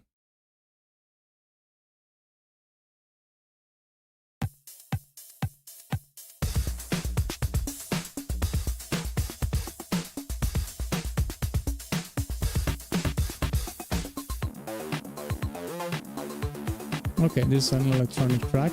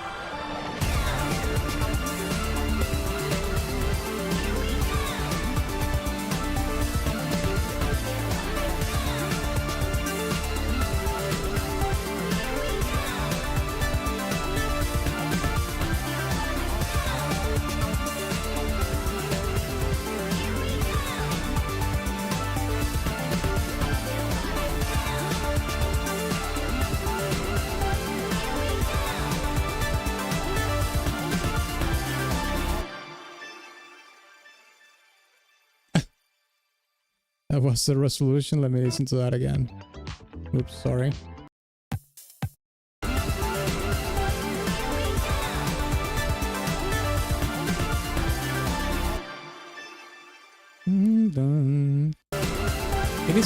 It is somewhat unresolved, I think. Yeah, it's unresolved. The storytelling is unresolved here. If to tell you the truth, I couldn't really tell what the storytelling is here. Not even from the title of the track.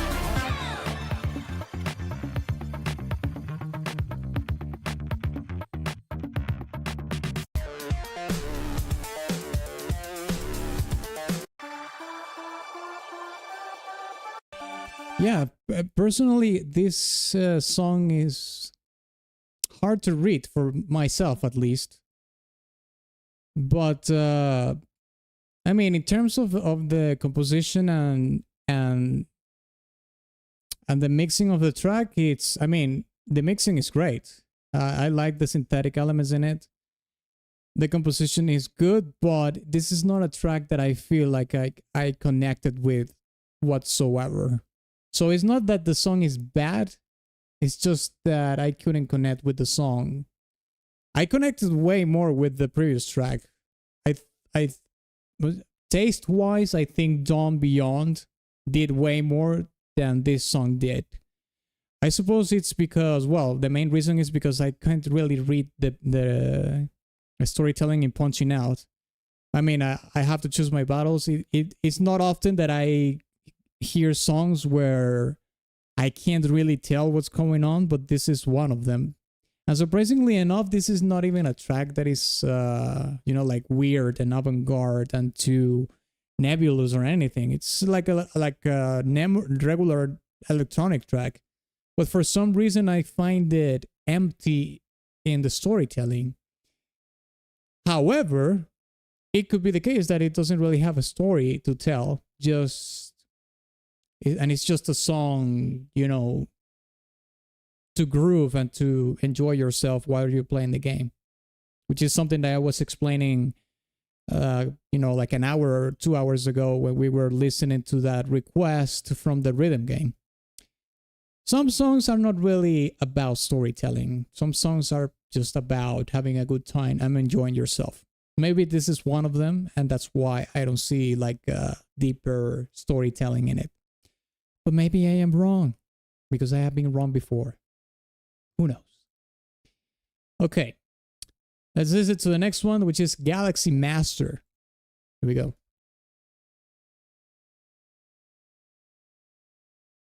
The finals, Galaxy Master. Here we go.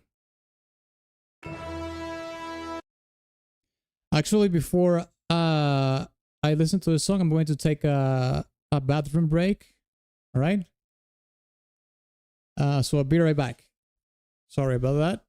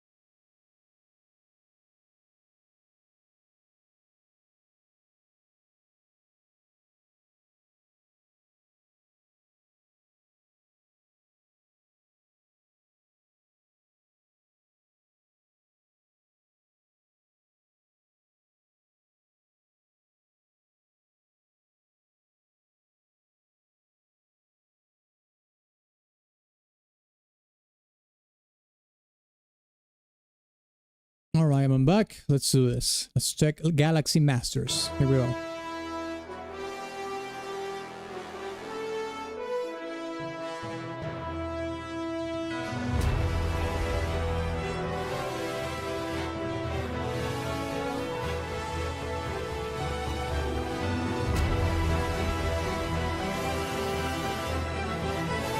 Damn, the brass is going berserk here.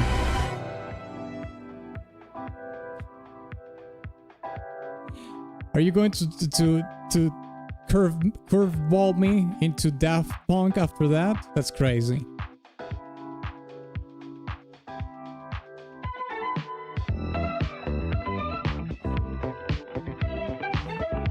That's a curveball, mate. What the hell?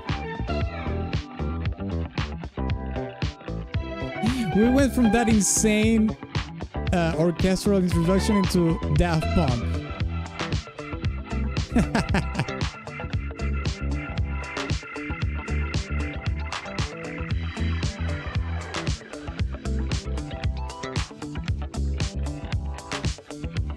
Sounds like Daft Punk. Yeah, we have reacted to quite a bit of tracks from the finals, and there's some of them that have some insane influences from Daft Punk. Others not so much, other a little bit, but some of them actually sound really similar to some Daft Punk tracks.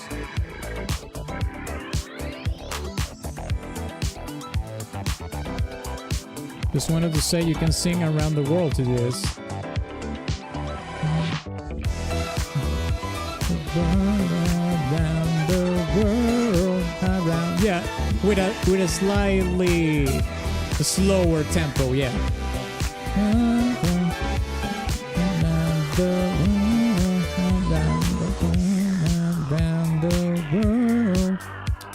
This is not the perfect key to sing it, but yeah, let's see if we can find another key to sing it.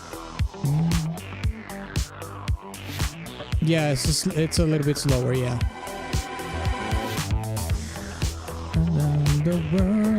No, this is not a good cue to sing in. It was the previous one.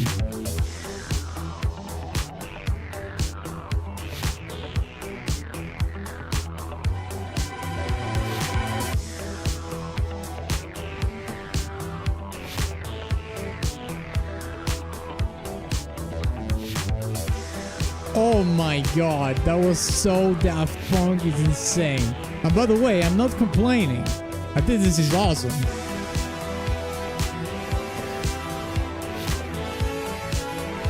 Okay, now it's evoking the orchestral cue that we heard at the beginning.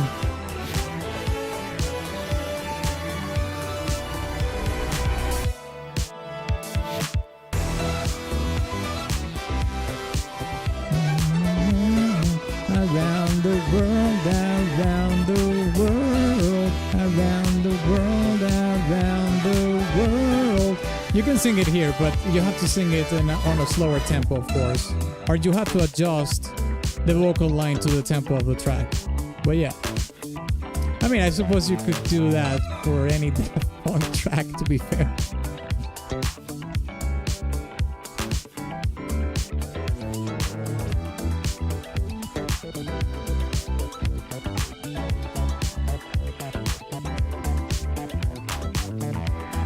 If you start on the third key, it works. Yeah, like the last one you did. The thing is that I don't know if there's a delay in between my mic and the song. Because when it comes to the audio, the OBS audio doesn't have any latency.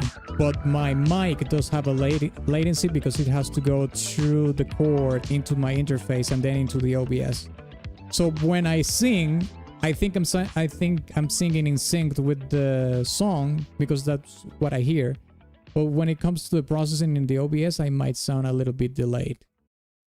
Okay, yeah, I mean, this is another case in which you can hear heavily the influence of Daft Punk, as we have heard in previous tracks from the finals.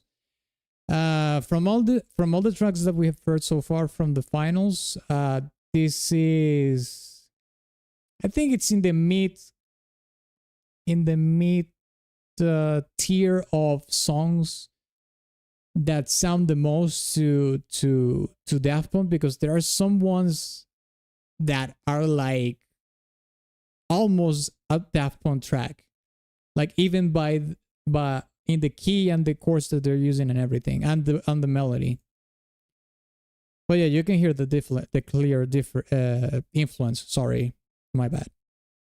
Okay, we have another track from the finals, which is the finals track that we're going to listen to today, which is "Leave the World Below." Let's see what it is. What is this about?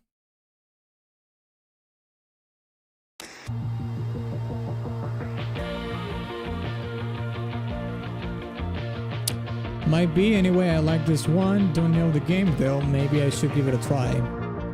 The finals is basically like an online multiplayer shooter. It's like a competitive shooter, I think.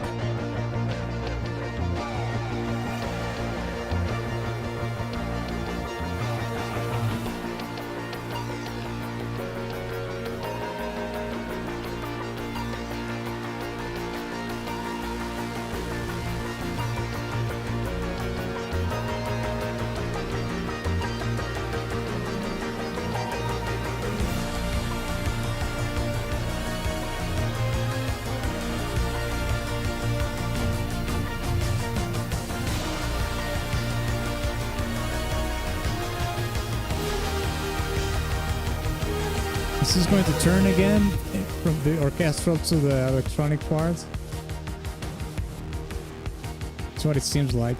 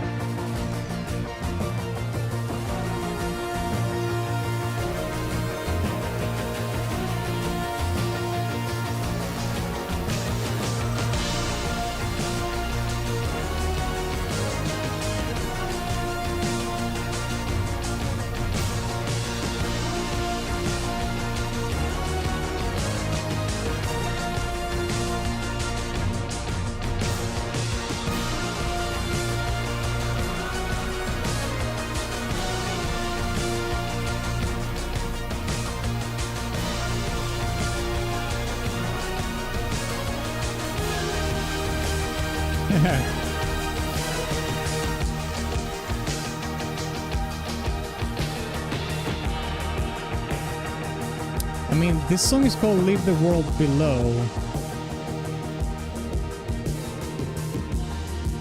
I don't know if there's like a theme of spacefaring or something like that, based on the artwork as well, like it's like spacefaring astronauts or whatever.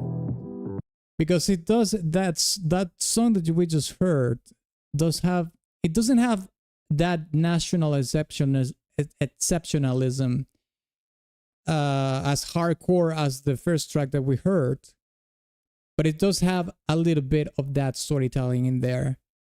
And I still could hear that premise of just being like some sort of astronaut going to new horizons and whatnot and conquering new worlds or whatever. And this one has that. And even the you know, the title of the track, which is Leave the World Below. Obviously, when you're in a, you know, in a spaceship, you're leaving Earth, you're leaving the world below. It's the world below you. So it's kind of a clear image of where the song wants to go, even in the title, thematically speaking. And it has to do with space, or, you know, a space travel or whatever. That's my guess. So they probably have like a new arena in space or something like that. If I had to make a somewhat educated guess, because you fight like in arenas in the game.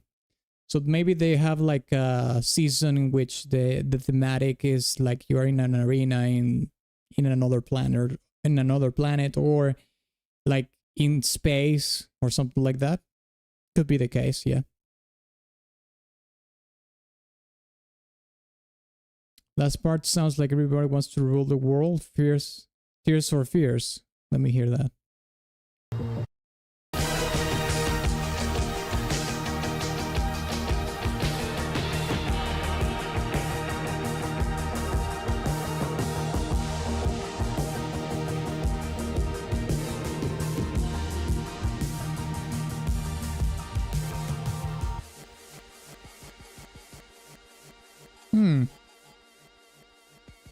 I'm gonna have to do an A/B comparison to confirm that. Anyways, we are in the final part of the stream, lads and lasses. We have 4 songs left from Deadhead. All are from Europa Universalis. So before we listen to these 4 remaining songs, I would like to remind you that tomorrow we are going to keep ranking the songs, some of the songs that we have left for the Fate Samurai Remnant soundtrack. Okay, that's going to be tomorrow here in YouTube at 1 p.m. EST.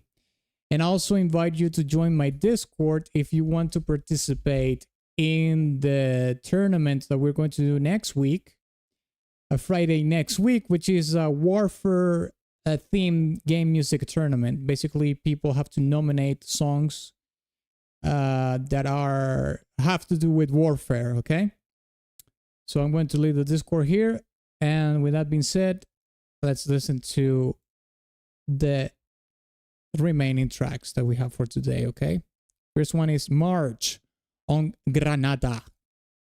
Here we go.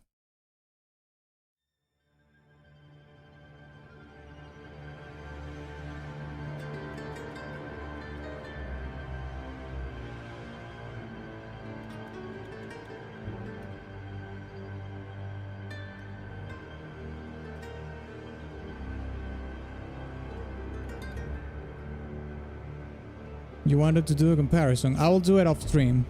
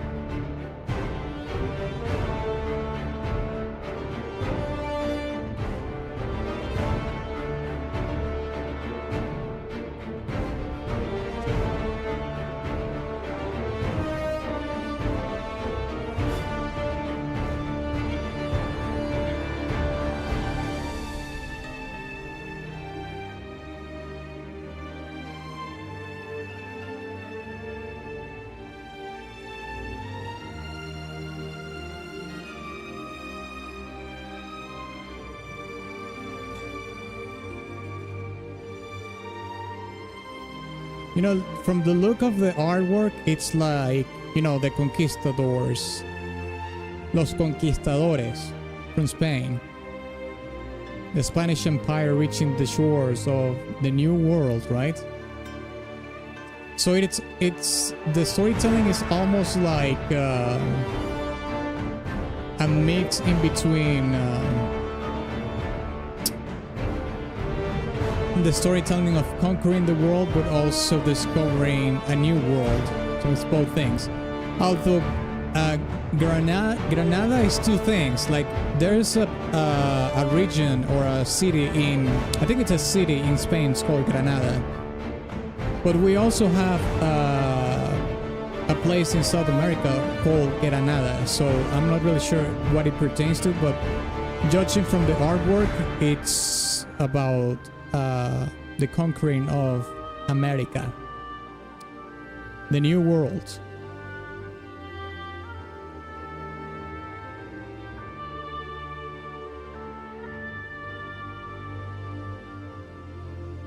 The Granada Emirates. Okay, then that's about Spain. There's literally a city in Spain called Granada.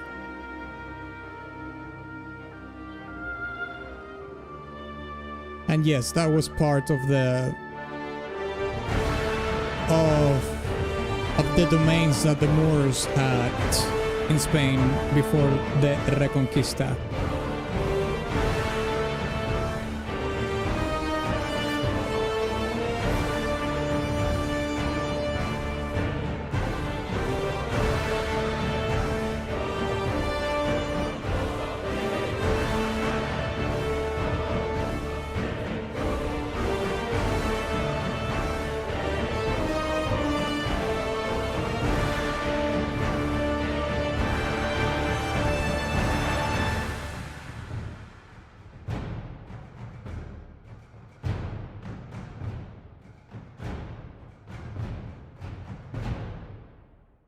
Yeah, it's a mix in between the two things. It's like it has even a warlike tone to it, especially in the percussion, but it's mixing those two things, like the it's not necessarily the discovery, because you're talking about the Reconquista, but it's more of the wonders of regaining the land and seeing how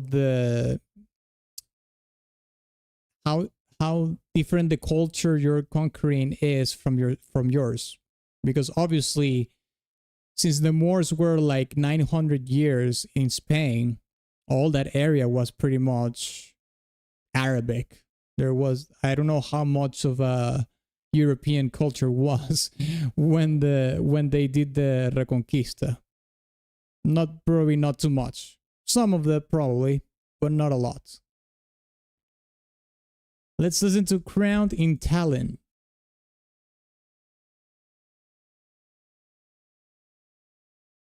Here we go.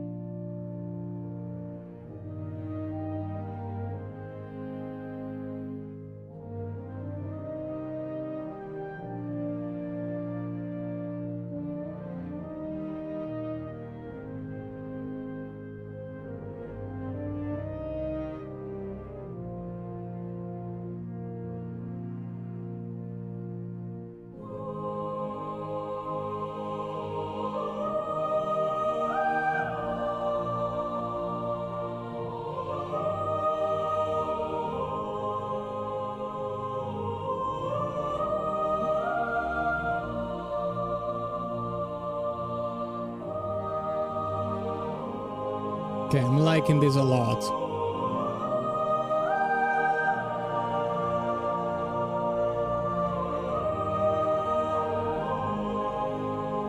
Ooh.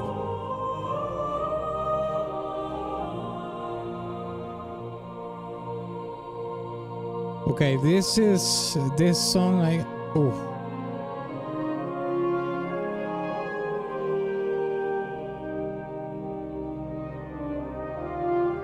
This song is hitting in the feels, mate. Dang.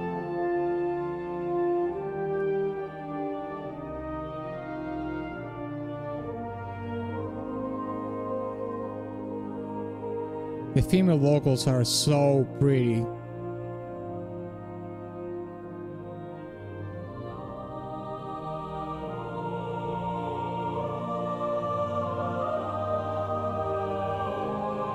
Oof.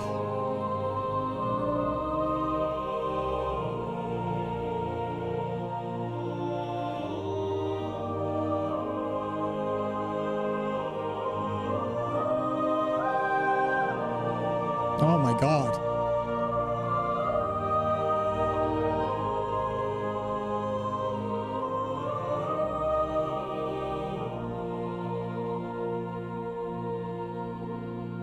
This is gorgeous.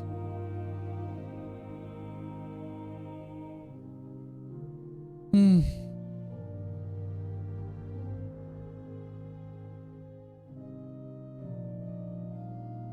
Oh god, this is so pretty.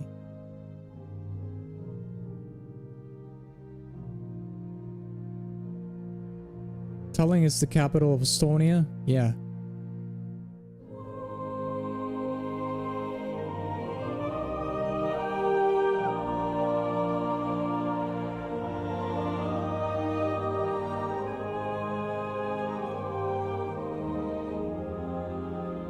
Nah, this is something else.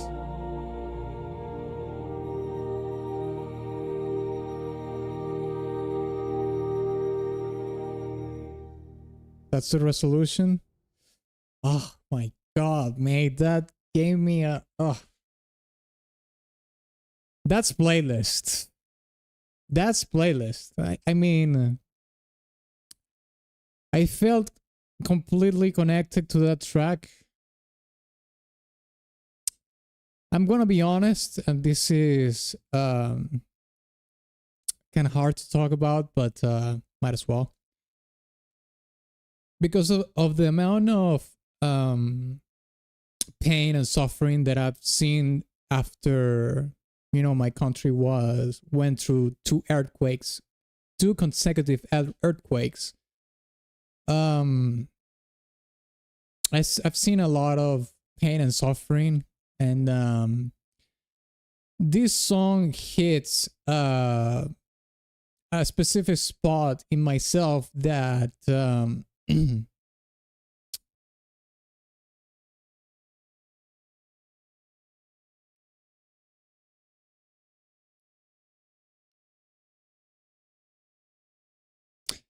that simply it connects to that string core of yourself. It just starts you there.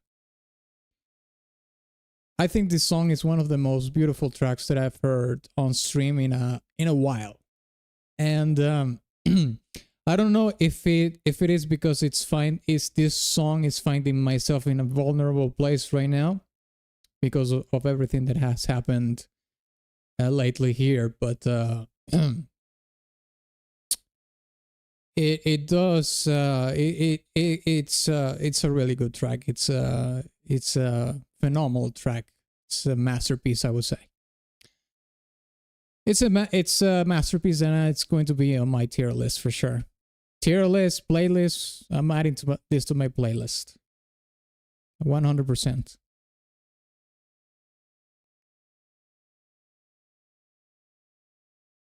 Yeah, man.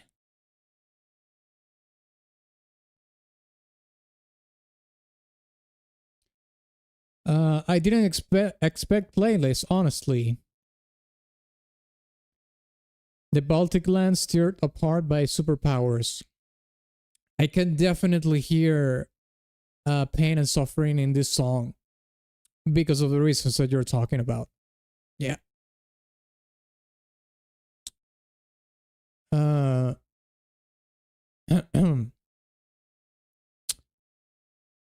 Beautiful track. I don't have anything to add to that. I don't really want to speak more about what happened here because it's very sad. And that's not the purpose of the stream as well. I'm doing the stream for you, not for me. So let's listen to the last track that we have. Well, we have two more tracks actually. An Empire Divided and Knights of Swords. So let's check those out.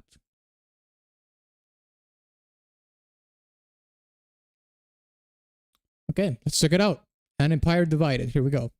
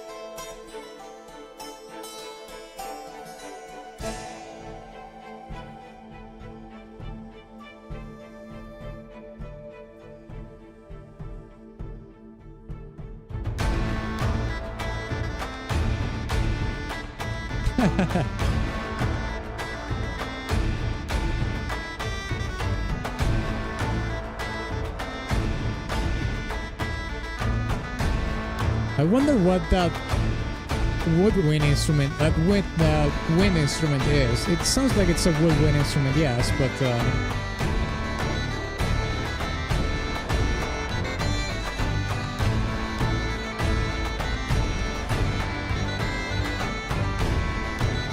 definitely a folk instrument, but I don't know what it is. Could be a sort of bagpipe, perhaps? I'm not really sure. Holy Roman Empire is always divided. He's talking about the Roman Empire.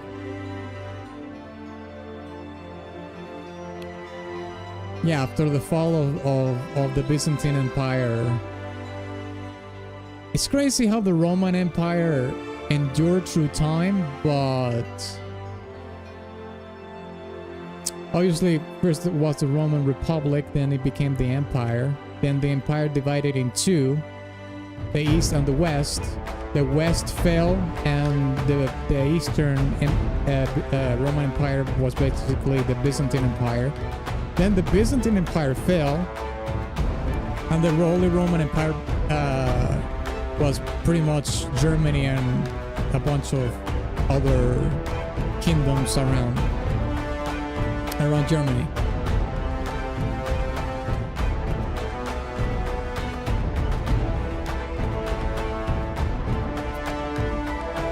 Not Roman, Holy Roman.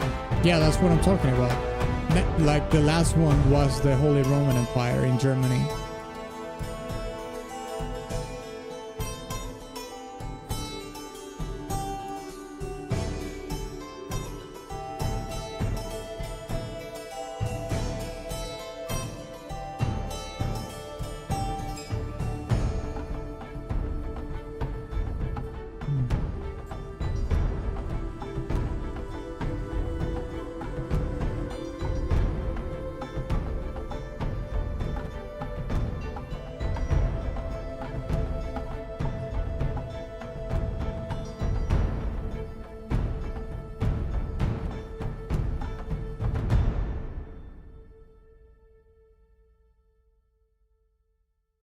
Okay, so this is called An Empire Divided.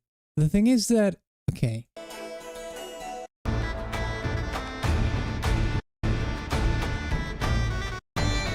Now you can definitely hear the sort of the contrast in between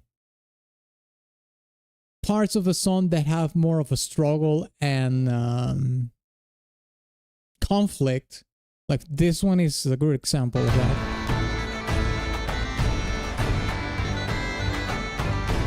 It's almost like quite literally a land or a kingdom that is trying to stay together while opposing forces are just trying to disintegrate it, you know?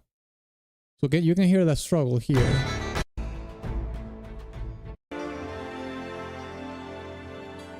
But also has this kind of cues in which it speaks more about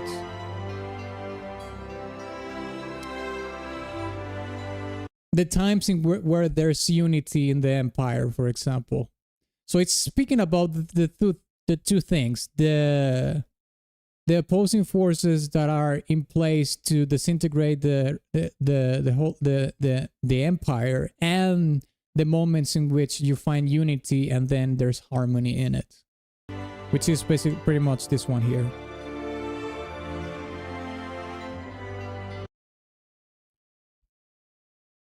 Okay, let's listen to the last track that we have for today, which is Knights of Swords. Here we go.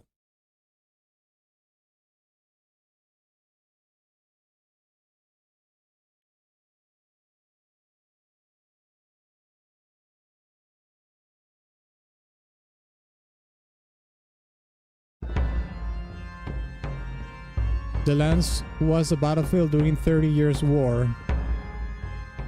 Yeah, that's a long time. Well, it's not as long as the 100 Years' War in between England and France, right? I think it was England and France that had 100 years of war. But 30 years is still a lot.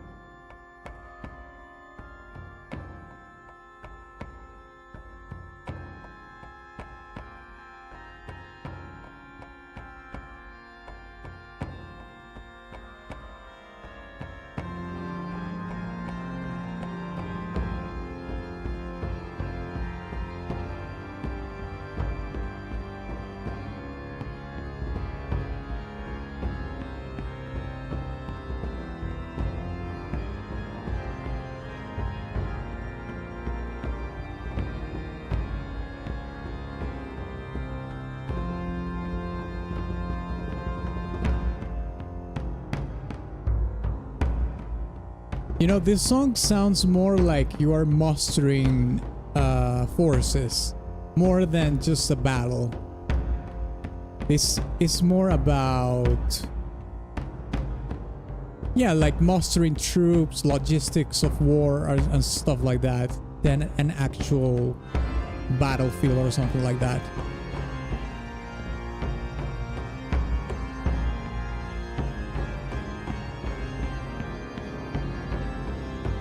It's a little bit ominous, this track, Knights of Swords. I mean, the organ gives you that premise pretty much.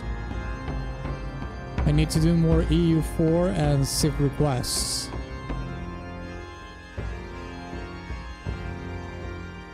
Knights of Swords, this is an order directed against the Christianization of the Baltic lands. Okay, maybe I was kind of right, because that's sounds like a command instead of just you know, about actual warfare.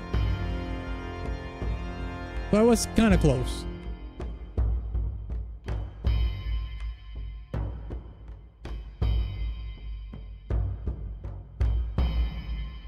And in command, you actually talking about troops and so on and so forth too. Because if you want to prevent the Christianization of the Baltic lands, that means that you're gonna have to fight the Christians for that, not for that, to prevent that from happening.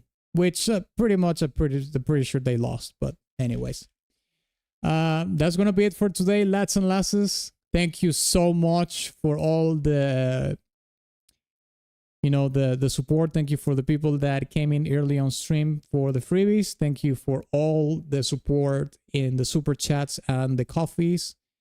Tomorrow we have the Fate Samurai Remnant stream. We're gonna continue doing the tier list of the soundtrack, and I'm gonna leave my socials here for you to follow me. Follow me especially on Instagram and TikTok. I've been doing short form content regularly over there. And remember that in about 10 minutes, 10 to 15 minutes, my new long form video on YouTube drops, which is reaction and breakdown of 2 songs from Subnautica 2. Okay. What else I should say? Oh yeah, only one playlist track today. Surprisingly enough, it was into the very end of the stream, which was Deadhead's track from Europa Universalis, Europa Universalis 4, I should say, Crowned in Tallinn. What a gorgeous track! One playlist, but that one was enough. All right, okay. I'll see you tomorrow. Thank you so much. Bye-bye. I'll see you tomorrow.